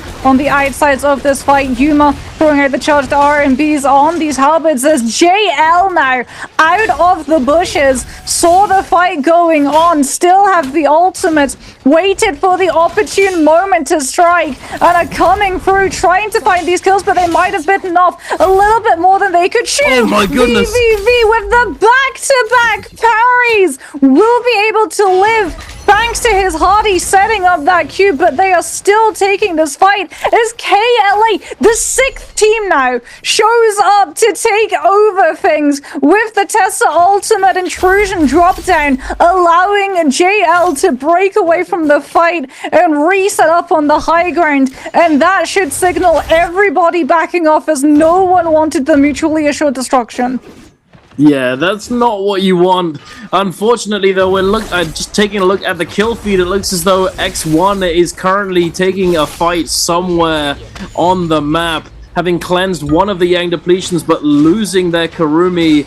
So we'll have to wait and see what happens with that one. But for the moment, we're still here at the edge of Salvation Podium, and JL have lost two members. VVV's the last man standing in that Kylin ultimate. He might be getting chased down here, but I'm not sure if they know exactly where he is. Speaking of getting chased down, X1 getting forced down onto by GG. A beautiful 180 parry by XLY is going to delay this onslaught, but it could be an inevitable demise for XLY as he's still in that 1 versus 3 situation. Tumult gets committed on top of his head as they are in that desperation mode. They need those soul blooms to cleanse the Yang depletion, and he does go down. Thankfully, though, for X1, there he is, CDI's Tumult. He is still alive, having found a soul bloom as well to cleanse Yang depletion, may be able to recover, but he's getting grapple spammed here. I think he missed a grapple of his own as well. ZDI, a beautiful parry, getting into the double follow-up, but the Flamebringer's gonna come through. Not the Flamebringer, not like this. He gets a beautiful armor swap as well on the turnaround, but dies regardless, and OUG is gonna take him out. Both X1 and JL are now fully eliminated. We're going to game 6 no matter what, Moxie. Oh my goodness. Brilliant news for DRG, who are in the position of potentially hitting match point eligibility themselves off of this game. They're also in the position of holding Ballista, so no one is going to be contesting them. Alliance potentially going to get contested inside the second realm of Yang, but we saw what a death sentence having Yang depletion for those teams, but we saw so many teams showing up to that fight just outside of Salvation Podium, and I don't think, oh no, Alliance are going to get challenged by ASE. KLA in the meantime going to be chasing down one of these low health stragglers of GG. The only player from GG that was able to find a soul bloom to cleanse the Yang depletion has unfortunately been found and taken out, but KLA in the meantime going to go down to the zone damage because of prioritizing that kill. as we are going to see ASE versus Alliance yet again. Jiangdong, will he be able to come up with the Valder ultimate? No, he's dead within moments. Huge focus plays coming through from Alliance. The Wisp perfectly placed to not allow the Valder to break away. The combo break of the F2 invested too early, and Alliance dispatched the Valder before the V2 can even proc the additional armor. And now it's just a matter of pressuring that Farrier inside this mech. Yuma looking to find the claps down, wanting the jump horizontals to keep going. Moran unfortunately going to get hit into with the stone form on that pulse. So Yuma going to be activating the Takeda F1 as we see the focus light come through. The Ferry just going to be swapping over to slaps as the fight is all but guaranteed. And DRG are able to pick up, I believe that was the last player. No, one play from KLA is still going to be alive. Actually, two players from KLA. They must have been able to find revives inside that storm, given that it wasn't the end game corruption damage that absolutely chunks your health bar down a mile a minute. Unfortunately, DRG are running KLA down. They saw with a Wuchen teleport ended 17S up on, and it's just a matter of QGG on this Tessa inside that purple bush. But DRG, they're backtracking. They're gonna check the invis bush. Surely we're going to see them check the invis bush? Maybe not. Maybe not indeed. I think perhaps he thought, surely he's not sat in the bush in the middle of the open, right? Surely he went to try and hide on this cliffside, but no, he was indeed in that purple bush, and it looks as though he is going to remain safe, at least for the moment. You know who's certainly safe? Alliance. They are looking very, very scaled up now, alongside having Draco Storm available to them. Yuma, golden armor, golden staff, and golden ultimate with that Draco Storm is going to be a force to be reckoned with if any of these teams bump into Alliance. Is gonna be a tough fight indeed. Clyde Weaver and that Kurumi. Oh my goodness, that's a lot of damage right there. It's gonna be a tough fight. Let's just say that Draco Storm on its own is kind of crazy. Yeah, it's gonna be very tough to contest them on Spirit Wild Cap. Because if there's one soldier I'm not going anywhere near on that Spirit Wild Capture, it's Clyde Weaver. Yeah, Cloud Weaver is truly outrageous, as we all well know. But ASE, a team with Yang Depletion, is going to have to go up against it regardless, perhaps, as they or perhaps they're going to be waiting on this soul altar and all. Ooh, okay, so the double Yang Depletion fight. Both of these teams are going to be going head to head. The handshake, we're rezzing here, boys. We doing this. It looks as though JDG might have second thoughts. No, I don't want anything to do with you. Okay, Tactical retreat. You have to remember, ASE did win a realm of Yang, so they are looted better. Like, their gear is much better than JDG. Unfortunately for JDG, ASE saw JDG revive. And it is going to be a fight regardless of whether JDG want to take it, but they are going to kite ASE towards the outer edges of the zone so that there's less opportunity for the teams left in the lobby to look for the third party, which honestly suits ASE just fine, because the one thing that Valda struggles with, the one reason why we're never going to really see her be top meta, is the multi-wave fight. And by putting this into an isolated engagement, the V2 should find more value. Unfortunately, not if Jiangdong isn't able to use it again. Off of that parry damage, almost wasn't. He will be able to come through with that V2, but he has one spear left now to be able to throw. Does go back into the zone corruption 6 damage, as we're going to see him put himself onto that rooftop, still being hounded down by the players of JDG. Ferrimac has been dropped, but the Valda isn't going to be the one to take it. Instead, he's going to try and come through with the Dragon Slayers drop down from that rooftop in the hopes of not being noticed to be able to push into that Nessas. He's been able to force out the combo breaker of that cube on that zipping. Ferrimac is still going to be in play, but this corruption damage is slowly but surely pushing these health bars further and further down. And JDG, because they actually have a way of healing with this zip utility, are going to be able to win the longer duration fight. They do try 2-tick for it, though.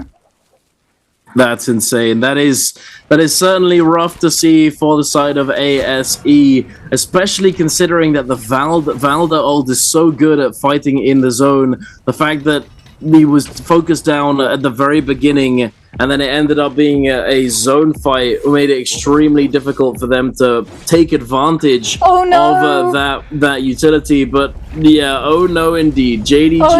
OUG gate capped. They zone capped and they spotted the other player from JDG. Xing does go down to corruption damage, but the other player gets picked out by OUG. Speaking about Cloudweaver, there you go, Dunk. Alliance showcasing it in full with that Cloudweaver, but DRG finding a lovely parry to open up the spacing and come on through with Soul Jades and a Zai ultimate of their own. Indeed, they are scrapping it out. They want this spirit well. They don't want it to go to the side of Alliance. Certainly going to be contesting this one. So much on the screen right now. I can hardly tell who's used what, but I think it's just that everyone's used everything at this point. The Tumulk ultimates, the Zai ultimate, the Matari ultimate, the Karumi ultimates, everything has been put down onto this small space, and now that it's all expired, they're just gonna leave and just let Wolves and OUG have a turn fighting it out over this spirit well. Now the Karumi ultimates, the Tumulk ultimates, the Takeda ultimates, every ultimate again is going to be used all at once to try and hold on to this space. The question is, are they going to actually secure it? Because if they don't, they will be in a very vulnerable position. Alliance, exactly what I was thinking. Alliance are now coming back, having recovered, having healed up, and are looking to secure the spirit well for themselves yet again. OUG in a bad spot. The King trying his best to kite away, but he's not able to do so. The buttery rocks. Wolves are going to be able to take him down. That parry comes through onto NHQ. Wolves trying to push the issue and continue chasing. They know that they're going to be third-partied by Alliance after they cap this spirit well, and that's exactly what is now happening. Yuma immediately jumping in, popping that ultimate, finding OUGSS caught in the air by this Sand Wisp. Yuma trying to hold him down. The Takeda Fury Blast coming through. The F1 though, able to prevent a little bit of this pressure, a little bit of this damage from coming through, but is it going to last? I don't believe so. The Cloudweaver coming through, the jump RMB knocking them down, the King teleporting. It's not going to save him, and Alliance are going to pick up all three of these players. OUG get taken down. Oh, that Cloudweaver. I told you, keep your eye on it. Keep your eye on that Karumi. Because she was just grabbing those players and depositing them into the setup for those Fury and Chubbs. The matter of the question is now, will DRG pick up enough kills and placement points to make it over the match point threshold to make 3 teams MVP eligible, or are they going to be the ones that everyone else turns on to? Because that is the Siphon composition against the Sand Siphon composition, which is not the greatest for DRG to be facing up against, especially given the fact that Alliance are absolutely geared to the teeth, although DRG in a very similar position, also having a lot of very good gear currently to their name. With 3 full teams left in this lobby, who is going to be the one to break first? Who is going to take the fight and allow the other third team left to come through with that third party?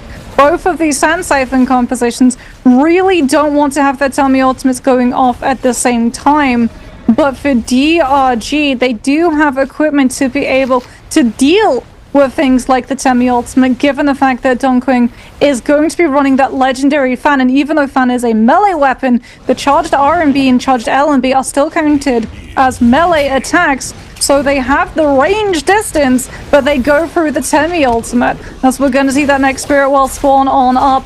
We got to see multiple cycles of the ultimates coming on through. Alliance going to be staking their claim first of all with the Cloud Weaver looking to shut down and make sure that this Siphon composition does not get to set up into the Zai V2 to hold their ground. DRG going to be challenging it. Yuma committing that Takeda ultimate to set up the Fury and Shove knockback into the jabbing connection, but he's gonna get juggled all the way around. So many Fury and Shoves having to be invested by all of the players, just jumping at him from every single angle. Wolves showing up to the mix as well a little bit later on, still having those ultimates, still having that Kurumi tether, as DRG are going to use their own Kurumi tether, but Jam able to find that Takeda F connection onto his opponent. Kurumi on the circle going to be in play from Wolves, gets the Temi Wisp to make it elemental and start sapping all of the stamina from the players there within, but we see DRG coming in with a late Merciless Havoc. 180 seconds. If this Spirit doesn't get capped, it despawns, and all of these teams investing their ultimates are going to be up the creek without an ultimate reset to paddle them out of trouble. Indeed, it could go horribly wrong for all of these teams, but they're still going to be scrapping it out, fighting to the last. XCM getting caught up by the Tumulk Wisp, does manage to shove away this player with the Takeda ultimate here, denying that damage, preventing them from following up on this stagger. Yuma diving in with that focus attack, does get grappled down though with this F1 from the Takeda. Dongxing just trying his best to stay standing in the center of this circle. The Cavalry Bloom coming through from Wolves ZK. Are they going to be able to capture this Spirit? Well, it's so unbelievably close to being captured. Dongxing taking a lot of damage. The Kurumi circle now being put down to try and keep them alive, but Kakaishi, he's stuck in the middle and he cannot move. He goes down. NHQ taking a lot of damage himself, but the Kurumi circle again is going to save him. And now XCM getting pushed up against the wall by the Dragon Slayer. He does manage to break out of danger and get out of the way of these players, but another Dragon Slayer is going to come through, having gone right back on into the action. The clashes in the middle, the Aurora Burst, the Soul Slash, the staff from Yuma, the jabbing, so much is going back and forth right here. Yuma finds the RMB onto XCM, but XCM now has that Takeda ultimate ready to go yet again.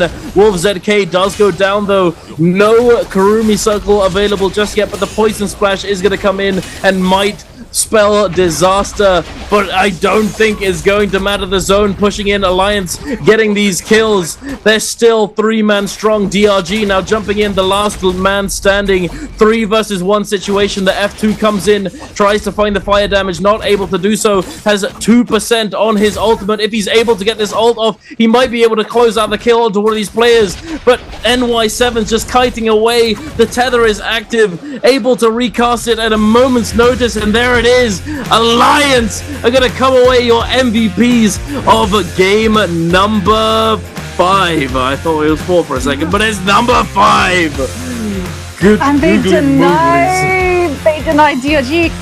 I'm pretty sure they denied DRG all of the kills between Alliance, DRG, and Wolves. When Wolves start losing their players, all of those eliminations go to Alliance. And it is just the fact of the matter being, Siphon against Sand Siphon struggles in the neutral.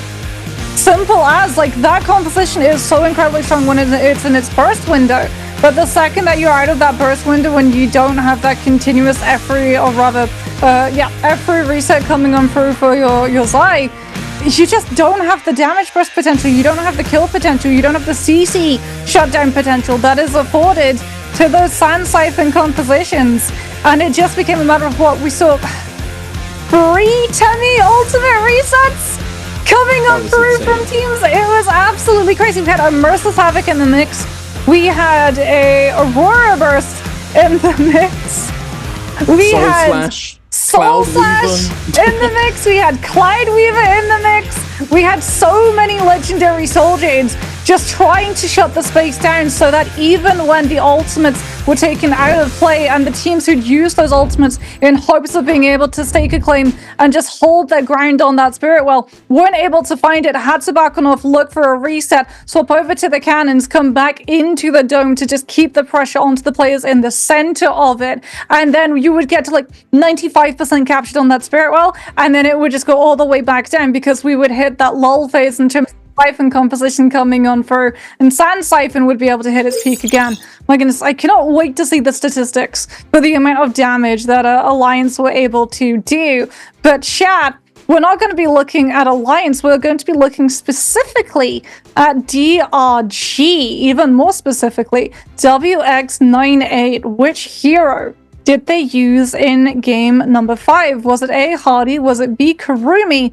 Was it C, Viper? Or was it D, Tessa? That one's easy. You don't need any little hints coming through from me. Just get your answer into chat and make sure to keep your eye on the whisper box so that you don't miss if you are the one picked out as that winner. But no, Dunk, that was absolutely crazy. We did theorize. Today we talked about on Friday the fact of like the spirit well changing, and we'd seen multiple times. I believe that's the 4th time now that I've seen a spirit well go entirely uncapped because of the amount of pressure just coming through from all of the teams in the air. Because like every single one of those 3 teams left knew that they could not allow the cap to come through. The zone was so enclosed that if any of those compositions got a 2 ultimate cycle, they would just unleash absolutely the fires of the 9th circle upon every player in the close vicinity.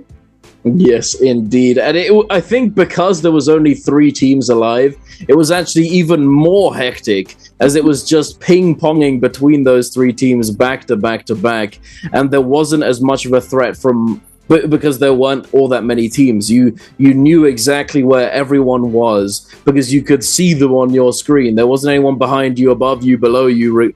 You knew exactly where everybody was, and you were able to fully commit, and that's pretty much exactly what happened. We saw so many ults used back to back to back. Every single Soul Jade in the book was just insane. As we talked about, Merciless, Cavalry Bloom, Cloud Weaver, Soul Slash, Aurora Burst, everything. I think the only one I didn't see was Longsword with Phoenix Blast. Phoenix and Hector. I think that was it. That was the only one I didn't see. I didn't think. Maybe Stanchion wasn't there either. We didn't have a Dragon's Roar and we didn't have a Stanchion. Yeah. Or a Dreadful Whale, come to think of it too. True, Dreadful Whale. Yep, another one. But back to Alliance, the MVPs of that game. Oh my goodness. Huge performance from them. Absolutely. Look at the damage numbers on the Karumi. Yep, almost as much as the healing. 26,000 healing done, but 25,000 damage done. That is a battle Karumi after my own heart. Please let NY7 come away with the MVP, because when we do go to that neutral reset, that Karumi Tether is the make and break between keeping all of your players up and alive.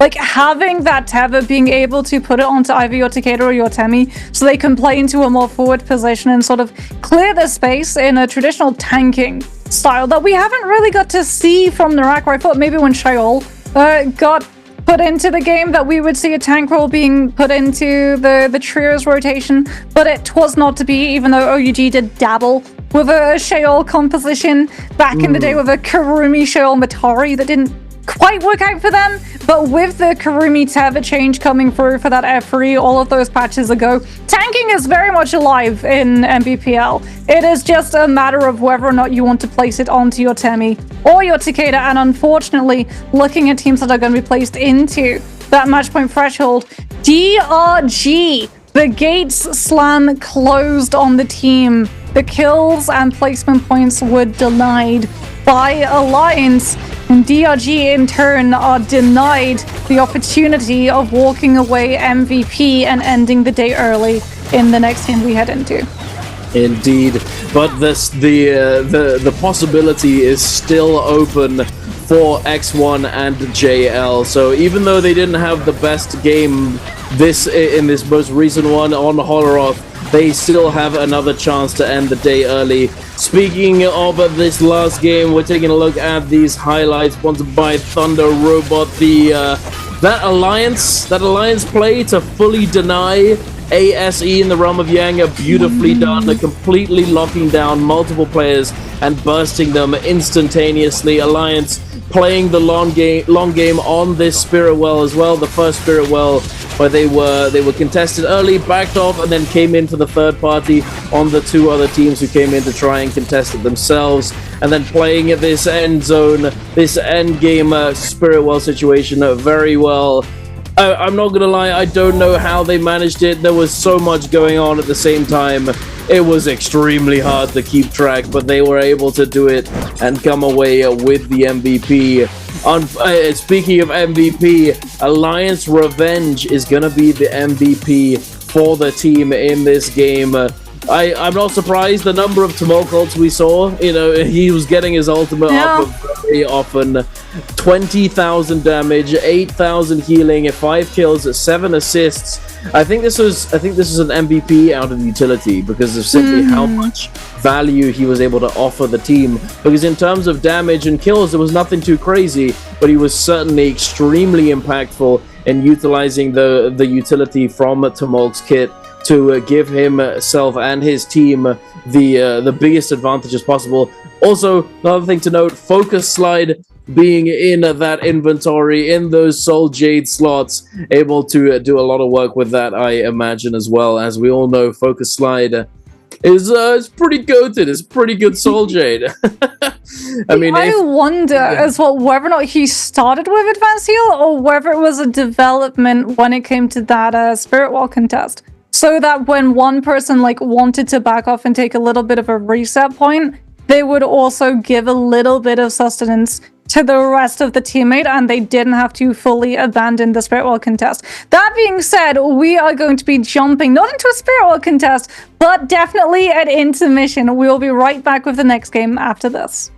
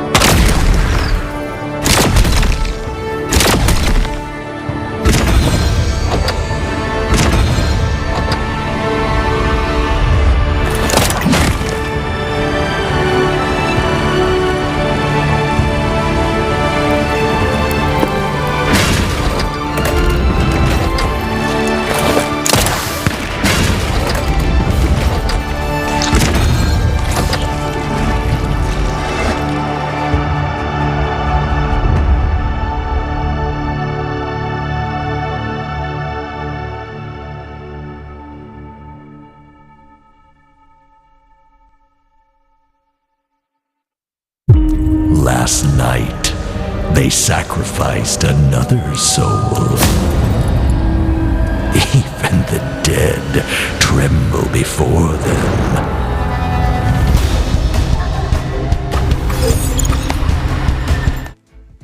Hello and welcome back, ladies and gentlemen. After that short break, we're going to be jumping right back on into the action for our 6th game of the day. I am Dunkin' Donuts, joined by the lovely Got Moxie.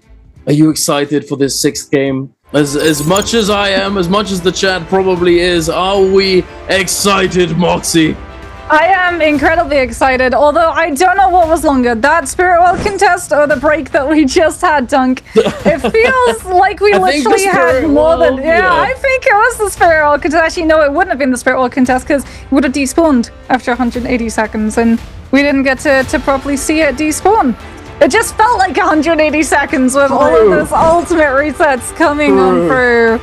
But that's definitely going to have impacted the mentality of some of these teams. We still only have the 2 teams on MVP eligibility, as we did just discuss before that intermission. DRG unfortunately were denied being able to cross the 70 match point threshold by Alliance, who grabbed both the kill score multiplier with the last team standing, as well as all of the eliminations on everybody left in that lobby. So headed into game 6, it is still a 2-horse race between JL and X1, who remain in the last phase. And need I remind you, Dunk, X1 gambled it all. They went big, and unfortunately, they ended up going back to the lobby rather early on. They are reduced now to just the 3 hero points because they opted to grab Sand Siphon. They did indeed, and it might be a bit rough going into this next game. But that being said, I think they're probably still okay. You know, they might not be able to pick exactly what they want, but considering how well X1 has been performing, I wouldn't be surprised if they could do well on pretty much anything at this point. But we are going into that first round selection just now. We've got a little bit of everything right now. The last thing, for us to truly have the jack of all trades first round selection, we'd need a Siphon. But no, it's going to be a Sand Siphon instead. Double Sand Siphon, Viper, Tessa Wuchen, and a Hardy Kailin comp to start us off. But let's see it. The second round selection, 50-50, a little bit of Sand Siphon, a little bit of Tessa, Viper, Wuchen. It's looking as though it's gonna be a Hardy Kailin zipping last round selection, Moxie, as I don't know if there's all that much else worth picking except for perhaps the Siphon. Thank you very much, JL, for correcting me on that one. I mean, X1, yeah, they have to go for the zip. They can't play the Kurumi. They only have 3 hero points. And potentially, we still have 2 other games ahead of us that they also have to take into account in terms of those hero point round selections. You do not want to be on match point eligibility and entirely out of hero points, because then, well, that's when you might get your wish, Dunk, to see Taka in trios. As we're going to be seeing the run back. ASC are going to be playing the Valda yet again. Indeed. To be honest, I think it did pretty well as well in that game. It was a slight blunder, but also potentially you could say that it was simply a very well played by the opposing team. You know, you could say that it was less down to them making a mistake and more down to the opposing team just playing it. Recognizing the opportunity. Exactly. Oh yeah. Because like the second that they used that F2, now like the combo break just invested a little bit early, and then boom, all in on the Valda, full lockdown on Saga so that you don't get the opportunity to come through with that V2. As we're going to be having, let's see what abilities come through.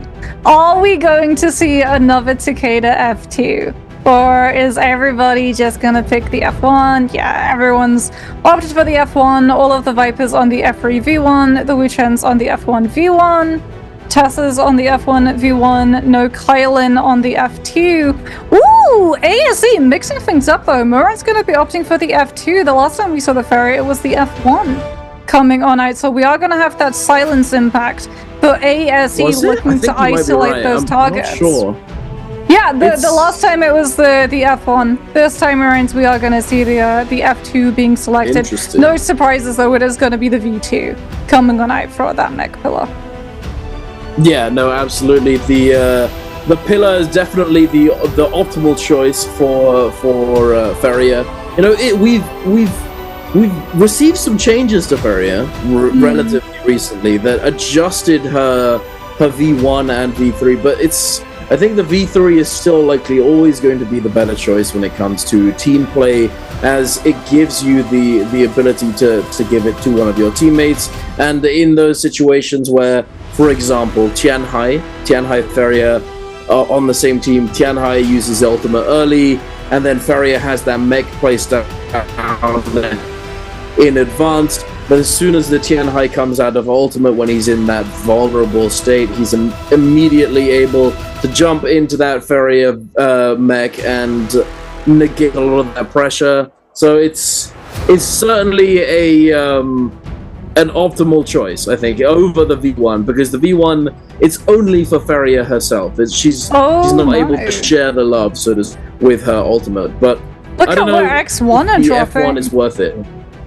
Like, X1 are dropping so isolated away. They're down the very south of the map. They are going to be pretty close to JL, and this is JL's favored landing spot, but we're going to be seeing ASE and WBG fighting it out over control of Muddy Spot. Artisans Grove with all of the breakable boxes to get their hands on a lot of loot. X1 close to JL, but actually going to be pushing one over towards Shadow Jade to take a fight against OUG, and that is not how they wanted this round to start off with. Parry against ZDI. Thankfully, all of their players are still going to be standing, but they have been looking for a lot of these red flashes and throwing out a lot of these blues. You can tell that they're feeling a little bit more pressure to finish off these fights faster, because they're being a little bit more careless when it comes to red flash and blue flash, and it just looks like a different team entirely to the X1 that we saw earlier in the day.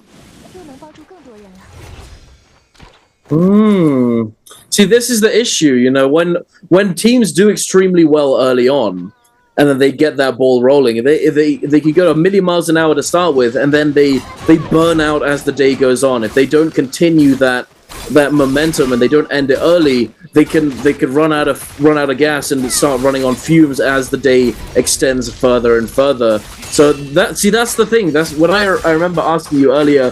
Which one do you think is the best strategy? To go a million miles an hour at the beginning, to start slow and then, you know, pick it up later, or to just try and do slow and steady throughout the entire day and play consistent? You said that fast at the start was the best option, and yes, I agree that is probably the best option. But if it doesn't go your way, even once, it can slow you down to recover so from. much. Exactly. Especially because, like, X1, they have that voice in the back of their head about hero points and lack thereof, which is going to be giving them even more pressure. And DRG are also going to be feeling that pressure because they just lost their first drop fight, which is very unfortunate for them because they are so close to match point eligibility. But in the past, we have seen teams be that close, if not even closer, and be unable to get 1.5 points or even less sometimes in an entire round because of that pressure, because of that stress. As we're going to be having a look at ASE and WBG. Someone's going to hit Water Wheel, potentially, maybe. Jiangdong going to be dropping down with the charged LMB on that longsword. Viper ultimate is going to come, and out. Tesla Combo Breaker has been invested. Jiangdong not going to be able to break away onto the cliffside, but he is not their target. They are all in onto Xiao Wen. The Valda now going to be utilizing that combo break, jumping back with those bubbles, but the second that has been removed, the Valda has very little defenses and will be falling beneath WBG, as we're going to have a look and see exactly where X1 have put themselves off to. Yet again, just as we saw in the previous round of Holoroth, when the first fight doesn't go their way, they play so far away from the rest of the lobby. JL similar, going to be going for the slow roll of just pushing up into Shipwreck, looting through all of the spacing, and trying to come through with the loot to set up the budget composition and get the ball rolling for the Zai V2 to fully pop off.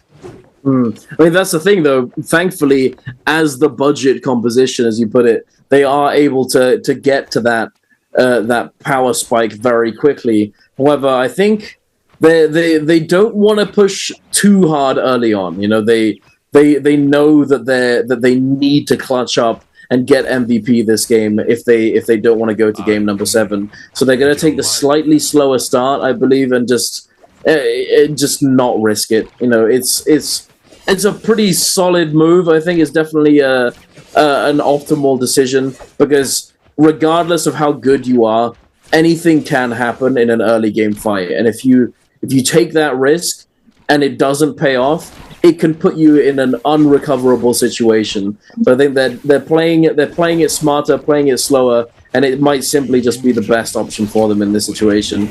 But we will have to see, because they're taking a slow start, we're probably not going to see too much action from them for the moment. However, speaking of action, GG and JDG certainly looking for some of that smoke. CJS diving in with the slap, recognizing the enemy Takedas, use that F1, and the only blue focus, or one of the only blue focuses you can hit a Takeda F1 with, is the slap. He goes straight in for it, but immediately now swapping over to the fan as the F1 is already starting to expire. The Tumult ultimate has been placed down along with both of these Karumi ultimates, both Tumult ultimates now as well. The Takeda ultimates happening, everything going down. But I think that this is just the way that Sand Siphon goes. It's just the way that Sand Siphon plays out. You end up using one ultimate and then everything just immediately gets used all at once. CJS sending these players back with that Furin Blast, going back over to that white armor, able to armor swap, but it's not going to be enough to save him up against this parry follow-up. And yeah, again, the parry wasn't enough. The third party certainly would have taken them down. JDG now having to fend off this third party situation, but they're doing so extremely well. KLA already on the back foot now. Tutik doing so much work, got that parry initially, able to burst down that Karumi, force out that ultimate very quickly, playing with no ultimates up against a team with full ult prio, and now they're going to have their Takeda ultimate ready to go very, very soon, and there it is. GG run back to fourth party! No way. This is insane. I mean, they're 7th on the leaderboard. They have nothing to lose. They need to make something happen. Are coming in for the fourth party. They probably scouted out in soul form, but X1 is coming through with the fifth party. ZDI on that Kylan V2, putting the pressure onto JDG's Kiki, trying to get the Karumi to back on off and snap that Teva at the max distance before turning onto the Takeda that the Teva is currently keeping alive. Now they've been able to spot out JDG's Jing, but the zone is also going to be closing in onto this fight, and X1 have to be careful. They've already lost one fight. GG also having already burned those revives. Does look like the call has come through. They didn't find that burst that they wanted, the kills claimed by their ultimate duration, and X1 are going to be backing out. GG still going to be fighting through, and CJS is going to pay for it. Temi ultimate comes on out from JDG to control the entire tempo of every single team left, especially with that Karumi on the circle still in play, as well as Tutik with his Takeda V3. They're going to be able to catch the last players from the side of GG, and that is probably going to be GG.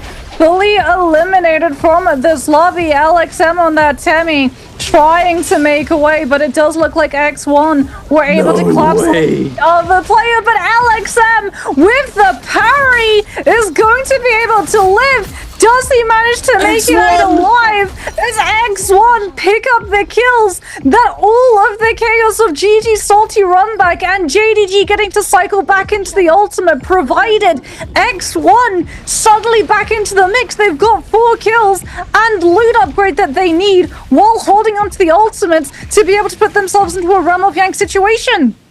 They have indeed, Moxie. This is looking very good for X1. 4 eliminations so far, a substantial amount of dollar in the pocket. They are going to be in a very good position moving forwards. But the other team in match point threshold, JL, have decided to go into this Realm of Yang up against Alliance, the MVPs of the previous game. BVV looking for that scale rush in, not able to find it. Now using that ultimate very, very quickly. Very nice read on to that Tessa ultimate, dodging away. They're up against a Viper, Tessa, Wu Chen in the Realm of Yang. The Wu Chen teleport comes in, but it's not gonna do anything. In fact, it may have actually made the situation worse for them, grouping them all together, making it very easy for VVV to fully consolidate all of that damage onto these players and making it an unwinnable situation moving forwards. But here we are, X1, as you said, putting themselves in a position to go into the Realm of Yang. Here they are going in up against DRG, a team hoping to get into that match point threshold off the back of this game and see if they can, or if they can take down X1, or is X1 going to accelerate their lead even further, as it's looking pretty good for them already. As I say that though, the focus slide comes through. ZDI takes a bunch of damage, forced to pull the trigger on this Kylan ultimate, unleashing, trying to focus down that zipping in the mirror matchup. The opposing Kylan also utilizing the ultimate, trying to find the peel opportunity for his teammate ZDI, taking a little bit of damage there. The Hardy and Kylan both focusing him down. The zipping F waiting for him to pick it up. He does manage to find it, healing himself up just a little bit, and now keeping him in the fight. XLY is holding on to this Hardy ultimate as long as possible, and it looks as though this might be a win for X1, Moxie. Yeah, especially now because they've been able to take down one of the players from the side of DRG, turning it into a 3 versus 2. The combo break going to be coming on out from the Hardy. ZDI with those nunchucks does manage to find the parry onto the pulse of committal coming on through from Kakashi. Lovely stuff catching onto him with those nunchucks. Now it is just a matter of a 1 versus 3. 30 seconds left. It is not going to be a Realm of Yang timeout. And this was a crucial Realm of Yang win for both X1 and JL. The two teams that are match point eligible in this round were both able to back themselves the bird of the million might. And that means that we're going to see a very aggressive next couple of moments coming through from both of these squads. JL going to be out into the wilderness hunting down to see if they can figure out where exactly some of those teams with Yang depletion have run off to. You can see them tracking over towards those soul altars. Wolves going to be holding themselves very quietly on that Viper test from Wu Chen, not wanting to run into a team that is emboldened by the buff as well as the legendary weapons that a Realm of Yang win provides. BVV with the legendary fist blades is going to be an absolute menace on that Zai, as JL haven't been able to find a team to run into and take a fight just yet. Alliance are trailing behind them on the Viper, Tessa, and Wu Chen composition. As you said, having a tough time of it inside that Realm of Yang.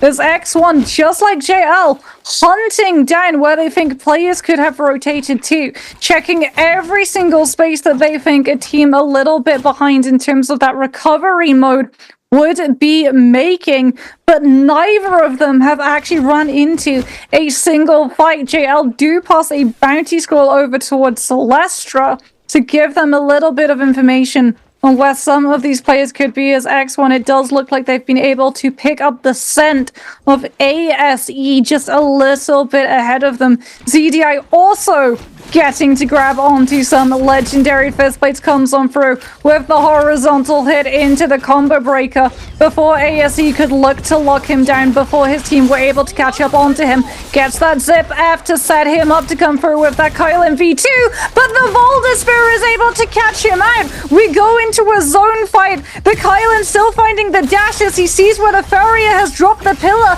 and he keeps dashing through the spaces to potentially interrupt ASE from putting a player inside that mech. They will be able to get Moran into it, but the Hardy Cube is still going to be in play for the combo break to come out from that Kylan. DRG just showing up on the edges of that minimap, looking to come in for the first party, but as you said, beautiful parry comes on out. Can X1 find the kills? No. ASE are going to be able to pick up one, pick up potentially a second, but it's XLY who are able to take down Moran, as we're going to see that potential third party potentially pushing these players further into that zone damage. But this is a much better situation for X1 than it is for ASE. They've still got Vermilion Birdsmite. If they go down here, they're still in the lobby, as opposed to their opponents who are going to be fully eliminated if they fall. And DRG, off of the back of those kills, have done it, Dunk. They've got enough points. They're just going to be able to qualify for match point eligibility. They are indeed, but it might not have been enough early on, as the the two teams who are already there are certainly doing very well for themselves. JL, we're taking a look at a quick replay of JL's fight against Alliance here, while all of that was taking place in the zone, in the storm. Alliance Yumar catching that Tessa ultimate. Unfortunately, though, I don't think it's going to save him in this situation. I believe he does end up going down here. All three of these players immediately focusing him down. Another thing to note, ASE Jiangdong, unfortunately, is going to be going down in the zone, in the storm, and all three of them are going to be eliminated in 4th place total and just shy of the match point eligibility. So if it does go to game number 7, they're going to have to hope for the best and try and deny the MVP again, while simultaneously getting themselves into that actually, no. Even if they did so, it wouldn't matter, because if it were to go to game number 8, it would be the most points win. Are we going to see it? I don't think they'd be able to clutch it up. JL versus X1, we do get to see it. God, Moxie. This is the most impactful realm of Yang fight of the entire day. Whoever walks away with this win is going to have all of the ultimates. Whoever loses is going to have the saddle of Yang depletion for the next 5 minutes to force aggression. BVV comes on through with that Zai comment drop down, trying to hit the fire tick proc. They're looking to put the pressure onto the zip, but LYD with the nunchucks meter dump will be able to turn the gold focus onto the 2 players of JL who wanted to find the isolated 2 versus 1. Zip's going to utilize the combo breaker to break away. VVV gets the Matari ultimate, wants to try and put the skirmish, putting pressure onto the Kylan.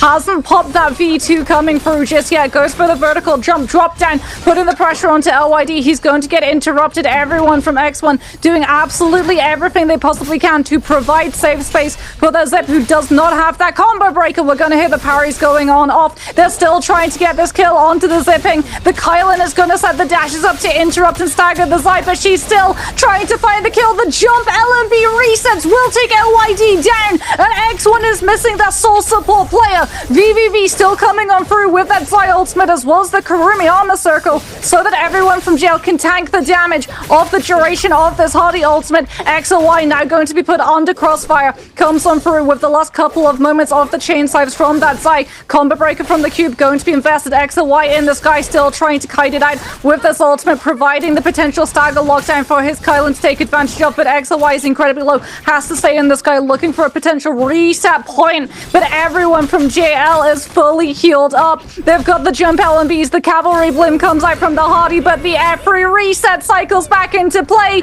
and JL walk away with the win. X1 go to Yang depletion. JL pick up the win, the buff, 3 extra kills, and all of the loot. They certainly do, Moxie. Oh my goodness, what a fight.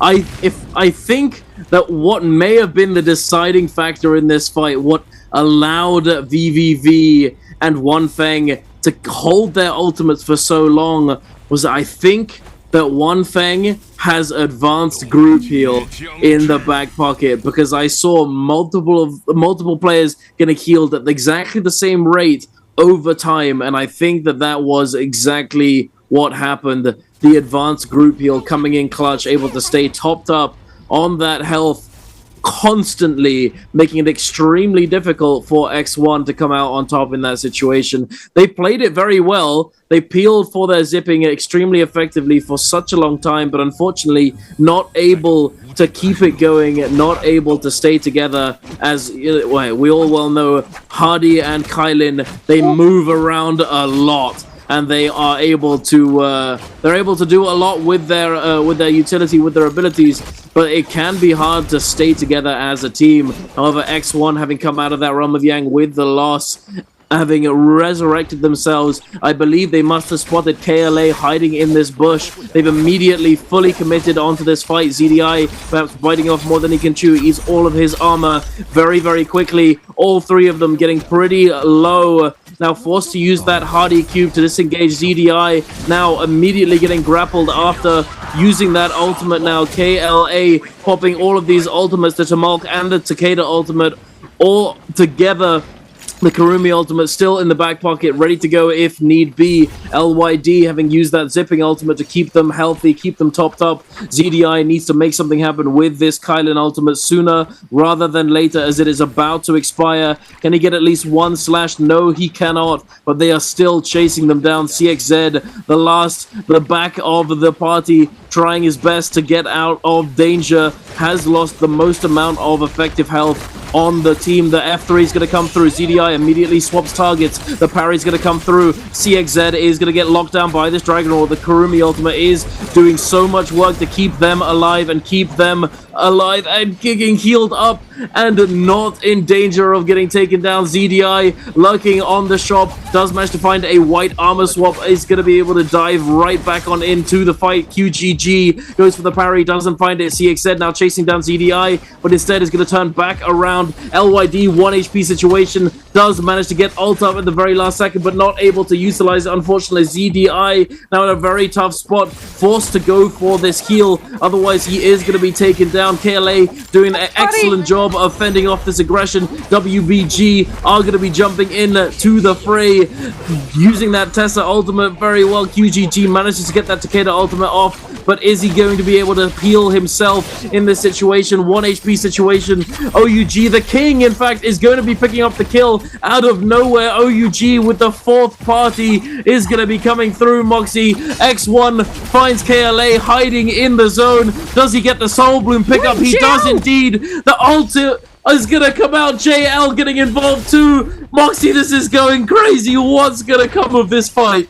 JL on double-digit kills. X1 reduced to just ZDI. He was able to pick up the Soul Bloom in all of the chaos, but he's also had to burn his ultimate, and he goes into a house that's occupied. GG's Temmie tracks down where this Kylan has run to. He's got the first place. He puts himself onto the rooftop. He's trying to break away with the scale rushes, just torpedoing himself into that house over and over again and again, utilizing the window frames to scale rush inside and outside, but that's going to make him a little bit of an easier target to lock down with those cannon shots coming on out from the outside. GG still after him. X1 ZDI still somehow alive, but not maybe quite kicking. There it is, the charge, or rather the jump LMBs of the Fist Blades comes on through, but he just can't scale rush out of danger. The Zai F3 trying to chase him down, but JL's TXG are the ones who's going to be able to walk away with another kill.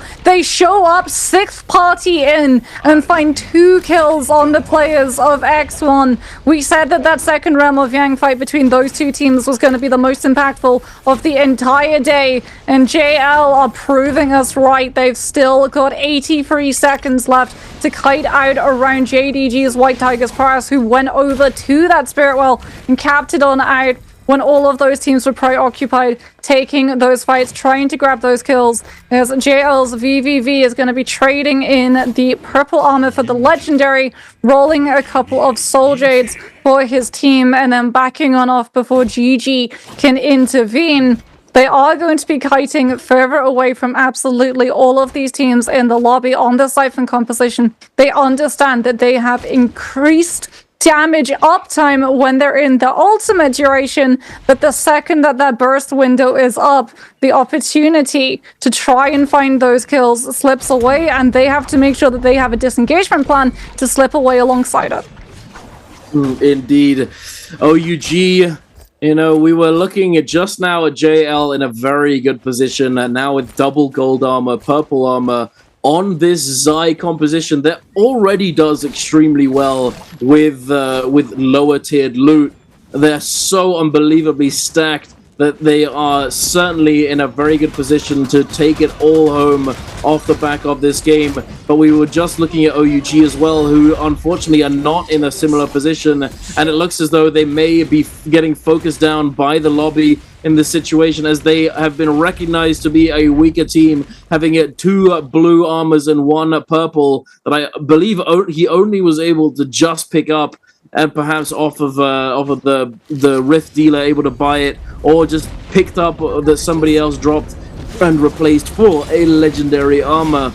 But we will see if they're able to survive the pressure from the lobby. They're certainly putting up a fight. 2-tick, perhaps a little bit too aggressive, sends a blue focus there, immediately gets parried by OUG, fending them off and putting the pressure back onto them, denying this aggression.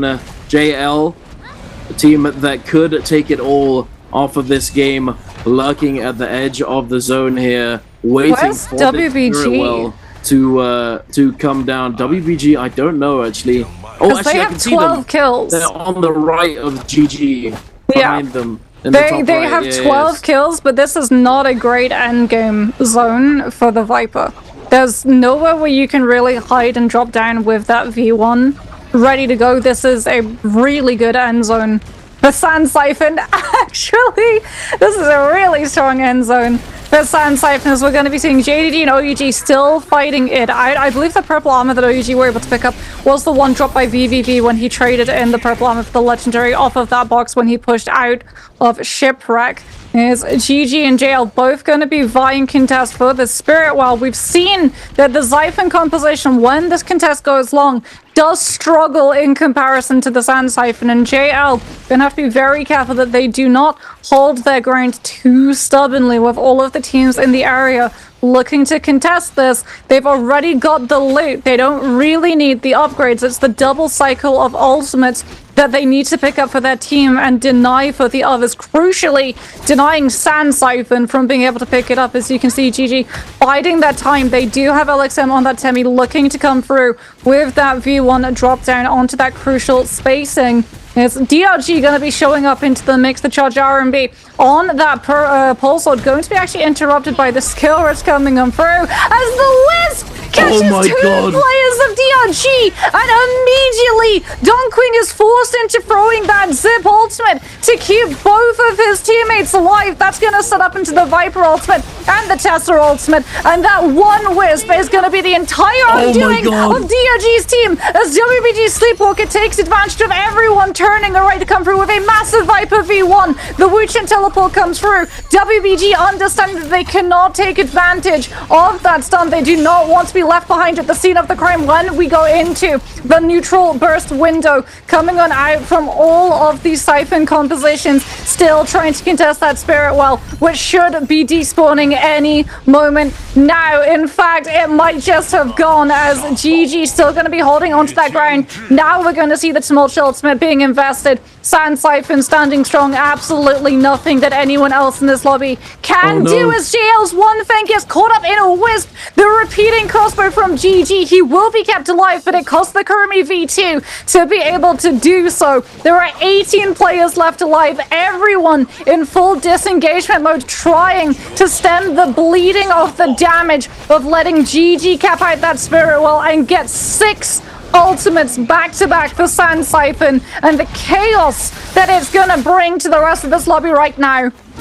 Absolutely, and it's starting already. OUG the king eating the brunt of that damage, that pressure from GG. GG constantly trying to create openings. They recognize that JL are on the back foot and they don't want anything to do with them, but they're constantly poking and prodding to see if they can create an advantage for themselves. But instead now, they've spotted out Wolf ZK, who's dropped down right into the clutches of GG, pressuring him down, now forcing him to use that combo break, kiting upwards. CJS goes for a grapple, immediately eats a fire arrow's bow shot to the face, preventing him from pushing forwards and going where he wants to go. Wolves XEM now in a bad spot. Unfortunately, JL, although he created that kill opportunity, was not able to secure it for himself. It does go to the side of GG. GG, although they're on the front foot, they still need a whole load more kills if they they want to deny this MVP. Lurking on the side, CJS having used that Takeda ultimate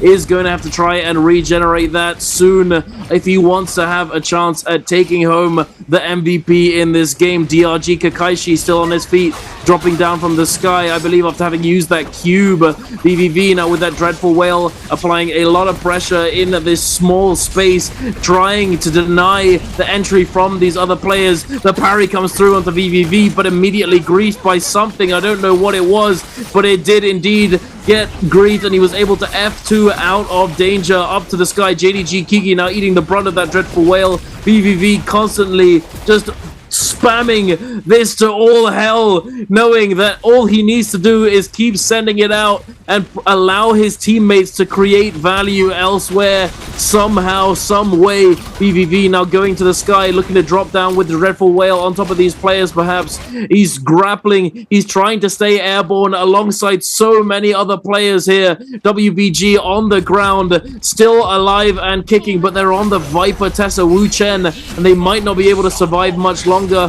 perhaps giving rise to JL to take this MVP and take it all home right now.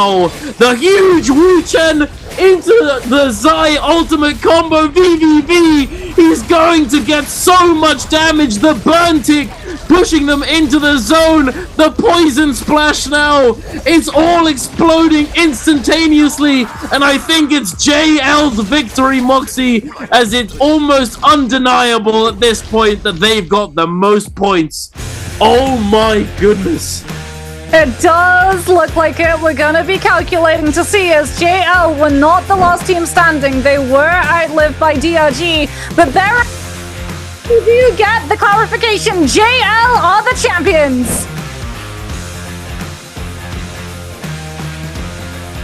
Let's congratulate our bi-weekly final championship, which belongs to Team JL. 让我们恭喜 JL。 Let's congratulations. 有请 JL 的选手来到舞台中央。 Welcome our teammate. Welcome to the center of the stage. 这个冠军终于可以举起双手迎接冠军的时刻了，谭旭杰。来来来， This 我们站到这里。 championship finally belongs to you, and it's your honor time. You want to put your hand here? Okay, you can always put here. 很不容易啊 Anything you want to say? 就只能说之前确实很多地方都差一点嘛。 It's so hard. It's so hard. Sometimes it's unlocked, and we also have some error. 只能靠自己一点点 And 把这个 now, 弥补回去吧。 and I think we have chance 我相信 like 这个冠军对于 JL 来说真的 correct 是 our 等了 mistake 很 and 久 finally 很 get 久 the 了。 championship. 小伟，此时此刻终 We 于 know this 拿下了这 championship 个 for 冠 you 军，有 is 什么话想对 really 大家 really 说？ long time for you. Anything you 不 want 好意 to 思啊 say? 冠军伟在这儿。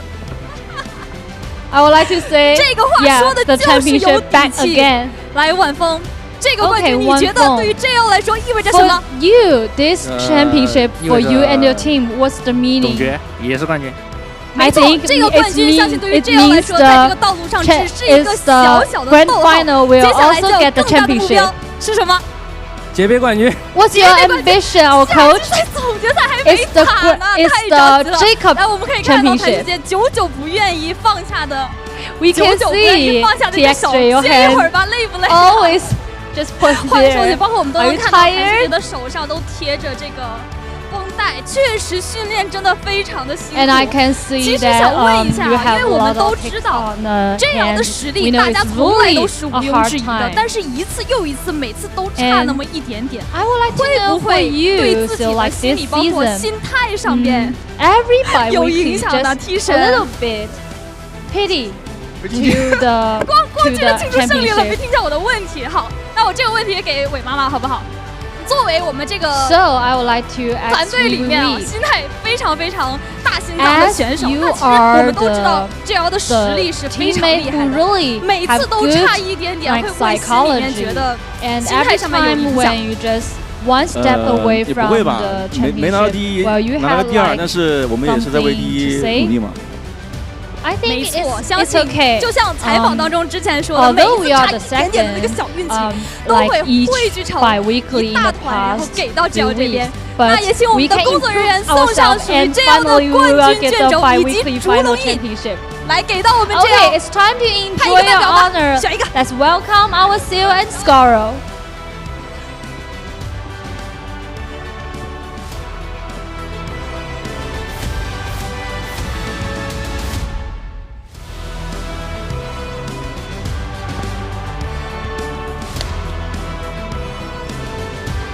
来，先给我们的摄像机展示一下。Okay, show the logo.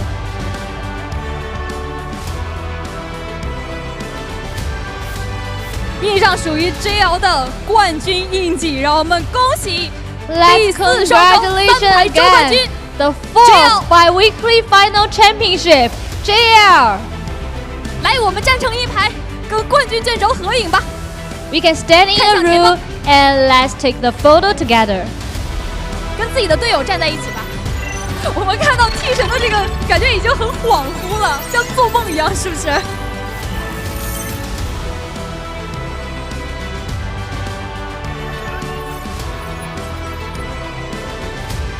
当然，这个冠军对于 JL 其实包括 JL 的选手，包括今天来到现场的 JL 的粉丝，都是期待已久的。其实我记得在上一个上周的时候，就有一个粉丝说，每次周学都来看 JL， 每次都是奔着 JL 夺冠来的。这一次不知道他在不在啊？如果你在的话，可以让我听到你的呐喊声吗 ？If you are here, can you shout it out loud?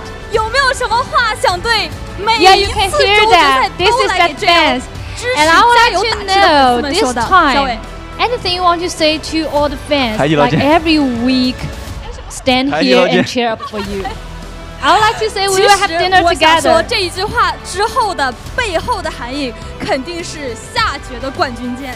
节杯的冠军剑，对不对 I 当然， know, 其实我 like 们说回这一次的 this 游戏 look 吧， very 想谈一 simple 下第6把 sentence, 的这 but 个 for you, 赛 like after this 第 word 2 is 个回阳 it 镜，你们 means 知道对手是谁 you will get 来，可以把 the 话筒给 championship 踢神 in 吧 the grand final 知 and 道第 also 2 the 个回阳镜的对 Jacob. 手是谁 And I would like to know if you know the second 就 realm 知道了 beyond 对 who's 第2 the 把回阳镜的 opponent 这个 for you. 对手是 Yeah, 的 the 作为 second, 回开了2个赛点 actually 的 we 队 don't 伍，在 know. 这个舞台上， Yeah, 其实 the 也算 second 是拿 realm 下了 of 那个回阳 beyond, 镜 your， 就算拿 opponent 下了这 is 个冠军。 X1. 当然，叉万今天也有非常不错的表现， And I 有 would 什 like 么 to 话想送给 know 自己的对手 anything you 们 want to say to your opponent, Today is a good day. X1, because Today is a they good day。 really 我相信 have 这一 good 句话 Q 的 performance. 非常明显啊！不知道在后台的东哥听到这句话会是什么样的感受？来，最后一个问题给到晚风，好不好？把 Okay, 话筒交给晚风。 last question to 晚那当然，风。我们知道，其实晚风算是后归队的。那经过 We 了 know 这么 that 长时间的磨 Wang Feng, you 合， are 最 the 终跟 last 2位 one 熟悉的队友 joining 拿下了这个冠军 JL. 对自己 And I 包 would 括 like 对 to 之后 know 这样的 because 规划是什么 before 样的？ you join in and 继续努力吧。继续。 and like 好 for 来 the 给到 rest 我 of 们 the 教练 time, what's your plan? 我 I 相 was 信这个冠军 still cheer up. 教练应该内心也是非常激动的。 I 因为 know, 等 so 了很久 this 很久 championship 有 for 什 the 么话想对身 coach, 边的小伙 you 子们 really 说？ wait a long time. Anything you want to say to your 牛逼。 teammate? 简单 You are so 粗暴 cool. 努力有用。努 I would 力 like 是 to 有用的， say, 对，没错，我相信每一 working 次 hard 比赛都是 always 大多的时候运气 is 好，但是运气好 have 只是一 good 部分， effect. 努力一定是最重要的。好，来，最 Yeah, 后 we 一个 know 问题 every championship 提神 must 我 working 知道 hard. 今天 boss So 也 at 来 last, I still Boss have 看到了 one 这样夺 more 冠，有什么话想 question 跟他 for 说？ TXJ. You 谢谢 you 通哥一直 know 来照顾 that 吧 your 每 boss 天在 is 基地 here 里 today. 确实 Anything you want to 什么 say 都 to 拉满 him? 的并且也会来陪我们 I would like to 做 say 其 thank 他 you 的 our 事情吧，就 boss 不单是就经济上支持 support 更多 us 还有 and 像 standing 心态上支 behind 持啊，或者 us. 说是其他 We know in 各 the 方面他都 club 有在参与 and 各 a 个 long 方面 time you 其 just 实这 company 真的 with 通了真的很 us 辛苦很累。 and 没错，情绪价值、 practice 经 and 济价值也 practice 都是 and 足足 practice 的。我们能看到 and 这样 give 也 us 是一个非 both 常团结的 emotional 队 and 伍。 also 当然，这个 like 冠军对于 in JL 来说只是一个小小的 economical 成就。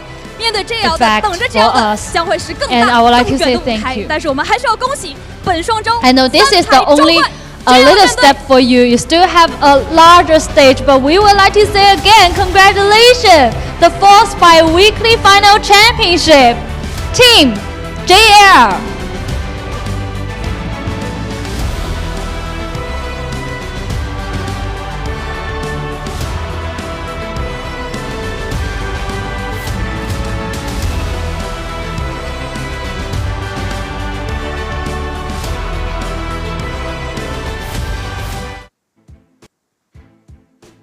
Well, there we go. I can't believe they didn't know. Dunk, they did not know in that second realm of Yang fight it was the decider for who walks away with that final bi-weekly 4 trios title.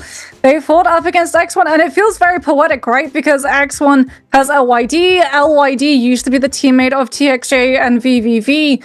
Getting to see One Feng just integrate into the team and play alongside them with that perfect synergy that we got to see from old school TE before they broke apart and became TE and X1 and JL was something incredibly special, as well as getting to see VVV in his usual form popping off like crazy in those final zones with that Dreadful Whale, buying his team so much spacing, as well as the fact that they were on the perfect composition to weather the storm that was WBG, because when WBG came through with that play of the Viper V1, all JL had to do was pop the Matari ultimate and they were entirely safe from the entire 5-second stun. Yeah, absolutely. And another thing to say, you know, we just saw it on screen. You mentioned that it was their ex-teammate, and you could see right there the camaraderie, the just like the respect between players and the sportsmanship is always lovely to see. And NARAKA's community, NARAKA's esports community is certainly one to show that time and time again. You know, it's, you know, and a lot of esports, there is a lot of, you know, there's a lot of back and forth, a little bit of a little beef, you know, it's like, you know, I'm better than you, I'm better than you, you know, but there's a lot of sportsmanship and respect between all of these players, and it's always very nice to see, especially when we can see it on the stage, as we just did, you know, ex-teammates, everyone's friendly, everyone's, you know, probably gonna go and chill out in the back and just talk about the games and talk about what went well for them, what went wrong, you know, all of that stuff. And it's definitely a pleasure to watch and be able to witness as casters, as I'm sure you at home can definitely appreciate it as well, as it's not always something you get to see on the competitive stage. But we know what JL are going to be doing after they finish packing up. They've got a fan to eat dinner with, which must be something extra special if you are that fan. But no, huge congratulations to JL. It definitely is going to be a confidence boost for them, right? Coming into not just losing out on the Nbpl spring season title to GG, but then also losing the Koi title to GG, knowing that you have 2 out of 4 defending world champions on your team, never being able to walk away with those wins. Surely it must have felt incredibly bad. Probably a lot of pressure onto One Feng as well, where he's probably thinking about like questioning himself, whether it's problems with him, because we did see at the start of the year there was a couple of problems coming in through just because of the amount of synergy that TXJ and VVV had previously had with how close those players from TE had been. They were a package deal when they got picked up from TE to TE for a reason, and that's because while they're amazing players in their own rights, both individually, some of the strongest mechanically gifted players as well as the smartest players when it comes to macro, when they work together, they are just a different beast entirely. When TXJ and VVV are just reading each other's minds, they really do just look like something on another level in comparison to the Nbpl scene. And One Thing did struggle into it, and I remember there was an interview that he did where he actually confessed that he was feeling that pressure, that he was feeling that stress, because of the amount of expectation that was heaped upon him playing with such amazing players that everyone in the Nbpl scene looks up to. Like, TXJ has the nickname God of NARAKA, which isn't given to him by us casters, it's given to him by the players, by the pros. They all look up to TXJ and VVV. So for One Thing coming on through and having to just fit in with those players, surely it did feel sort of like just looking at this Goliath and figuring out your place alongside them. But when you saw their performance today, when you saw the games that they were able to play today, as well as the fact that they were able to sort of take on the chin the fact that they had a little bit of a slump in some of the rounds afterwards, but still recover, that is what's the difference between these teams that have pop-off games but don't get to go all the way. And unfortunately, X1 fell into that category today. They did so well at the beginning of the round, but when we saw them in the last 2 games just throwing so many blues, flashing so many reds, they just looked so desperate to be able to lock down those kills that they became not complacent, but just a little bit more frantic, a little bit less refined in terms of the fights that they took and the coordination that they had. But looking at the replays, that was not a problem JL suffered from. This was textbook. Oh, this was so nice to see. You know, I really want to find out whether or not one thing actually did have group advantage. I think actually no, yeah, he definitely did. I'm looking at the health bars right now. One thing pops a heal, and BBV starts healing up as well. So he's definitely got that group advance heal. It certainly made the difference in this fight. Able to constantly stay topped up, you know, with the zipping constantly being focused down by JL, it was made very difficult for X1 to recover in this fight. You know, they didn't need to necessarily use that Kurumi ultimate. They didn't need to commit their cooldown, whereas on the other side for X1, they really did need to use that zipping healing, that zipping ultimate very early, as they were able to focus him down so effectively early on in that fight, making it just a matter of time as they were constantly pressuring them. They knew that at a point they were going to break, and they were going to be able to finally lock them down and get the dub in the realm of the game. But yeah, as you said, it is surprising that they didn't know that it was them. But then again, that speaks to how difficult it can really be to know who you're fighting against and know who is who in these end circles, in these games. And this was immense. This oh my goodness, just everyone all grouped together in one spot. BBV able to take full advantage of it, just getting so many kills, so much value out of this Zai ultimate. And we saw VVV, you know, in VVV fashion, experimenting with different things, you know, different abilities, different ultimates. We saw him choosing to go for the V1. I think it was last week or the week before. We saw him use V1, and that game didn't go so well. And perhaps they thought, oh, this is just a bad game, we'll try it again. But if they hadn't had V1 in that if they had V1 in that situation, that sort of thing would not have been possible. And hey, thank God they had V2, because good lord did it pay off. But here we are taking a look at the total standings. What's crazy is that X1 actually did have more points than JL did in total, and potentially if it had gone to Game 7, Game 8, they could have come out on top without needing to get an MVP. So it is what it is. The match point rule system is brutal at times, and extremely well played to all of these players, especially to X1 and JL, though, as they were the two teams in match point threshold for the longest time. X1 getting there first, performing extremely well early on, getting those MVPs. And also look at this, we can see that ZDI was able to claim the title of most kills out of everybody today with 38 total. The second was 23, so he had 15 more kills than the second highest kill leader. Yeah. He did 138,000 damage total. That's insane.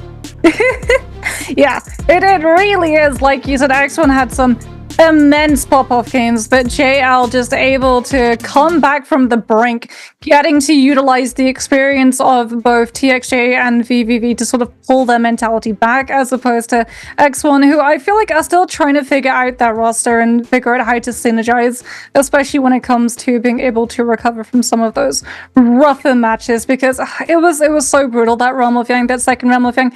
We knew whichever team lost because of the lack of space that a lot of teams had, and because so many players had been aggressive at the start of the beginning to try and sort of squirrel kills away from the two teams that had that potential to end the day early. There was so little in terms of players left that X1, whatever fight they did end up taking because of Yang depletion, would always be third-partied, would always be fourth-partied. It would be such a tough hurdle to be able to overcome. But there it is, JL's TXJ is going to be coming away with 85 kills total, an average of 3.7 kills, and a total damage done of, well, I'm guessing this is total damage done in total of the season, because there's no way that he put up 378,238 in one day, as that is going to be an awful lot of damage. As we said, the title of God. The title of God of NARAKA not given to him by us casters, but given to him by the players for a very good reason. TXJ is one of, if not the best player when it comes to NARAKA BLADEPOINT Pro League's trio scene. Absolutely, I think it might be just off of this bi-weekly that was achieved, because if we're looking at the kills that were on the board today, from X1, that one player able to get 38. If the total kills of TXJ were 80 something throughout the entire split, and that wouldn't really be all that much. But I think from this bi-weekly, perhaps that might be the stat that they were looking for, as 80 something kills in 3 days worth of games and 300,000 ish damage done in 3 days of play, doing around about an average of 100,000 damage per day. Yeah, that does definitely sound, while it's still incredibly crazy, much more plausible than doing it in all of your entire season. Do you know what is crazy though, Dunk? We're almost at the grand finals. The 9th and the 10th of November are when you're going to be able to see the grand finals. The solos is going to be on the 9th of that Saturday, and then, as is tradition, your Sunday will be your trios, and we can have a look and see which of these teams are going to be able to make it directly through, and which of these teams are going to have to run the gauntlet that is last chance qualifier before those pre-finals. All of these teams going to have to be going through the LCQs. Who is going to be at the top of the leaderboard when it comes to points that they've been able to accrue throughout every single one of our 4 bi-weekly finals? It's a little bit close, but it is going to be JL walking away with a total 32 points. Wolves going to be coming into second. GG, our defending Nbpl champions, in third. Alliance, with their newfound success this year, in fourth. KLA and Bowder leading the rear in 5 and 6. Indeed. It's very nice to see teams like Wolves, Alliance, and Bowder in this top 6, though. You know, Wolves and Alliance have been around for a while now, and they've just not been able to find success. But coming in now and doing so well is amazing to see. And then Bowder, an old name, one of the big names from back in the day, when at Nbpl's inception, at the very beginning of professional NARAKA and competitive esports NARAKA, Bowder was a huge name. But then for a very long time, they went quiet, and we didn't hear from them for a long time. And now they're back. They've managed to get a lot out of these the split. You know, I'm pretty sure they managed to pick up XCG's XCG's coach. Yeah, XCG's coach, as well, was a huge pickup coming through from them. But those are going to be your top 6 teams from the bi-weekly finals as a whole. Those are going to be the teams making it through. Every single one of the other teams is going to have to go through the last chance qualifiers, and these is going to be the map layouts. And we are going to be starting off incredibly aggressive, because that is Perdoria nighttime at the very beginning of those days, Dunk. So these teams do not get a map to situate themselves and find themselves a little bit more comfortable. It is ripping the band-aid right off at the very beginning, and they're going to have to carry that momentum through, because on the same week that they have LCQs, we've also got our pre-finals. So for the teams that go through LCQs, they're going to be playing a second day of NARAKA action to try and take those pre-purpose points forward before they head into those grand finals. Yeah, and they certainly can be pretty important. However, they're not something that's just going to win it all for you. As we saw today, you know, GG, I think, was leading the charge with the most pre-post points, but unfortunately they just didn't have a good day. They weren't able to get the ball rolling, and just, you know, I can't remember where exactly they finished, but I'm pretty sure they were teetering on the edge of they were 7th, because remember, they salty ran back at the very beginning of that round. They salty ran back onto JDG, because I remember saying, well, they're 7th. They don't really have anything left to lose, unfortunately. which, yeah, not exactly the finish point that GG have been wanting. And I mean, this is sort of something that GG have experienced in the past. We did see them take one bi-weekly final in spring. They managed to take the 4th bi-weekly final in spring. But until then, in the 1st, 2nd, and 3rd bi-weekly final, they didn't really perform all that great. So hopefully they'll be able to pick up their mojo again. But unfortunately, that is going to be us putting down the stream because that is all the time that we have left. I have been Got Moxie. This, did I get the direction the correct way? I did not. This has been the wonderful Dunkin' Donuts. And from all of us here on production, thank you for watching. We will catch you with the LCQs next week. Good night, everyone.